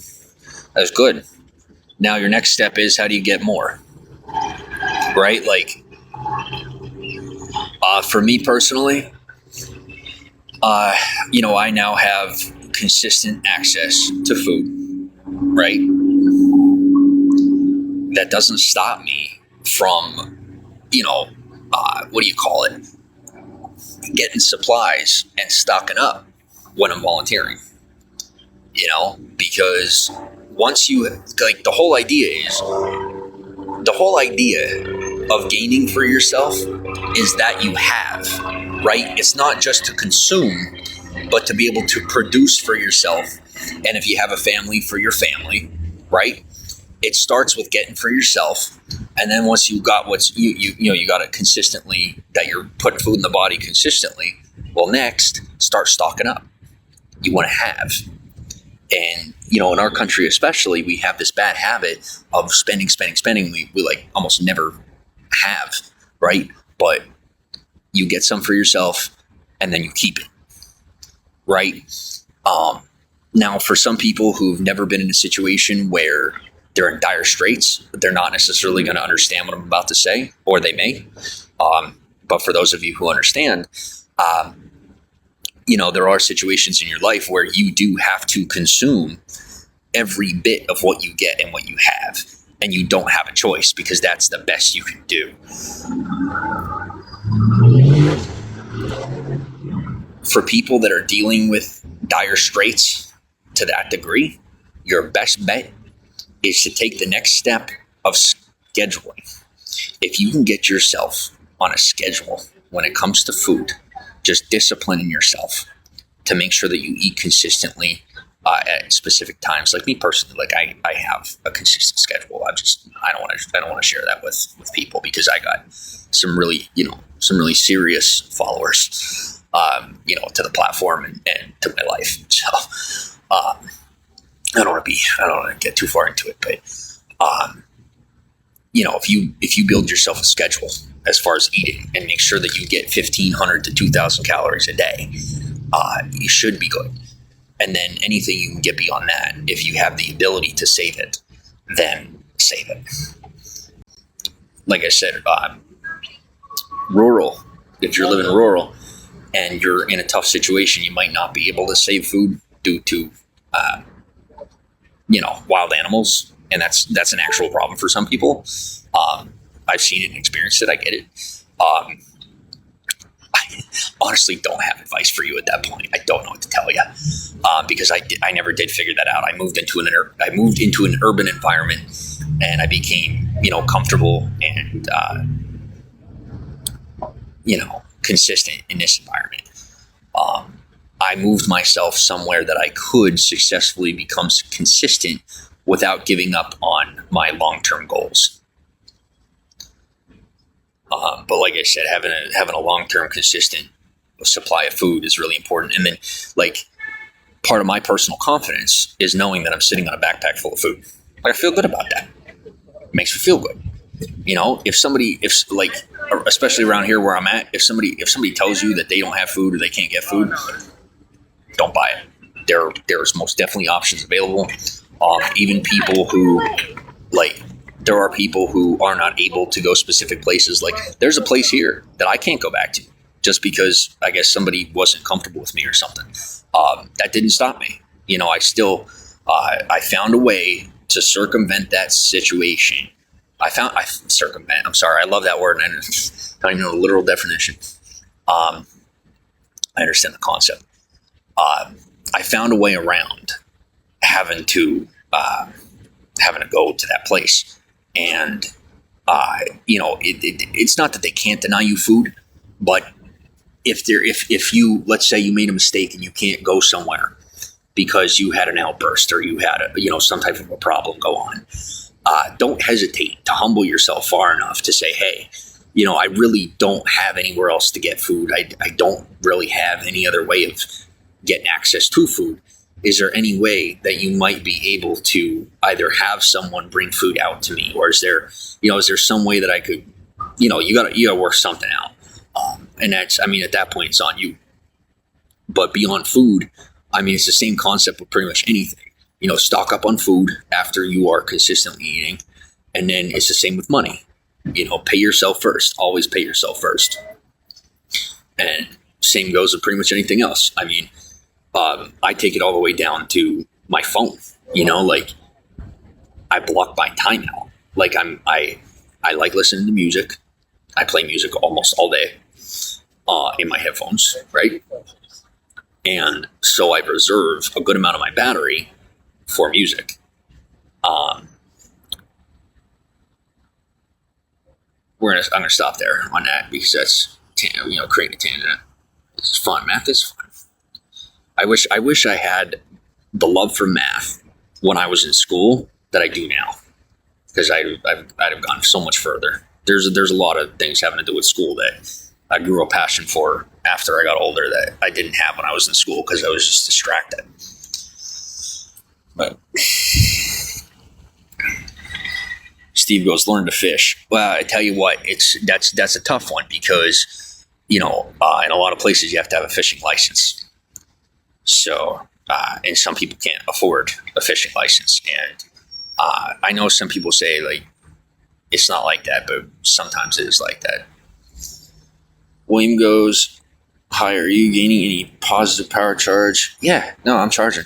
Yeah, my battery is increasing, thankfully, consistently.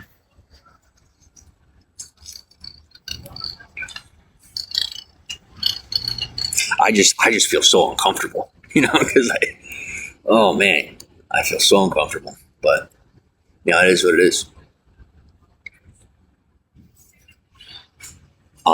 Just it's getting over the embarrassment factor. You know, that's the main thing, is getting over being embarrassed. You have to be willing.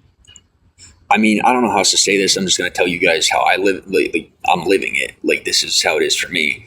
Is I just endure. I endure being embarrassed because I have to charge my phone. Like, what else am I going to do? So, put myself in a situation and I deal with it. You know, just I stock it up. I chalk it up to increasing my endurance for embarrassment, which, you know, considering my life path, I'm going to have to be pretty good with enduring embarrassment. Killian goes, yeah, I do. I have somewhere. Yeah, I have somewhere I stay. Bye. I can't say I'll be there forever, but I'm there for now. So he goes, math, and it is legal before you ask that type of question. Not you specifically, but, you know, as the night goes on, we sometimes get pessimistic. Killian, why can't you charge there? Because it's just not appropriate. Like I said, I mean, it's not, what do you call it? It's not appropriate for me to charge there right now. Not till midnight. Like I said, it's that's something else you like I personally have learned to do, is work with people's schedules. And, like, I've had to become, you know, I used to be fiercely, you know, I was like fiercely independent, just doing my own thing. And I have had to learn to work with people, which has been really good for me. Like, I've, you know, it's grown me as a person. I'm far more mature, and I can, you know, I'm much better at socializing and stuff like that. It's starting to get cold, so I'm starting to get chilly. If you see me shaking, it's because I'm chilly. As a matter of fact, I will probably bust out a let's granola bar too.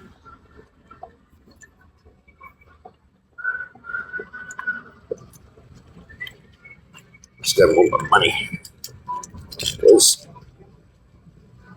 And there's another one in there.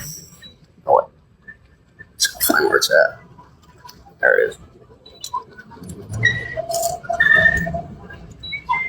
Oh, I'll give you a pro tip when it comes to food and money. If you're making money, you know, I don't know what to do. If you eat out and you let's say that you go to McDonald's, for example, perfect example. Every McDonald's receipt has a coupon on it for a survey. If you fill out that survey, like, for example, I got one in my backpack, buy one, get one. Just like that. If they mess up your order, you can go in and get it replaced. Just take a picture of it. And don't try to fake that. They will catch on to it. They're pretty good with that. But me personally, I fill out every survey from like McDonald's receipt, Jack in the Box. They do. I'm screwed at this point on the topic of just shouting out companies. If they got an issue, they'll say something. If they don't, I'm good. But so Jack in the Box, I got free fries for signing up for the thing. I don't know if they're still doing it. California Pizza Kitchen, which we have up on the boulevard, if you sign up to their email list, at least it was this way about a year and a half ago, they'd give you free fries, like a free plate of like a lot of fries. I don't know if that's still a thing, but like I said, I got a good $7 worth of food for free just for filling out the survey on the McDonald's receipt. But some people will say, well, I don't got time for that. Well, if you don't have time to save $7, then why complain about not having $7? Just do it. Thank yourself later when you're eating more food and you're not as hungry. Because we all do it. Like, don't sit here and tell me that, like, even I don't have the discipline to stick to my diet 24/7. I don't. So, when I end up pulling into the McDonald's driveway, I make sure I have it ready. Kalina goes, that's all fast food. There's so many healthier options. There are healthier options, and they are often far more expensive. And if you have better advice on that, I'm more than open to hearing that, and I'm sure the audience would as well.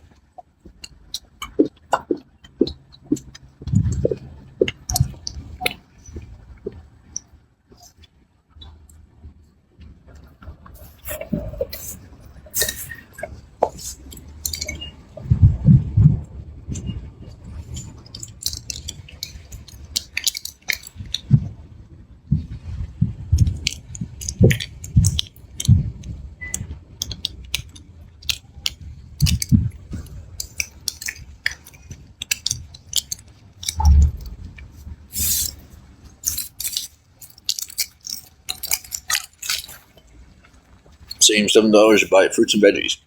Well, if you can tell me how to get another $7 worth of fruits and veggies for free to get a total of $14 worth of fruits and veggies, I'm open to that. I'm very interested, as a matter of fact.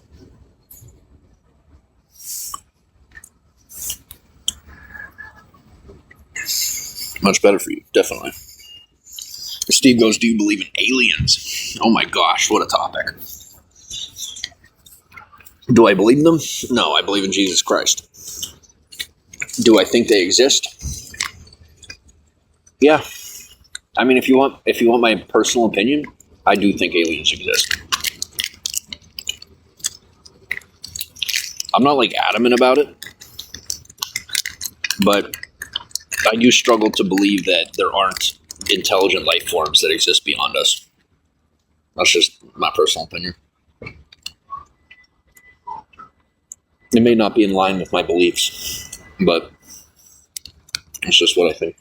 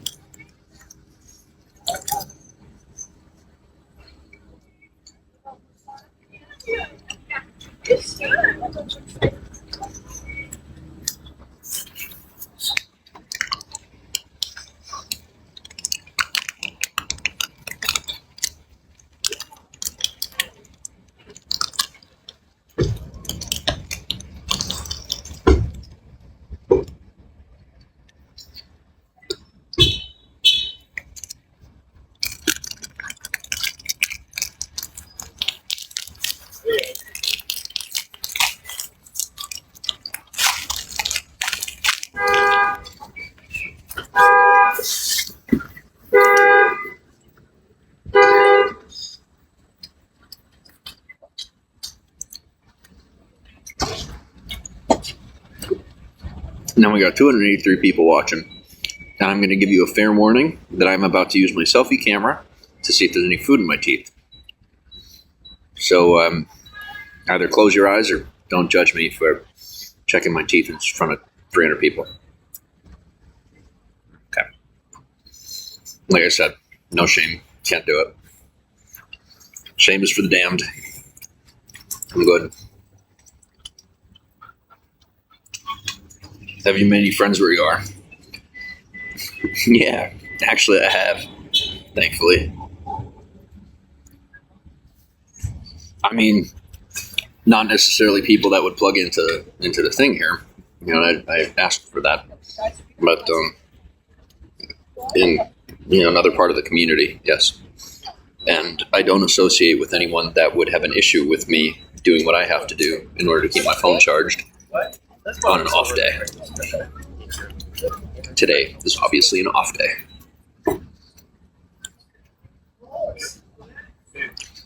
A friend told you to ask me about Feet Piece Island. Yeah, I'm pretty sure Mr. Beast bought that and gave it to somebody. So, not much more to say on that topic. Thanks for the follow. Hello, what are you eating? A couple of Kind bars. Yeah, some things worked out and some things I missed out on, you know? But I tell you what. Excuse me. You know, I can't say that there have been many things that I've done or, things that I've attempted to build or create that haven't worked out for me in some way, shape, or form. You know, there's always been something good to come out of it. I've had my failures, and they've made me a stronger person. Can I have some sage advice? You first. I'll give you sage advice, but if there's anyone in the comments that has sage advice, I'm interested. Sage advice. Well, I'll tell you. Okay, here's some sage advice. If you receive sage advice from someone, that person got it from another person. Sage advice is always passed down. Almost always. I'd say about 99.99% of the time, if you receive sage advice, it was passed down from someone who received it from someone.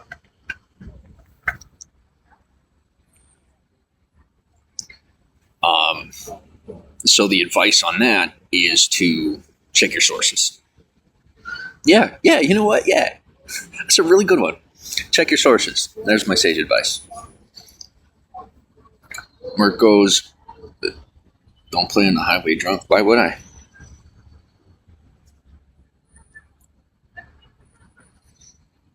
Camel goes, where do you see yourself in 5 years? What do you want to accomplish? Man. 5 years from now, I will be a successful professional actor. And I will... Yeah, I'm going to start there. I don't want to, build myself up too much. Start with that.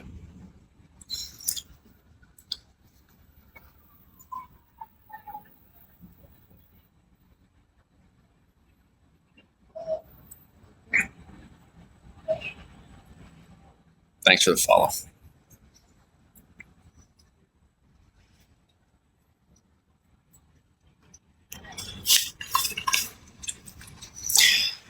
Have you looked into the local acting theaters in the area? No, I'll tell you what, I've been busy getting myself together. Just like I said, I planted roots in the area, got myself situated. I plan to live in Hollywood for a long time. So, I want to make sure that I'm well endowed on the long-term front before I start looking into arenas that require flexibility.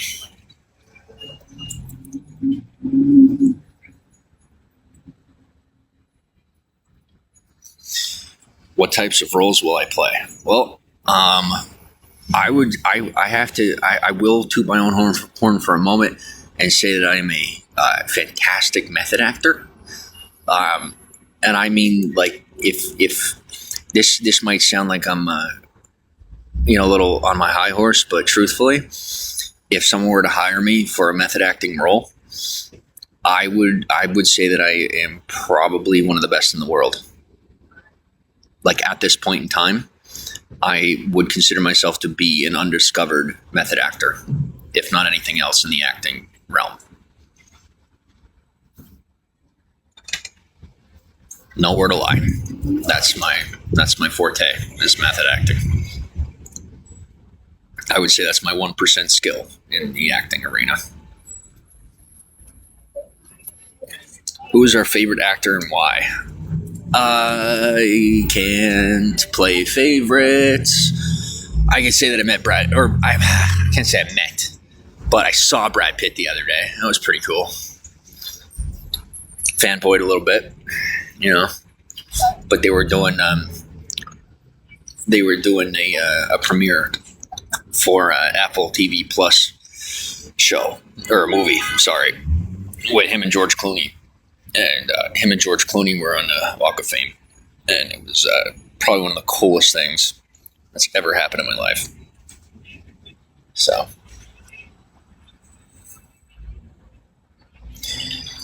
I see you playing a Jason Bourne type movie. Thank you. I actually do get that a lot. Is that an ironic innuendo? Or are we just going to leave it at that? I think we should leave it at that.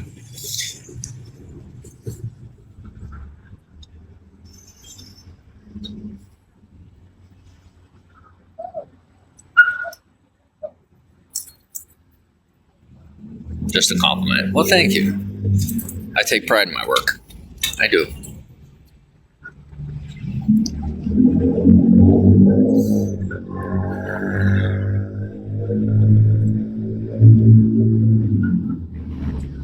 I'm also really good at, getting in where I want to get in. You really do got to be like all for it in order to get in. Like you really, really do.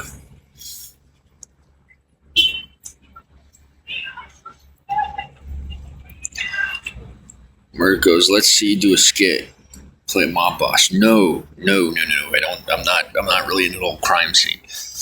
Now, if somebody were to hire me for the right price, I may be willing to play the role of a mob boss. But I really don't think that the public has an eye for me in that way. I feel like I'd be seen in a lesser role.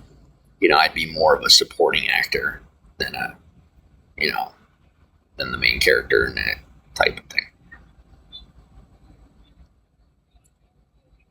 What's the difference between method acting and regular acting? Well, as far as I know, method acting is where you put yourself into the role more so than just the average. For example, if you've ever seen The Revenant, as far as I know, I was told that Leonardo DiCaprio had, that he had method acted that role, that he had put himself into character and went out into the wilderness and this and that. Another good example of method acting is Jared Leto. And then also Christian Bale. There are a few actors who are really well known for their method acting. Like Johnny Depp, yes, very much so. What do you see the future of AI looking like? Whew. Oh, man.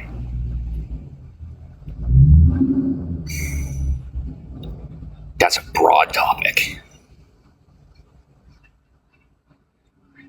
Here's what I will say about the industry of AI as it stands, like the topic itself.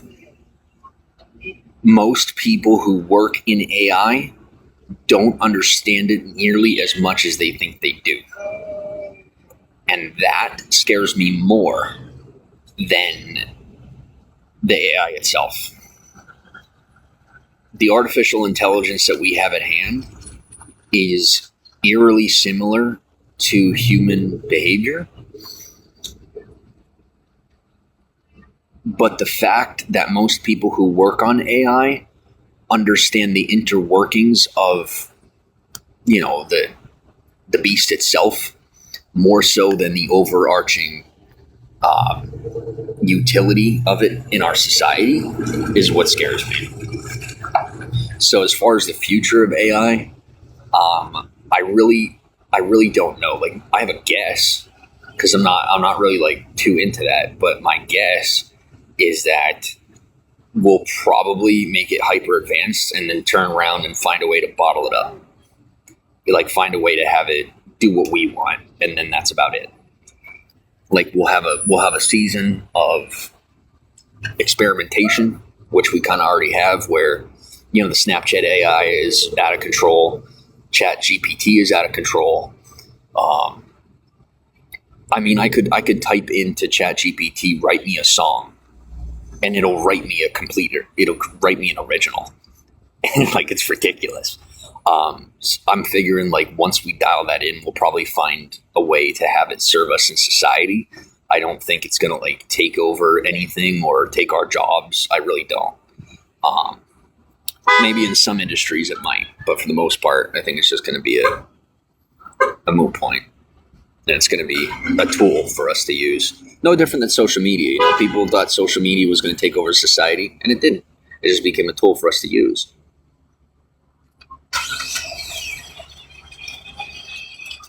Goes, okay, then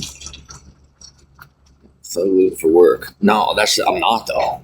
I'm really not. Like, thug does not describe me in the slightest. I mean, like, in some roles, I could act it out. I'm not too bad at acting it out, but on a personal level, I don't fit into that. They won't need actors anymore. That was one of the Hollywood strike issues. Yeah. I tell you what, I thought that for a minute too, but you're not gonna replace the Hollywood actor. That's like saying you're gonna replace a nurse, or you're gonna replace a road worker, or you're gonna replace a mechanic. You know, like, there's always going to be somebody that has to fix something or take care of something. And in the acting industry, I mean, you're serving the public, and people know the difference. And they can be entertained, right, to a certain level, but you're always going to need somebody to proliferate. I think that's the word, proliferate. Is that the right word? The role of the character. Like, you need the human element. Even if AI is able to simulate human behavior, people are not going to completely adopt that and replace the human actor. It's just not going to happen. No different than, you know, how many times have we had things come throughout history that we thought, oh, it's going to replace this, it's going to replace that, and it just ends up being fused and integrated into the society.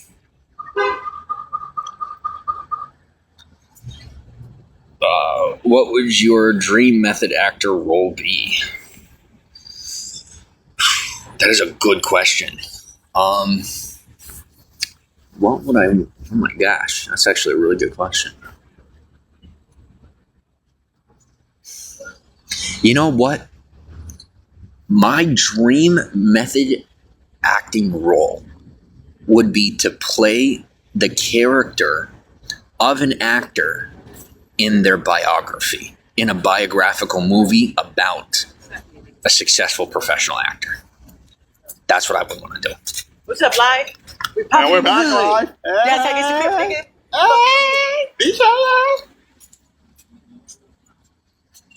That was awesome. They save money by not hiring actors and using AI. They really don't save money in the long run, though, because people aren't adopting the trend. They don't like it. None of us like it.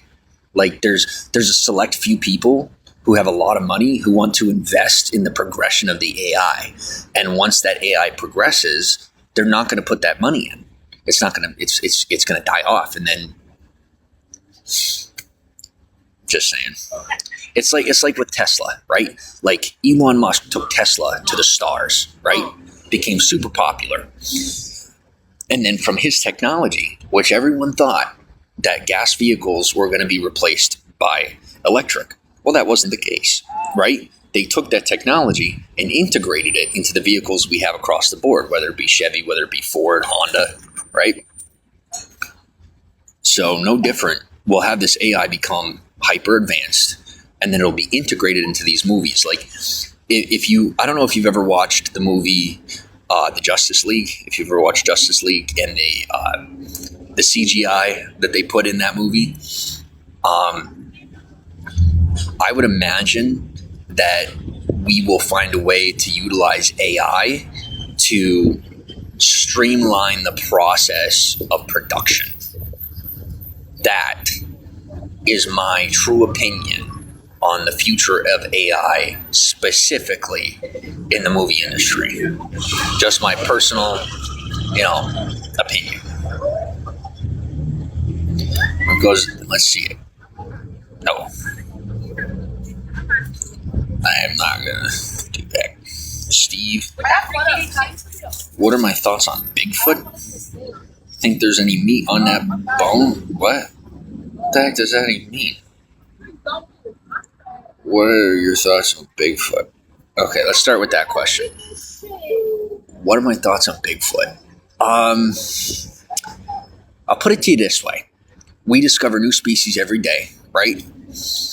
As a species, we discover new species every day. The notion of there being species that we haven't discovered that are humanoid, I mean, the probability is low, but it's possible. So,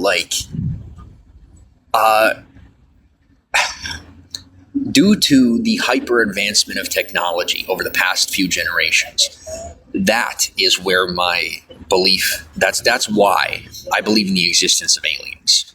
Because for us to have advanced our society so quickly in such a short amount of time, for me, at least personally, it's like, I feel like it's more possible that it came from alien technology. Because, I mean, how did we just come up with all this so quick when it hasn't existed in pretty much any part of history that we're aware of? That's just my take on it. Like, I don't know. But as far as Bigfoot, I mean, maybe, stranger things have happened. Maybe. But for Bigfoot, it's pretty far stretched for me. I know you guys really don't like this. I'm just glad. We're just making conversation. I'm really enjoying this, actually. So thank you. Steve goes, think there's any meat on that bone. Oh, that's what you mean by that. Like, you're just speaking in word. Like, you think it's possible. Mark, like Ultron taking over the world, AI is dangerous like Skynet. No. See, people come at me with that every now and again. Like a trick question because they want to make me sound paranoid. But the fact of the matter is, the way we make movies isn't necessarily always how it is in real life. And I mean, you don't see a Tesla taking over your life.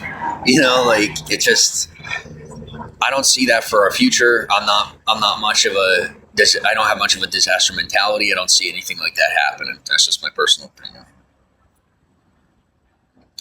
I think when the Terminator movies came out, those were kind of the first movies of their kind for that generation, and it was happening during the time when we were just starting to have electronic technology become more mainstream in our society, and it just took off in the hearts and the minds of the everyday American. Skippy goes, I'm worried about AI taking over the term. If aliens exist, they quarantine our planet like South Park. I don't know. Have you ever gone on the dark web? Yes. Don't do it.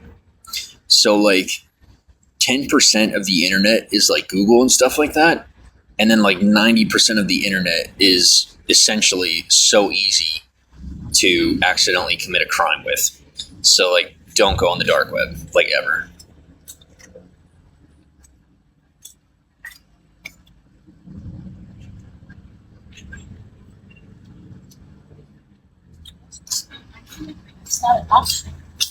What are you trying to charge?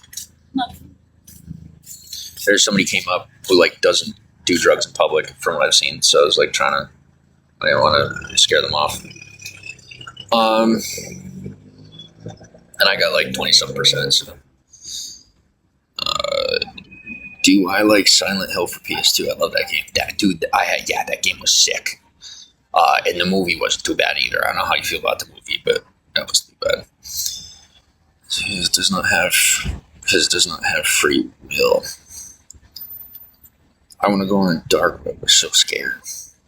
Yeah, don't do it. Don't go on the dark web, please. Like, if you can avoid the dark web at all costs, that'd be a very smart decision on your part. It is not somewhere that anybody should go, in my opinion. It's pretty much just like for criminals, for the most part. So I'd really stay away from the dark web. Do I have an agent? I don't know. Like, what kind of agent? Thank you. You're welcome. Just trying to set a good example. Oh, speaking of, I think it's time to smoke another cigarette. I'm just kidding. Alright.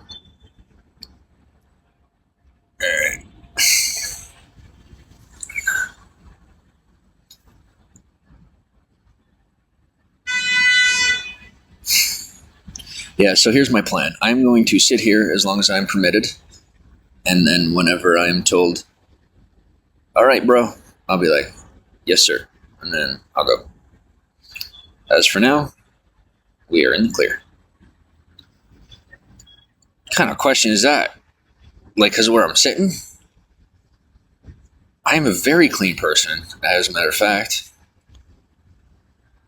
Just ask me that question. I'm not sitting on the ground. I had to charge my phone, and I was live streaming, and I didn't want to like go in somewhere and like live stream at a business. So this worked out.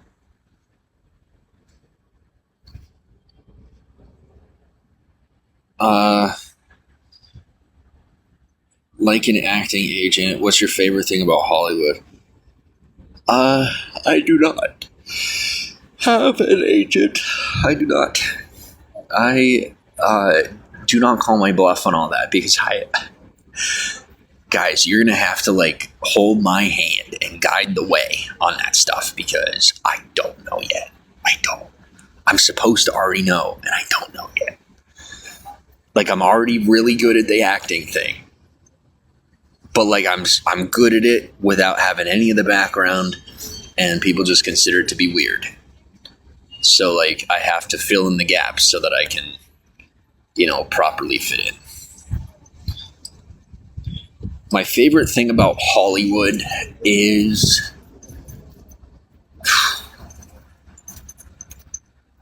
really it's the freedom to do what I want. Like I've never seen it this way in any other state, but like you can kind of just do what you want without losing the support of like your friends or like people that like they might not agree with some of your choices, but like around here, loyalty seems to be a pretty serious topic. And once you build loyalty with people, it usually sticks.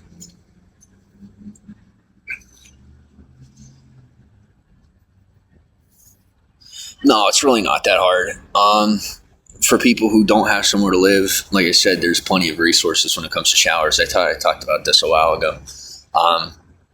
But the city actually comes around with a mobility van, like a trailer, and they hook up to the fire hydrant, and you could take showers. It's pretty much all over Hollywood. And then also there's a clinic that you can go to, and it's like 5 days a week you take a shower. Yeah, there's plenty of places. And then if you're someone who does have access to money, or if you, let's say you get cash assistance with your food stamps, well, you can spend a couple of dollars a month to go to a Planet Fitness or to go to, like an LA Fitness.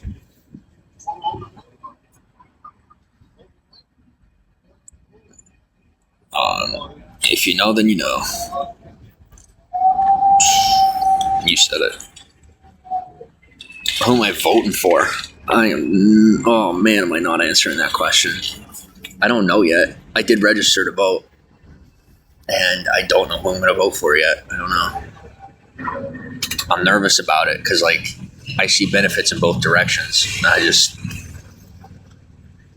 don't really feel too comfortable talking about, politics, but I will say, like, this election is like one of the most important elections in all of American history. So, kind of a big deal. I know some people have this like conspiracy theory that votes don't count. They do. So, if you know.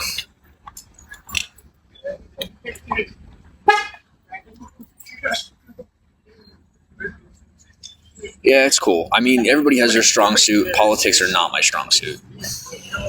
Like, I really am not good at talking about politics. Okay, that's a lie. I'm really good at politicking, and I'm really good at talking about politics. I just don't like to, because it's just like, it gets people going, and I don't really want that right now. I'm nice and comfortable.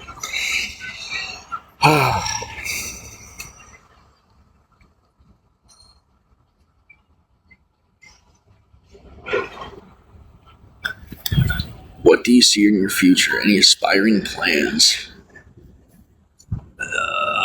Aspiring plans. I'm 29.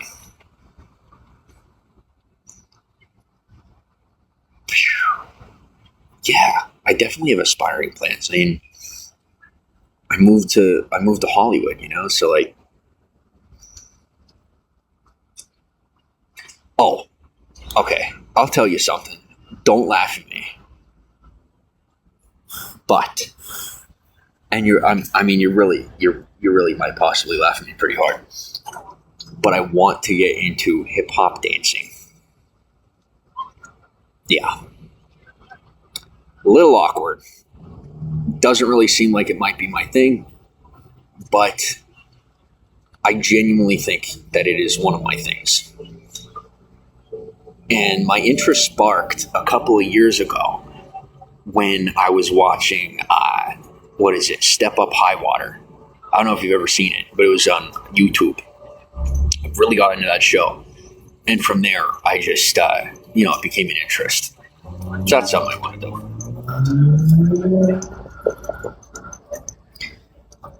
Do I want to do that professionally? Probably not.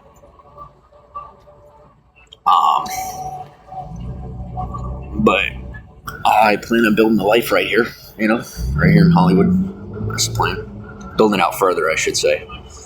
Been doing a good job for about a year.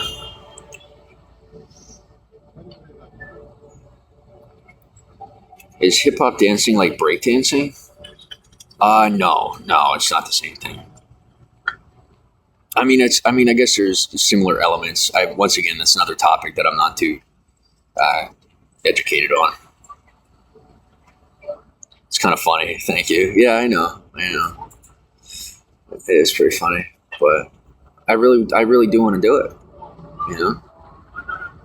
And there's like here in Hollywood, there in surrounding areas, there's studios all over the place.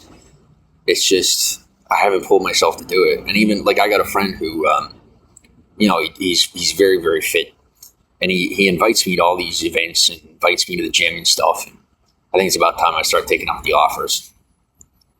I've just been complacent in that arena. I've been complacent in that way. So,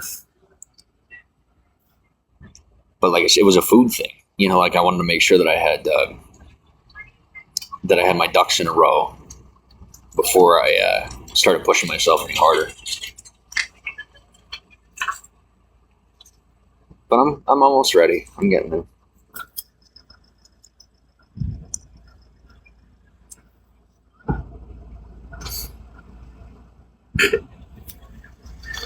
I'll tell you, I wish I knew earlier I was going to get hired for that position. I wouldn't have been so busy today. I'd have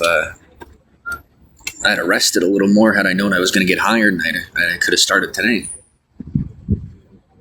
And I'm not just being a wimp about it. I really did push myself pretty hard today. So I'm nice and tired, but otherwise I could have started work right today. Seemed pretty calm and chill. Thank you. Yeah, it's I don't know, for anybody that knows me long term, none of y'all probably have ever seen me be this comfortable. But it is Hollywood. That's why this place just brings me peace. And even my friends kind of chuckle about that. You know, I say, like, it's Hollywood, dude. Are you okay? I'm like, yeah, but there's just something about it that I feel safe here and I feel at home here. And I have never felt this way anywhere before. Anywhere, even where I grew up. I just never had that sense of serenity. And here, it's just like there's stuff going on, but you know, I got tabs on what I need to have tabs on, and I feel like I can flourish here without having to sacrifice my own personal mindset. Have you been dancing long? I haven't started dancing yet. I haven't even gotten around to that yet. I mean, like I said, I couldn't even imagine ever doing something like dancing professionally. So, you know, it's kind of like further down on the list, but I will get around to it.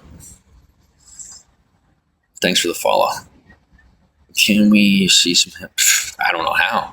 No, can't do it. I don't know how.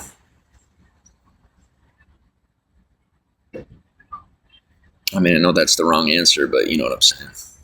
Serenity is a good movie. I haven't seen it. I'll have to look it up. Thank you for those of you that's showing that you guys have been watching for a couple of hours. I appreciate it. That's just like, I can't even imagine that. For those of you that have been here a couple of hours, I really appreciate it. Thank you. For those of you that have been here a half hour, or however long you've been here, thank you for being here. Seem happy. Are you method acting, or do you have a way to find inner peace? Nice. Yes, I find inner peace. How do you explain this one? I mean, this one might be personal, or I might have the truth. I don't know which. What I do know is my truth, and my truth is that I have inner peace. And my inner peace is derived from my own sense of self and being comfortable with myself. Do I fit every checkbox by society's standards? Absolutely not. But I like me, and I highly recommend that if you don't like you, you find a reason or an excuse to like yourself, because it's a good idea and it's very effective in the forwarding of your life and the health of your mind and body. Just come up with reasons, really just come up with stuff about you that just as hard as you fight to be pessimistic, fight as hard to be optimistic about yourself. Just find stuff, if you could just even if you have to start with stereotypes, like I got blue eyes, right? I got bright blue eyes. Well, I look in the mirror, I like my eyes. Other people, people tell me they like my eyes. Well, I go with that. Do I like my nose? Nope, not at all. But I'm comfortable with that. It's okay. I got really nice eyes, right? Thickness of my eyebrows. My eyebrows are a little too thick for me. Not too comfortable with it. Not a big fan of my facial hair. My hairline. I mean, I could name thing after thing. But I like my eyes. Some people make fun of my ears. Some people say they like my ears. Me personally, I'm indifferent about it. I don't care. My physique, I'm a little chubby right now, but that's good. Now, here's some positivism for you. So I'm a little chubby right now.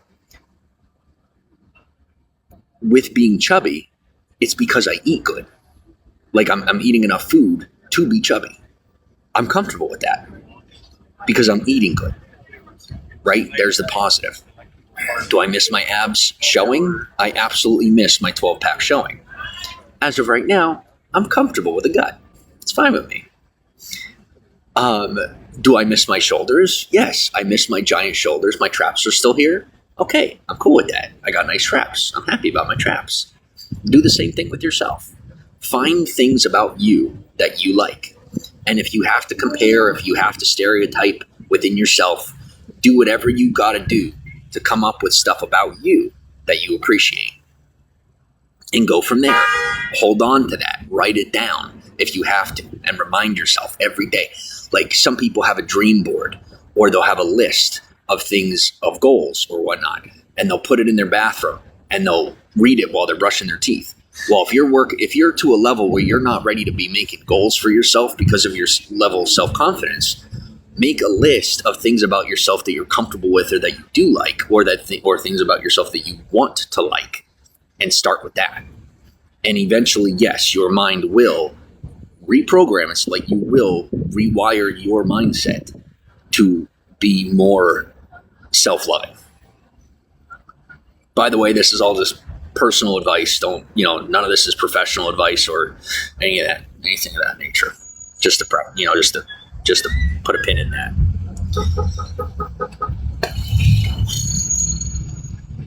How long have I been live? Oh my gosh, how long have I been live? I don't know.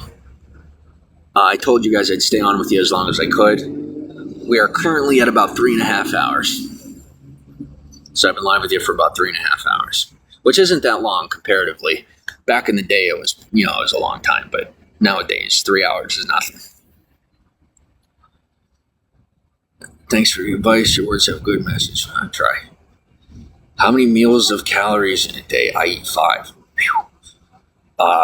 I'm really not trying to share like my diet or anything. I'm pretty particular about that.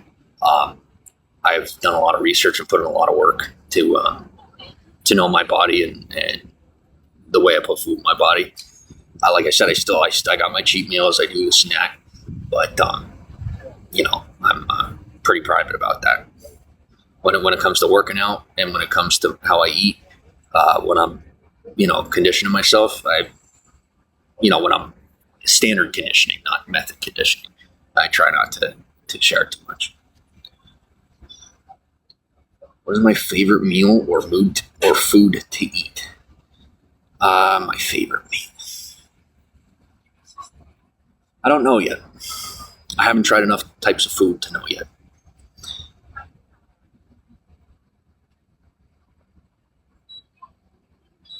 Total pack. I can't even develop one pack. Okay.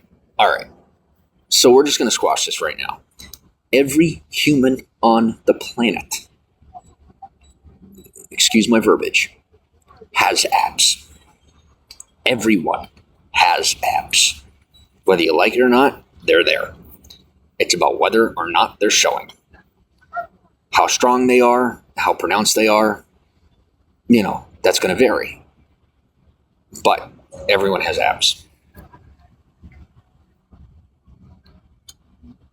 Too late, I already wrote it down. Thanks for the follow. Should write a book. One day. I'll just have the AI write it for me. I'll put it in ChatGPT, write me a book. And it will too. It'll write me like a 100-page book. And I can just copy paste it. I won't do that, but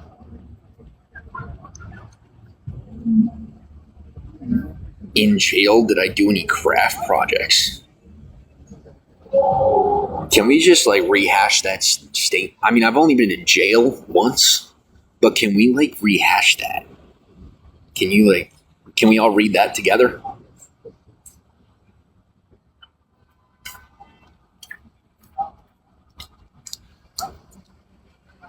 Did we read it together? Did we get there? All right, cool. I'm really trying. No, you don't have to apologize. No, I'm not making fun of you. I'm picking at the statement, saying, because you don't really do craft projects in jail. I will say that the public has quite a misperception about what jail is really like. People really don't know. And I am not going to be the one to say anything about it.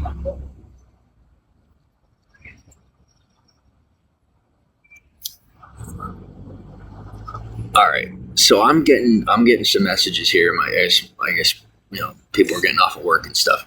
Just let me answer this real quick. I hope the live stream doesn't shut down. If it does, I will come back live. I'm here with you. It's just give me 2. Well, I don't want to make them wait, but Yeah, I'll answer that later. Honestly, yeah, I'm here with you guys. I'm sorry. Don't get mad at me.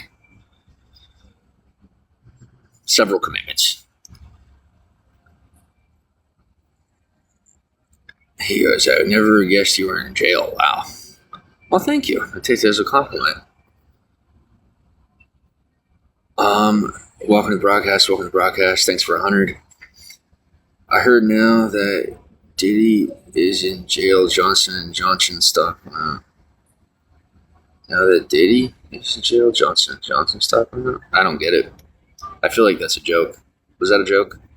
I don't even like talking about that stuff. Like, I'm really, like, it's just like, whatever they gotta do, whatever the laws gotta do, like, just get it done. I know. That stuff freaks me out. Like, I don't understand why, like, people have their lifestyle and things that they do, like, in the legal perspective, and then some people just gotta take it too far. And I'm just not about it. Like, if you're you're having fun with your friends, you're doing things to a certain degree, whatever you're doing, well, I mean, honestly, it's my opinion, more power to you, do what you gotta do. But, like, someone said you also do church in jail and college. That is, like, facility to facility. Like, some places have it and some places don't.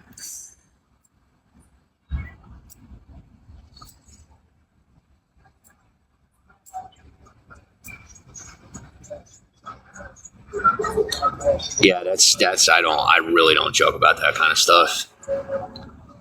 I mean, if you got me in a really sadistic, raunchy mood, maybe. But, like, as of right now, it's just, like, not fitting the mood. You know what I'm saying?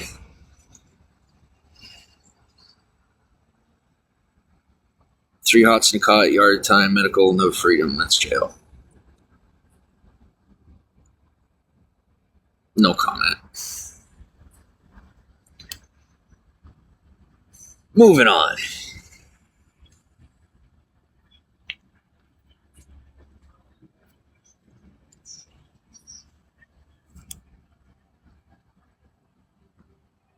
Save jokes for another day. Well, not live streaming. I really can't. I can't get into that, on here with all that.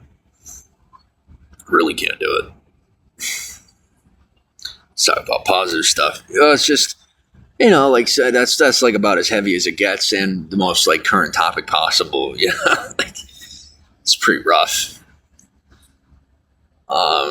Thanks for the follow. We all do it, though. I mean, you've seen how many mistakes I've made on live stream just today. So, confidence builders. You don't know till you try. No, I was never a part of a prison gang. 0%. Nope, never. Didn't happen. Squash the rumors. All lies. Factually speaking, did not participate in any gang behavior or activities. Which, whether you know it or not, is a really difficult thing to do in jail, in prison. Pretty tough to stay out of, the mix. Can I do a scene from a movie? No. Tell me about what makes your day. What makes my day is seeing the smiling faces of the people in town. Seeing people going about their daily lives and, enjoying themselves. I love that. That's one of my favorite parts of Hollywood. One of my favorite things about Hollywood is seeing everyone enjoying themselves. I love it. Do you have any good memories on the Hollywood Strip? Plenty, yeah. I think what's one I could share?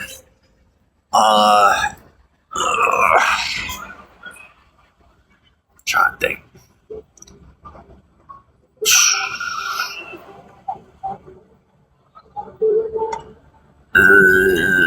So I'm searching my memories. Thinking right now. I remember sitting at the Star, at the Big Star, at I think it's La Brea and the Boulevard, and just I would just sit there on a bricks in the corner as people would walk by, and I'd wave at some, they wave at me, or vice versa, saying hi, and just conversing with tourists and stuff is always fun, and then sometimes you I'd meet some locals. So that was always fun. I don't really do that anymore, but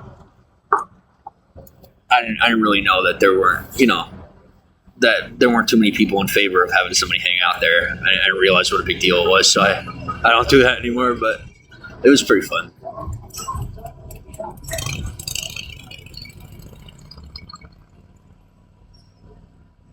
Sounds like it takes a lot of willpower.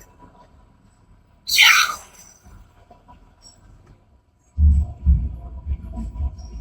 Dennis and Rick Hartfeld. Thanks for the follow. Someone said you got stabbed in the neck. Was that from not joining the prison gang? First off, no on the gang thing, and we're going to not talk about anything like that anymore. And on the topic of being stabbed in the neck, we're not going to talk about that, and I'm going to say that I cannot confirm or deny whether or not that experience ever existed, and we are never going to ask me again.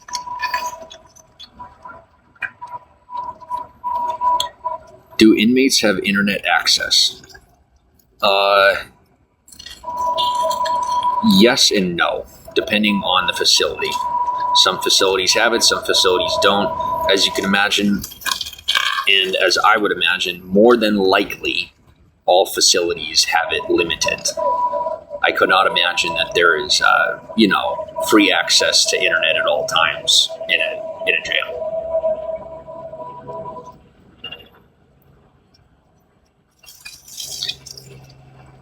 Ever had chicken cordon bleu? Love it. Am I of German heritage? Can't talk about that. Kind of. Okay, so like Proto-Germanic, not German. Norse as opposed to German.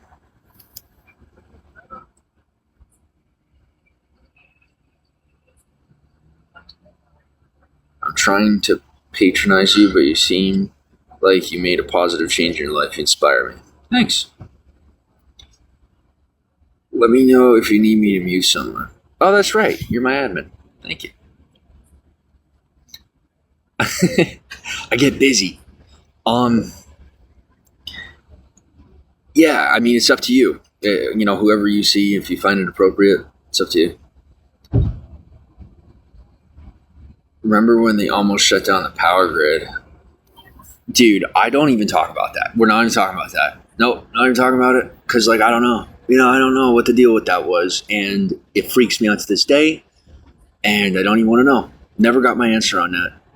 All I can say is I did what I was supposed to do. And it all worked out. And the rest is history or not history or whatever. And I don't even want to know. I've moved on with my life. I'm doing good things with it, and I do not need the drama.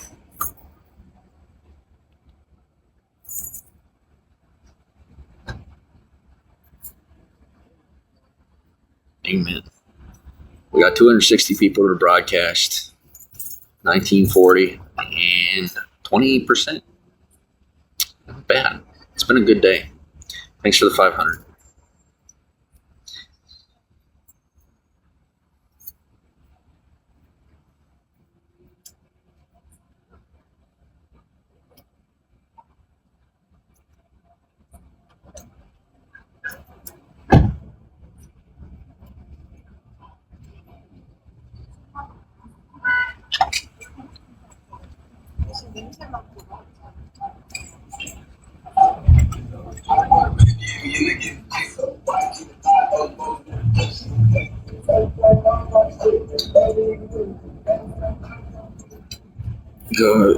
Did you know that no actors actually live in Hollywood?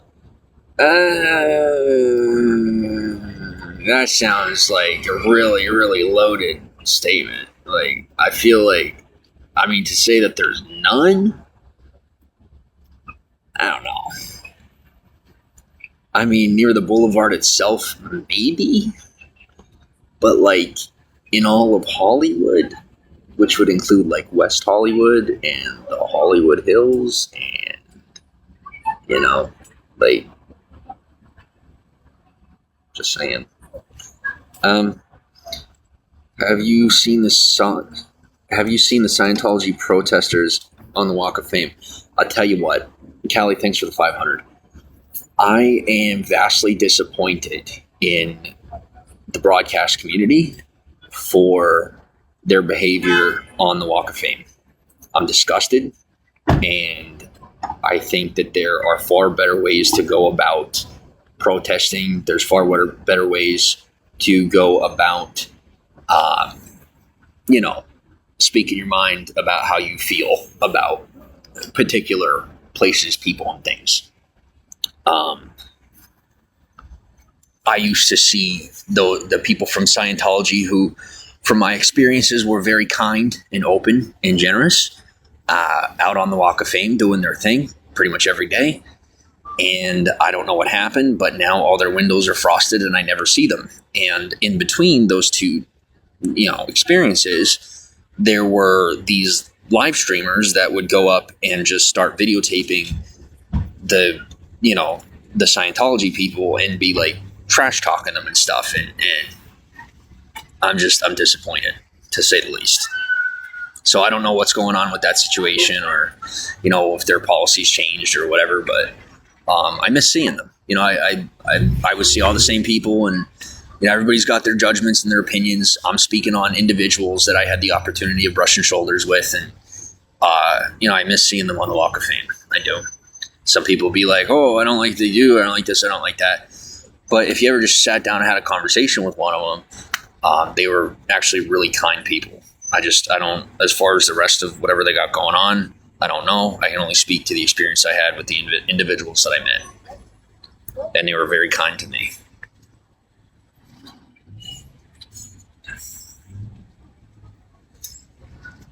Jay, I have to go, but I have... thank you. Thank you.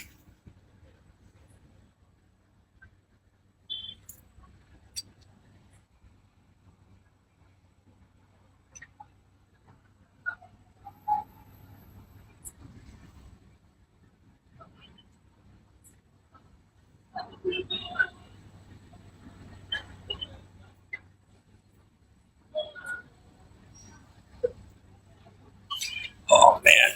I tell you what.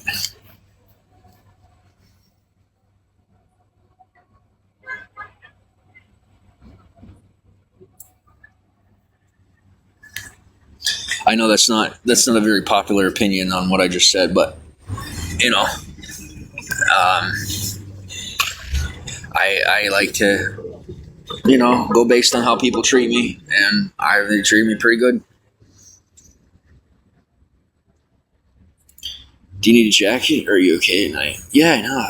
I'm just out here. I'm used to the weather. You really don't think I have somewhere to stay, do you? I'm not lying to you. I'm not sleeping outside, and I'm not squatting either. I just can't tell you any more than that.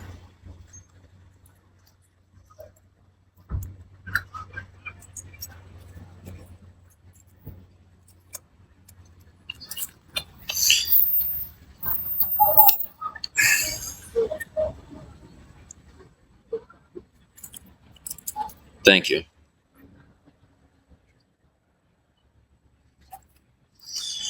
Oh, by the way, if you're on the Walk of Fame and you need a cigarette and you see me, from now on I should have them on me. As long as you got $1 to offer, I should have one to offer you. Don't try to get one off from me without money. I won't give it to you. I know it makes me sound like a prick. Unless you're somebody that's given me a lot before, then I will.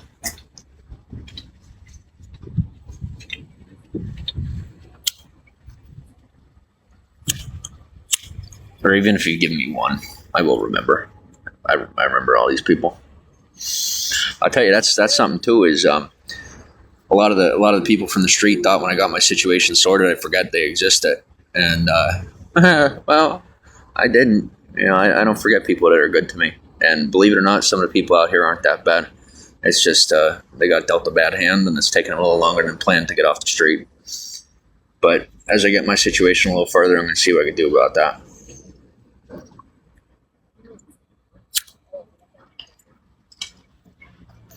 I'll probably get burned, but you know what? They're worth it. A couple of them saved my life a few times. I wasn't even looking for trouble. Trouble came looking for me, and they saved my life. And, you know, a lot of people like to play Batman, but they weren't trying to play Batman. They were just doing the right thing.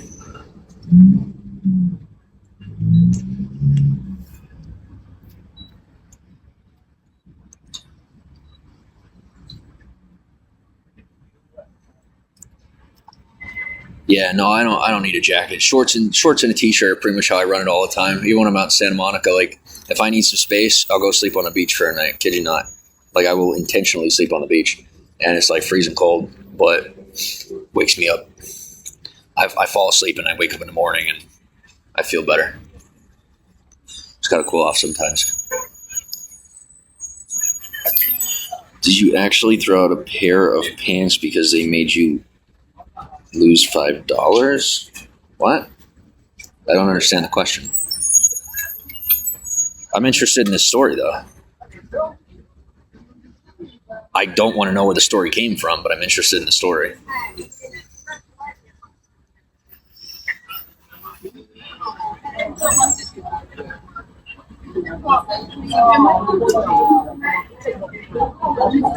Thank you.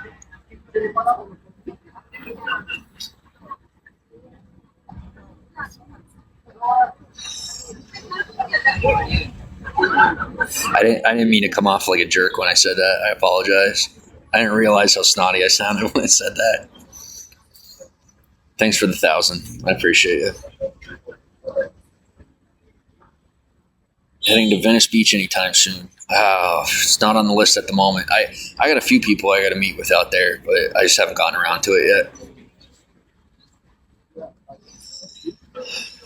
I got to tell you, man, the way they treat it, like Hollywood is my home. Santa Monica is like my dream. I don't want to live there because I'd be confused. I'd get confused. I don't want to explain that to you. But I'll tell you what, the way people treated me in Santa Monica and the way they treat me when I'm there, I don't know what the reasoning is, but they're so nice. The people there are so nice. All of them.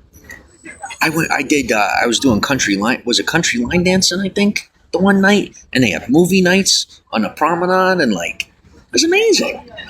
And I mean, I was in a rough situation at the time, and they welcomed me and didn't treat me any different. Treated me with absolute respect. I mean, to the point where I could get emotional about it. Like, I will never forget how I was treated in Santa Monica. Here in Hollywood, I'm treated equally, and the people here keep me grounded, and I'm thankful for that. I could not believe how people, how they're able to keep such positive, attitudes there in Santa Monica. That's like, they made me look like a pessimist. It's impressive. And they just recently opened a Barnes & Noble. I don't know what it looks like yet, but I'm excited to see it.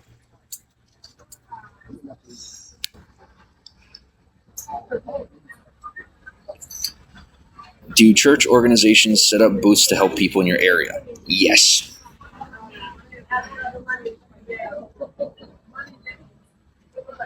No? Booths. Their version of, okay.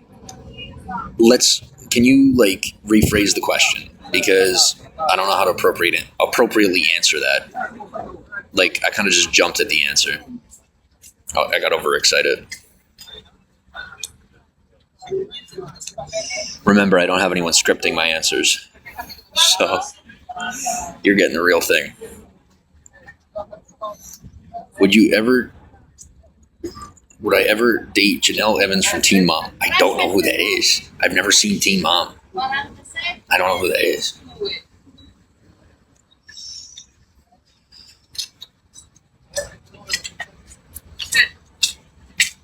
Learning disability.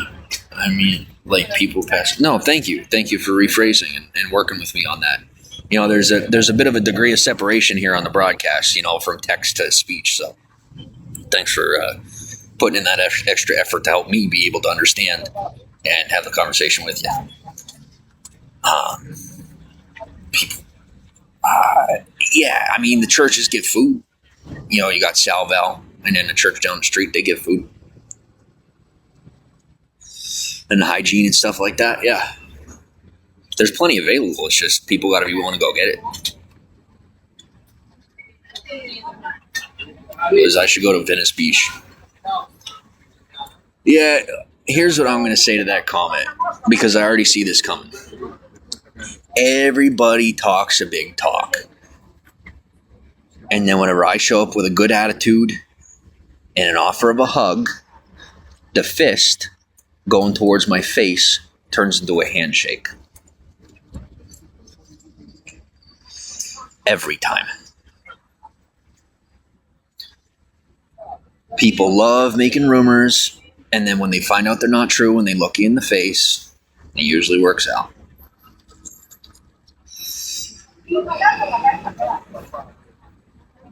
And when it doesn't work out, it's when you call damage control. It works.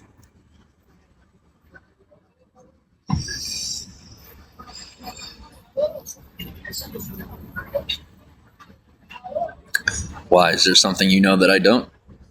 Is there something I should know that I don't?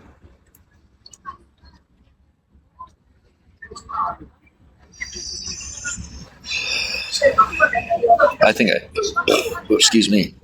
I think I spent like a total of 3 days in Venice Beach in total.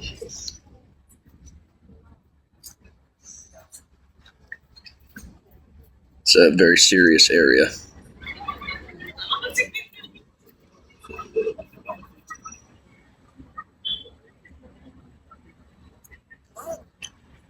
Hug the Venice Beach there. Nice. Cool.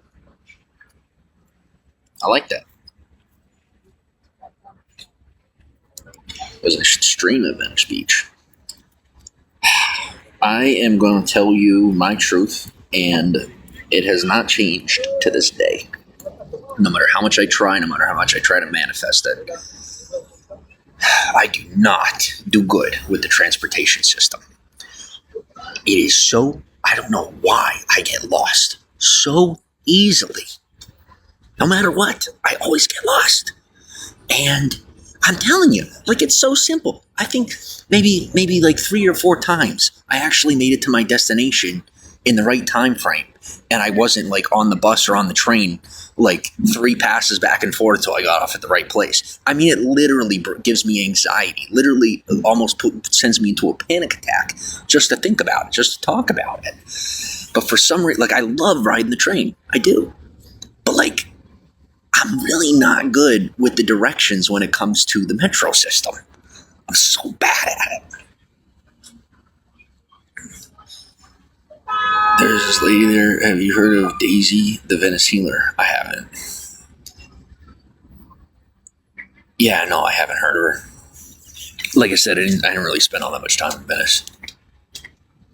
All good? Time to wrap it up, or am I set? How long you want to say? It's up to you, sir. I mean, I'll be charging for a while yet, but no, but I'll tell you what, I have plenty if it's about that time.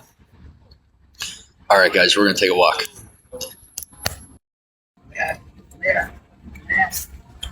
Do I have a backpack? Yeah, I got a backpack. Oh. I'll tell you what, pretty much everybody around here has a backpack. Doesn't matter how you're living.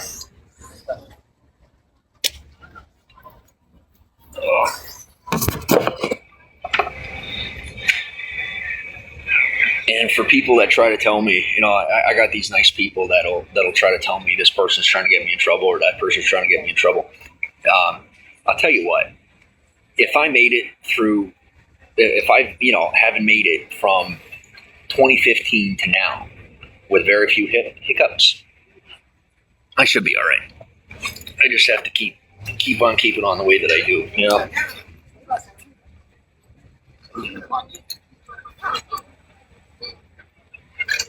Yeah,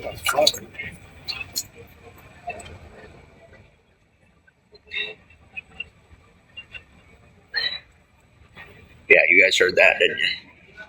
I saw that. I saw those hearts. You heard that. I had, I'll tell you a story. Give me a second. You'll like this one. It was the day that I saw Brad Pitt.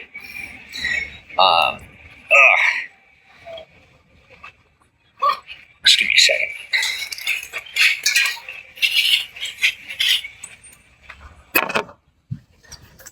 All right.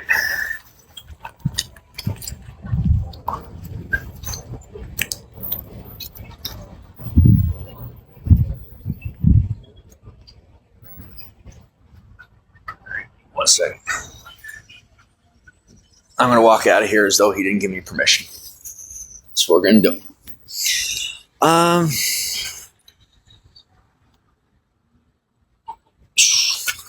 Yeah, I know. Like I said, that don't bother me none.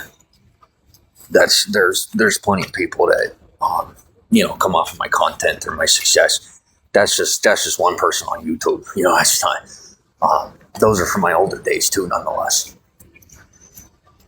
But no, I don't sleep on the streets.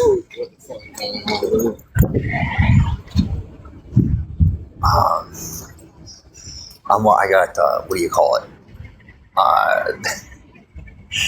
Okay, yeah, story time. Definitely story time. Backpack looks heavy. It is. It is packed full of food, so it is very heavy. But it's good. I need the weight. Strengthen my backpack up. So, I was on the boulevard, and where am I going right now? Where am I going to? Nowhere. Just in circles at this point. I was walking on the boulevard, and there was this young lady who was, kind of looking for me to talk to her, right? Like, she was giving me all the signs. I'm like, what do I say? What do I say? So I ended up talking to, somebody came up, I was talking to him, and she's there, and, at that point, this young lady was like practically staring at me. And I mean, I'll look at people and it takes like a minute to register who I'm looking at. So sometimes people think I'm looking a little too long. Well, she was looking, and she was definitely actually looking, which doesn't happen often. It was like the old school way where they do it for more than like a second and a half. And I didn't know what to do. And so I'm talking to this person, and he noticed that this woman was looking at me, right? And he's like, why don't you go talk to her? And I'm saying this, I'm saying that. And I'm just like, I'm gay. And she starts laughing, right? So at that point, it was obvious that she's paying attention. And he's like, no, you're not. I'm like, yeah, I'm gay. And so that didn't go, I didn't talk to her. I didn't talk to her because I don't want to. But my point is, sometimes you got to run with it for comic relief. And I can't say that I haven't had interest in men. I'm not going to say that I don't. What I'm going to say is, with all these people, then like when it comes to these people that are like homophobic, it cracks me up. Like, I have half a mind. Like, if I wasn't live, I don't know if you guys heard that guy earlier who was talking about, just the shorts that I'm wearing, and called me queer under his breath. Like, for me personally, I have half a mind to shout out and be like, I'm gay. Just to get a reaction, just to see what they do. Because I really can't stand that. But, I like to have fun with it. I do. And that's another thing that Hollywood has done for me, is giving me an opportunity to open up and be myself and not have to be worrying, and not have to be worrying about what people think or what they're saying,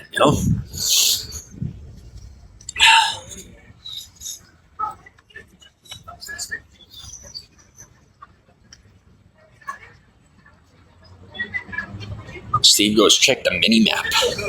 What's the mini map? Oh, like a video game. Yeah. Well, at least now I know who's talking to who.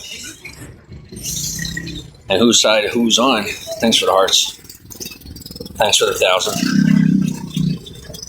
Do a lot of guys hit on you in Hollywood all the time. I'll tell you what, I wish to God I could get the women to hit on me the way that the men do. Because the men around here who are either into both or just into men, you know, they'll come right up to me. These women, I wish I could get these women to be coming up to me the way that the men do. Because I'd already have a few dates lined up. But I'm just not all that into approaching people, you know, it's just where I'm at in my life. You know, it's just, the traditional women, they kind of, you know, they expect you to come up to them. And I'm the opposite vibe. Like, where I'm at in my life is I'm very focused on my career. So I don't have the energy to go out of my way. And, you know, it's just the way it is. And, you know, that time will come, and those types of women are definitely around. I think it's just about me continuing forward, and I figure as I continue to, you know, build my own life out, those type of women will come out of the woodwork. But most women like that aren't too interested in someone who's still putting themselves together. They're interested in someone who has it together. And it's very obvious that I have it mostly together, so they're around and they're coming close, but it's not all the way there yet. Like, that, something I didn't say about the woman that had, you know, that was giving me the eyes on the boulevard, that I, you know, said I was gay. She, what do you call it? She was with the party that was going in, I guess, to see Brad Pitt, like part of the event. Pretty cool. You know, I was like, ah. But at that point in time, I didn't think anything of it. Just got to have that Riz. He goes, all right, so I do not understand what Riz is. Can someone please, for the love of God, explain to me what Riz is? I have a lot of stuff figured out. I'm pretty culturally adept. Riz is one of those few things that still does not yet make sense to me. Your friends with benefits, no strings. Yeah. See, for me, where I'm at in my life, it's like, this is going to sound so bad. I don't know how else to say it. I don't like having loose ends. I don't like having people that know things about me that they don't need to know. I don't like having the risk or running the risk of loose lips, because they do sink ships. And this is Hollywood, where pretty much everybody talks.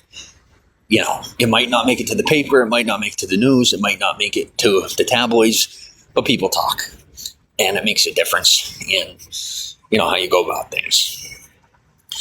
Where am I headed? I am headed to the bathroom. That's first and foremost. No shame, no game. Charisma is Riz. I got plenty of that to go around. There's like Gamer, Mojo, Austin Powers. Sort of charisma. Alright. Yeah, so give me 2 seconds. I gotta shut my camera off. But I'll be back in like 2 seconds.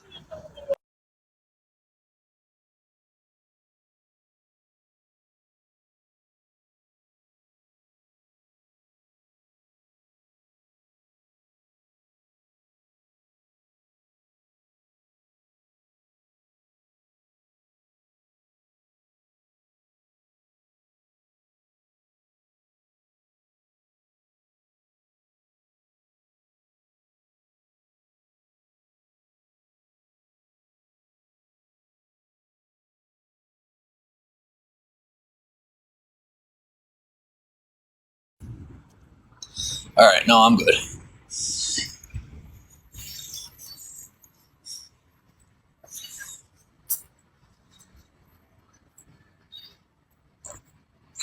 All right. No bathroom necessary. Wasn't 100% on that. I don't know if you guys saw, but I thought this was very brave. I was watching, I was on Snapchat watching the Snap stories, right? And probably most of you heard of Jelly Roll. Well, his wife does a Snapchat too, like of their life, right? And I was watching that. I'll tell you, there's one thing I like about Snapchat. I told you guys as far as when it comes to followership, what the situation is with me. But on Snapchat, I can follow whoever the heck I want, and it makes no difference. So I actually get to, watch content on Snapchat. What was I saying? But I was watching her story, and she was outright in a very, body positive way, talking about wearing diapers, and I had a lot of respect for that, because that's like me personally. I'll tell you the truth. Sometimes I push myself so hard that I end up, with an issue or two in that department. And, sometimes I literally got to check to make sure I'm doing all right. And I got no shame in it. You do what you got to do.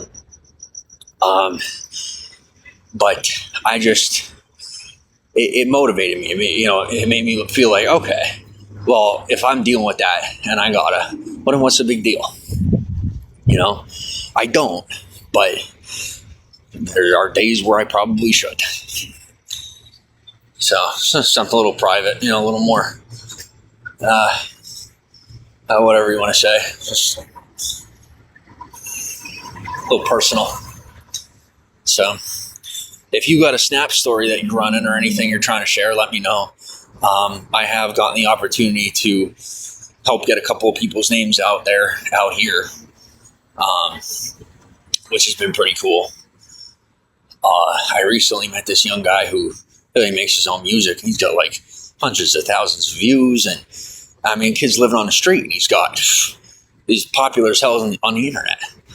And I was very excited to help connect him with a few people. So if you're doing anything, if you create anything, whether you live out here or you don't, send it my way, and if I can help you out, I will. But you guys got to remember that there was a good year there where you weren't too privy to my personal life. So I made a lot of progress in my own life that I didn't really share too much with you about the way that I used to. So, if there's ever anything you need, just let me know. Especially if you've been, following along for a while. If there's a way I could help, I will. But I'm still not all that, I'm nothing. But I'm a little more nothing than I used to be.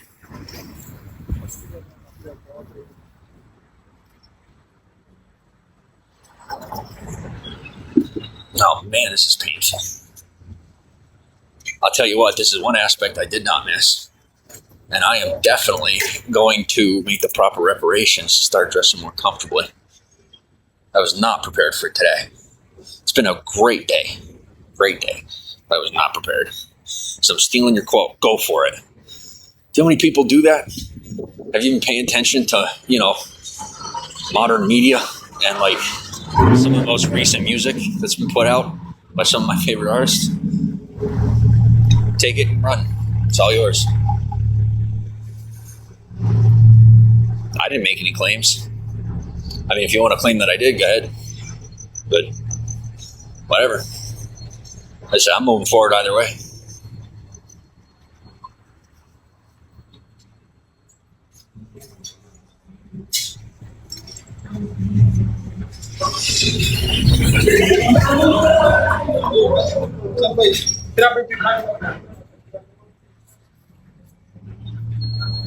We got 300 the broadcast. We got 26%. Should be all right for a little while.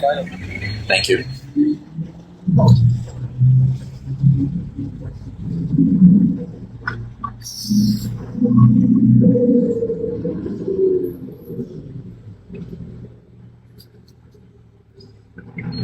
Yeah, I did. I have to tell you, I have to say, I did pretty good today.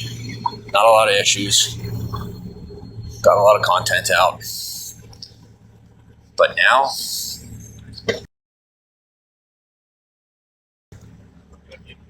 I am going to keep walking in circles.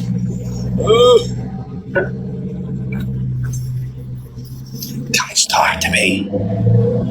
I literally have nothing to do.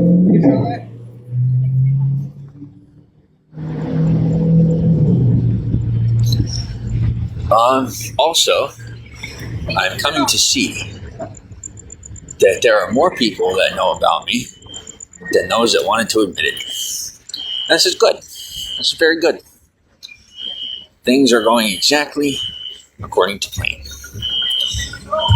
What kind of shoes do you wear for all the walking? Right now, I am in a severely uncomfortable pair of platform shoes. And don't ask me why I'm wearing them. I don't know. But it's fine with me. I will also say, as far as, it's not even worth mentioning. Platform shoes, yep. I told you, life's changed for me. It's very interesting. I'm actually wearing like short shorts, like literally, like I can't even believe I'm wearing these shorts right now, but heck with it. It's working. Why not? Oof.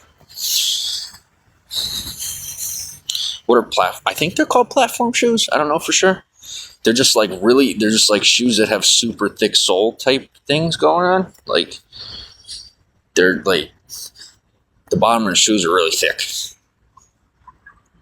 They're I have maybe an extra inch or two to my height right now.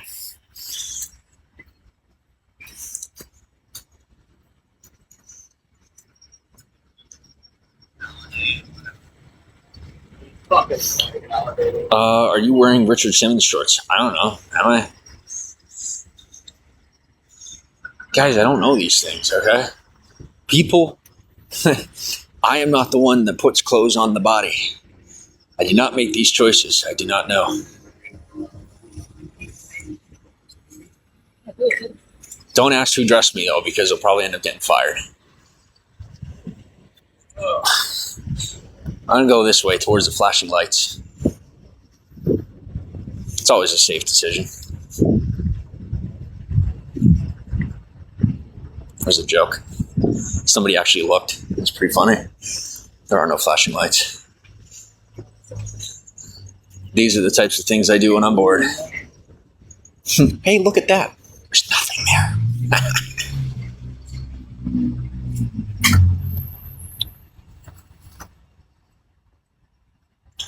Callie, you are the best. Thanks for that. Thank you. Like, when I talk about energy, right? Like, when I talk about feeling the vibe and being in an area like this, actually making a difference in reference to what, your goals might be. Like, me personally, literally walking past Paramount right now. Check this out.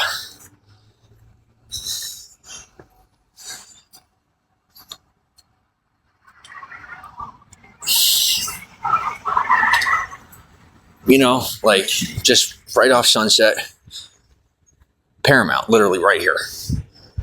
If you're trying to go in that direction, being in a place that, is doing the things we're interested in doing, it makes a difference. So for me personally, with my goals, being in Hollywood, where we have Netflix, we have Paramount, we have, keeps me motivated. It's that reminder. So like on a day when I'm feeling like I'm not going to make it, on a day when I'm feeling like, oh, I'm going to have to quit, on a day when I'm feeling like, oh, I might have to go and give up, I can just look up. All I have to do is look up and look around, and I'm right back on it, right back on the horse. I'm not playing with these trolls tonight. Behavior, you muted. I like that. Thank you. Very good. Very well. Oh, you know what? I'm up this way. I just pulled a postman. My bad.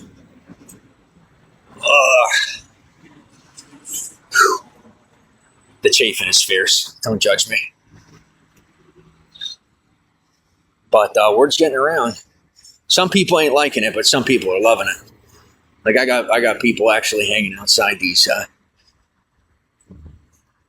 Not even kidding you right now. You know what? You could tell me I'm making it up. I don't care because it's happening. There's people hanging outside.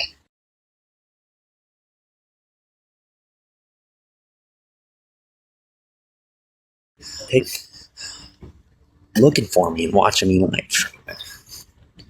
And they're people that I recognize, people that I know have been scouting me. And just been waiting the right time. And I thought about coming up to them, but that's just not the way they do business. So I haven't said anything. When it comes to the bigger ones, it's the type of thing where they're the ones that go fishing. You know, if they want you, they come get you. So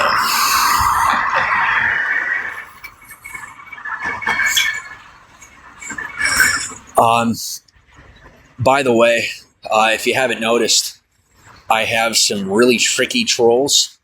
They're very if you blocked someone or muted them and they come back with another account and they start, like paying money like this one, if you already recognize them as someone that you muted from the broadcast who's misbehaving, go at your discretion. I'm not interested in people who, mistreat me or mistake my kindness for weakness, then turn around and try to purchase my favor. I don't like that. Not about that. Thank you.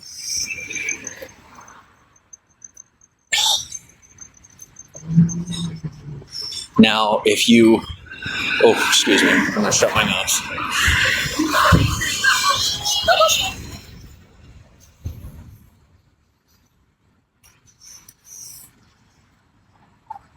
All right. So we got 334 to the broadcast. The sun's down. And I got nothing but time. All I got to do is charge up, which ain't happening. So you guys have me for a little while yet, and then I have no choice but to shut down. But I'll walk with you as long as I can. And I'll go from there. Oh, man. I'll tell you.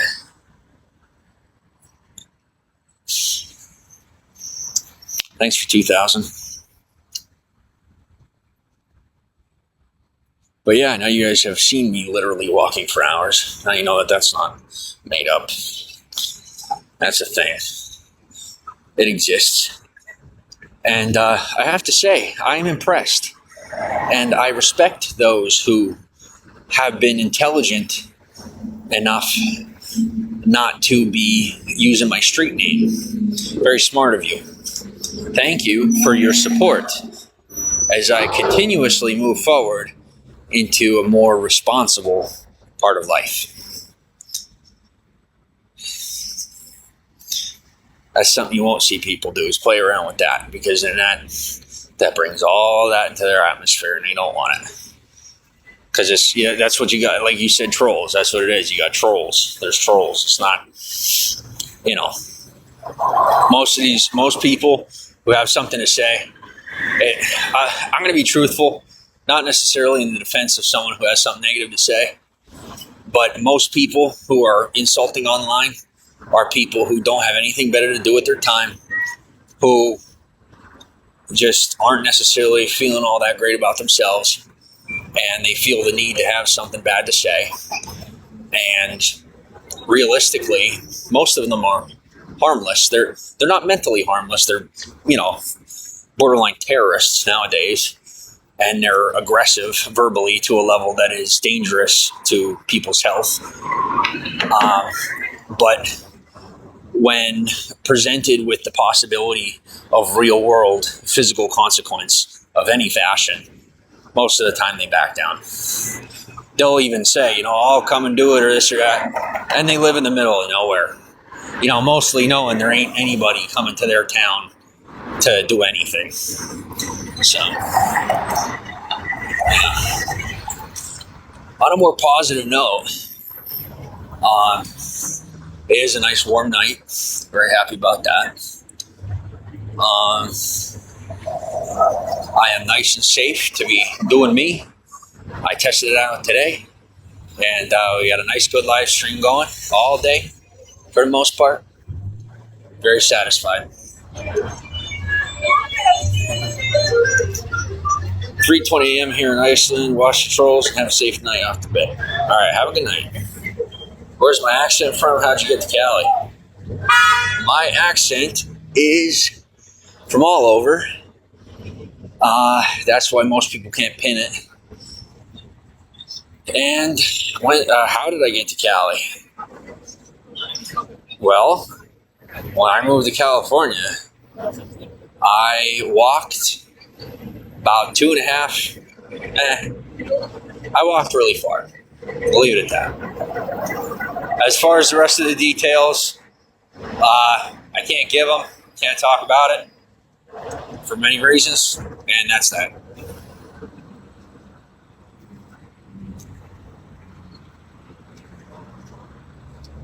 Got 3:57 in the broadcast, and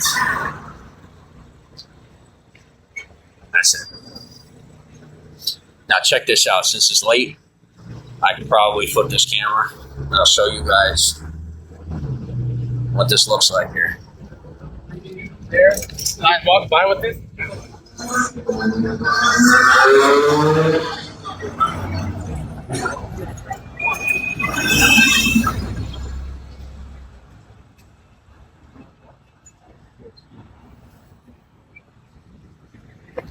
Share a little of my home with you. It's not much yet. There's more up ahead. But during the night, you know, it's much easier to be able to show you what's around. I've been waiting a long time to be able to show you guys all this. I really have. And I invite you to come visit. It's absolutely gorgeous.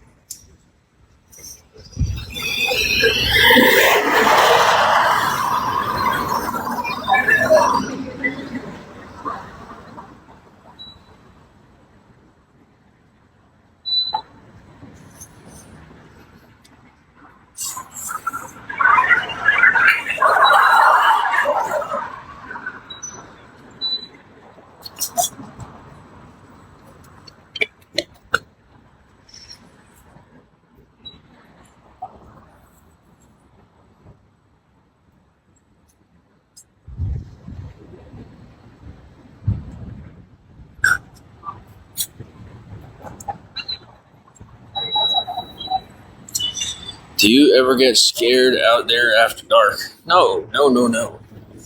Okay, so like here in Hollywood, I said this 1,000 times, but here in Hollywood, we have the Hollywood Partnership, who pretty much goes around the Walk of Fame all day.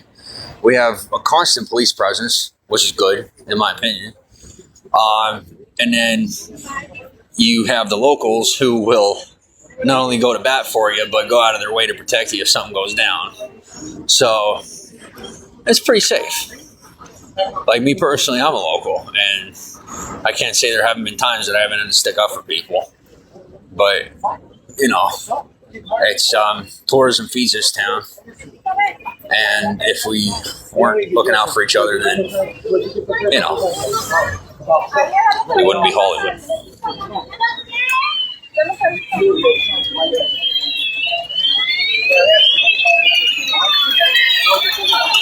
All day, every day chilling. Yeah, pretty much.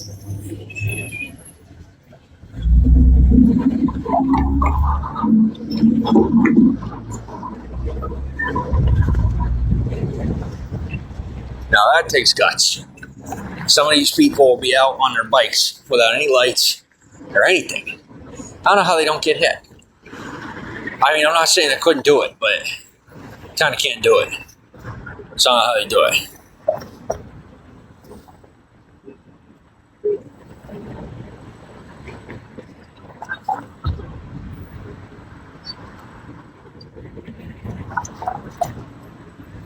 Yeah.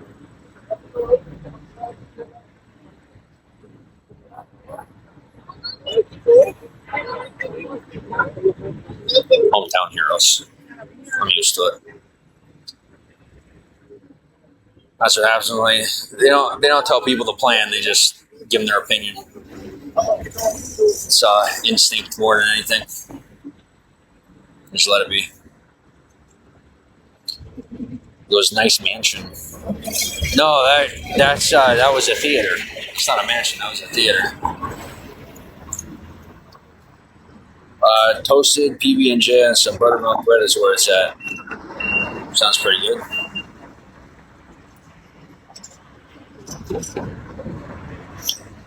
Thanks for letting me know where my rats are at. Appreciate you.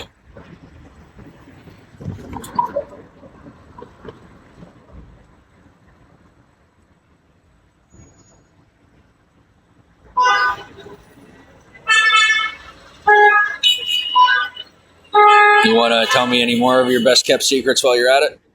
My ears are open.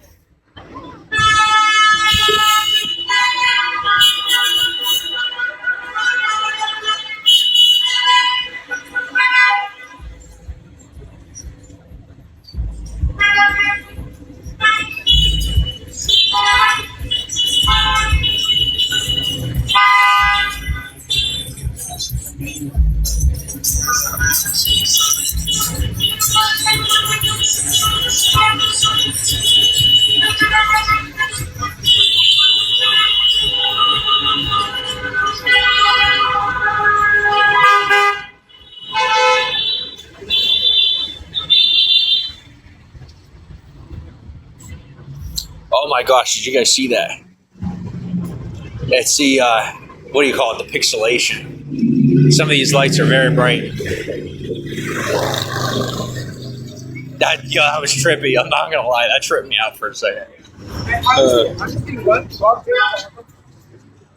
This one time,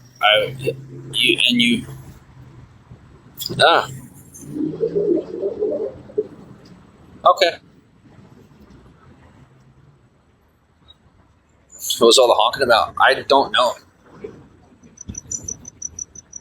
I was not paying attention. I don't know.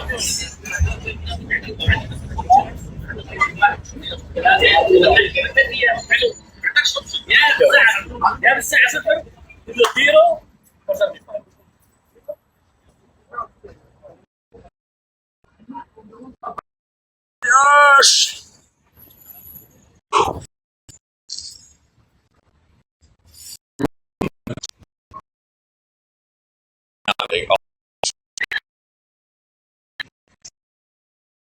Like my best.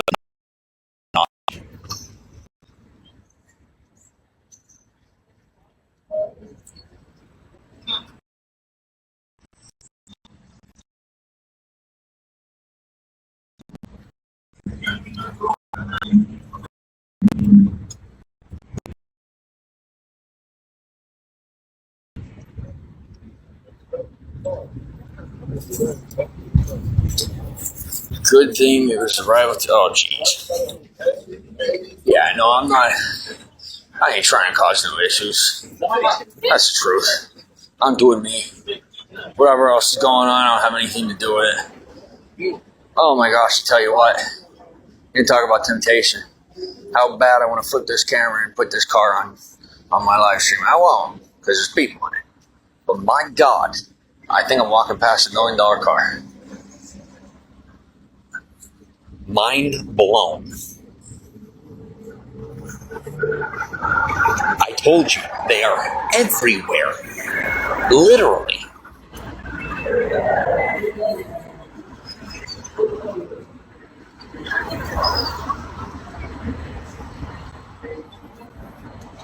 Another secret is, oh geez, that's all right. Everybody's got something. That don't really have to be a secret, but you know, depending on where you're from, it might be.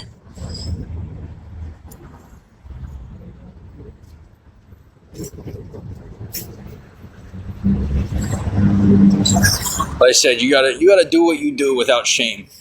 I am to the point where I am like practically waddling like a duck when I'm walking. I don't care.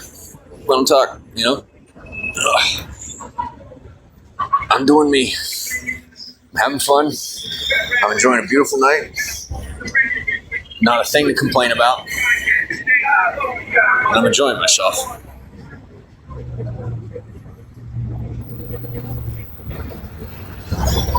Tell you what, I'm walking like I got a pant. Like I don't even want to say it. I really shouldn't say it, but I'm walking quite awkwardly, and I'm still getting the looks. So I'm doing something right. Even if I'm doing 99 things wrong, I'm doing something right. I'm gonna bank on that. I believe you.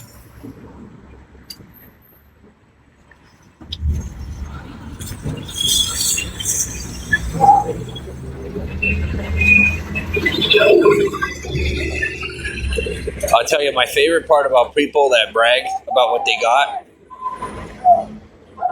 is that they're usually too distracted not to lose it.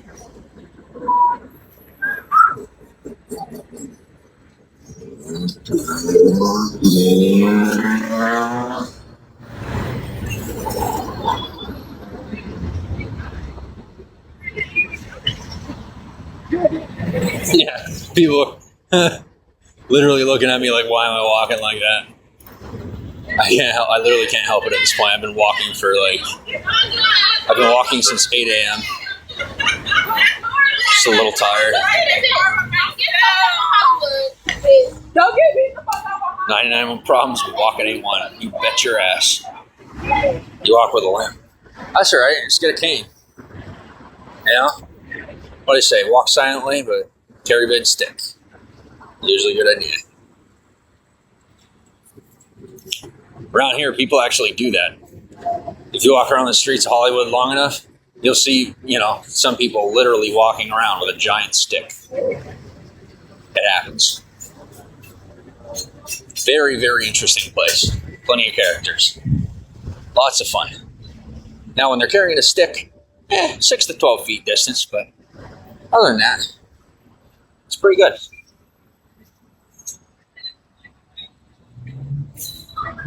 I don't get it. I don't know what you're referring to.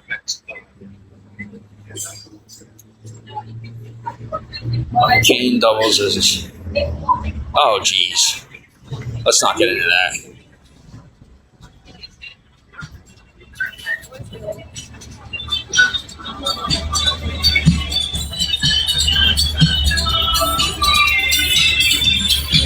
I know I'm probably not supposed to be doing this, but I have to admit to you, just some of the things I'm seeing while I'm doing it, I can't help myself. It's so fucking cool.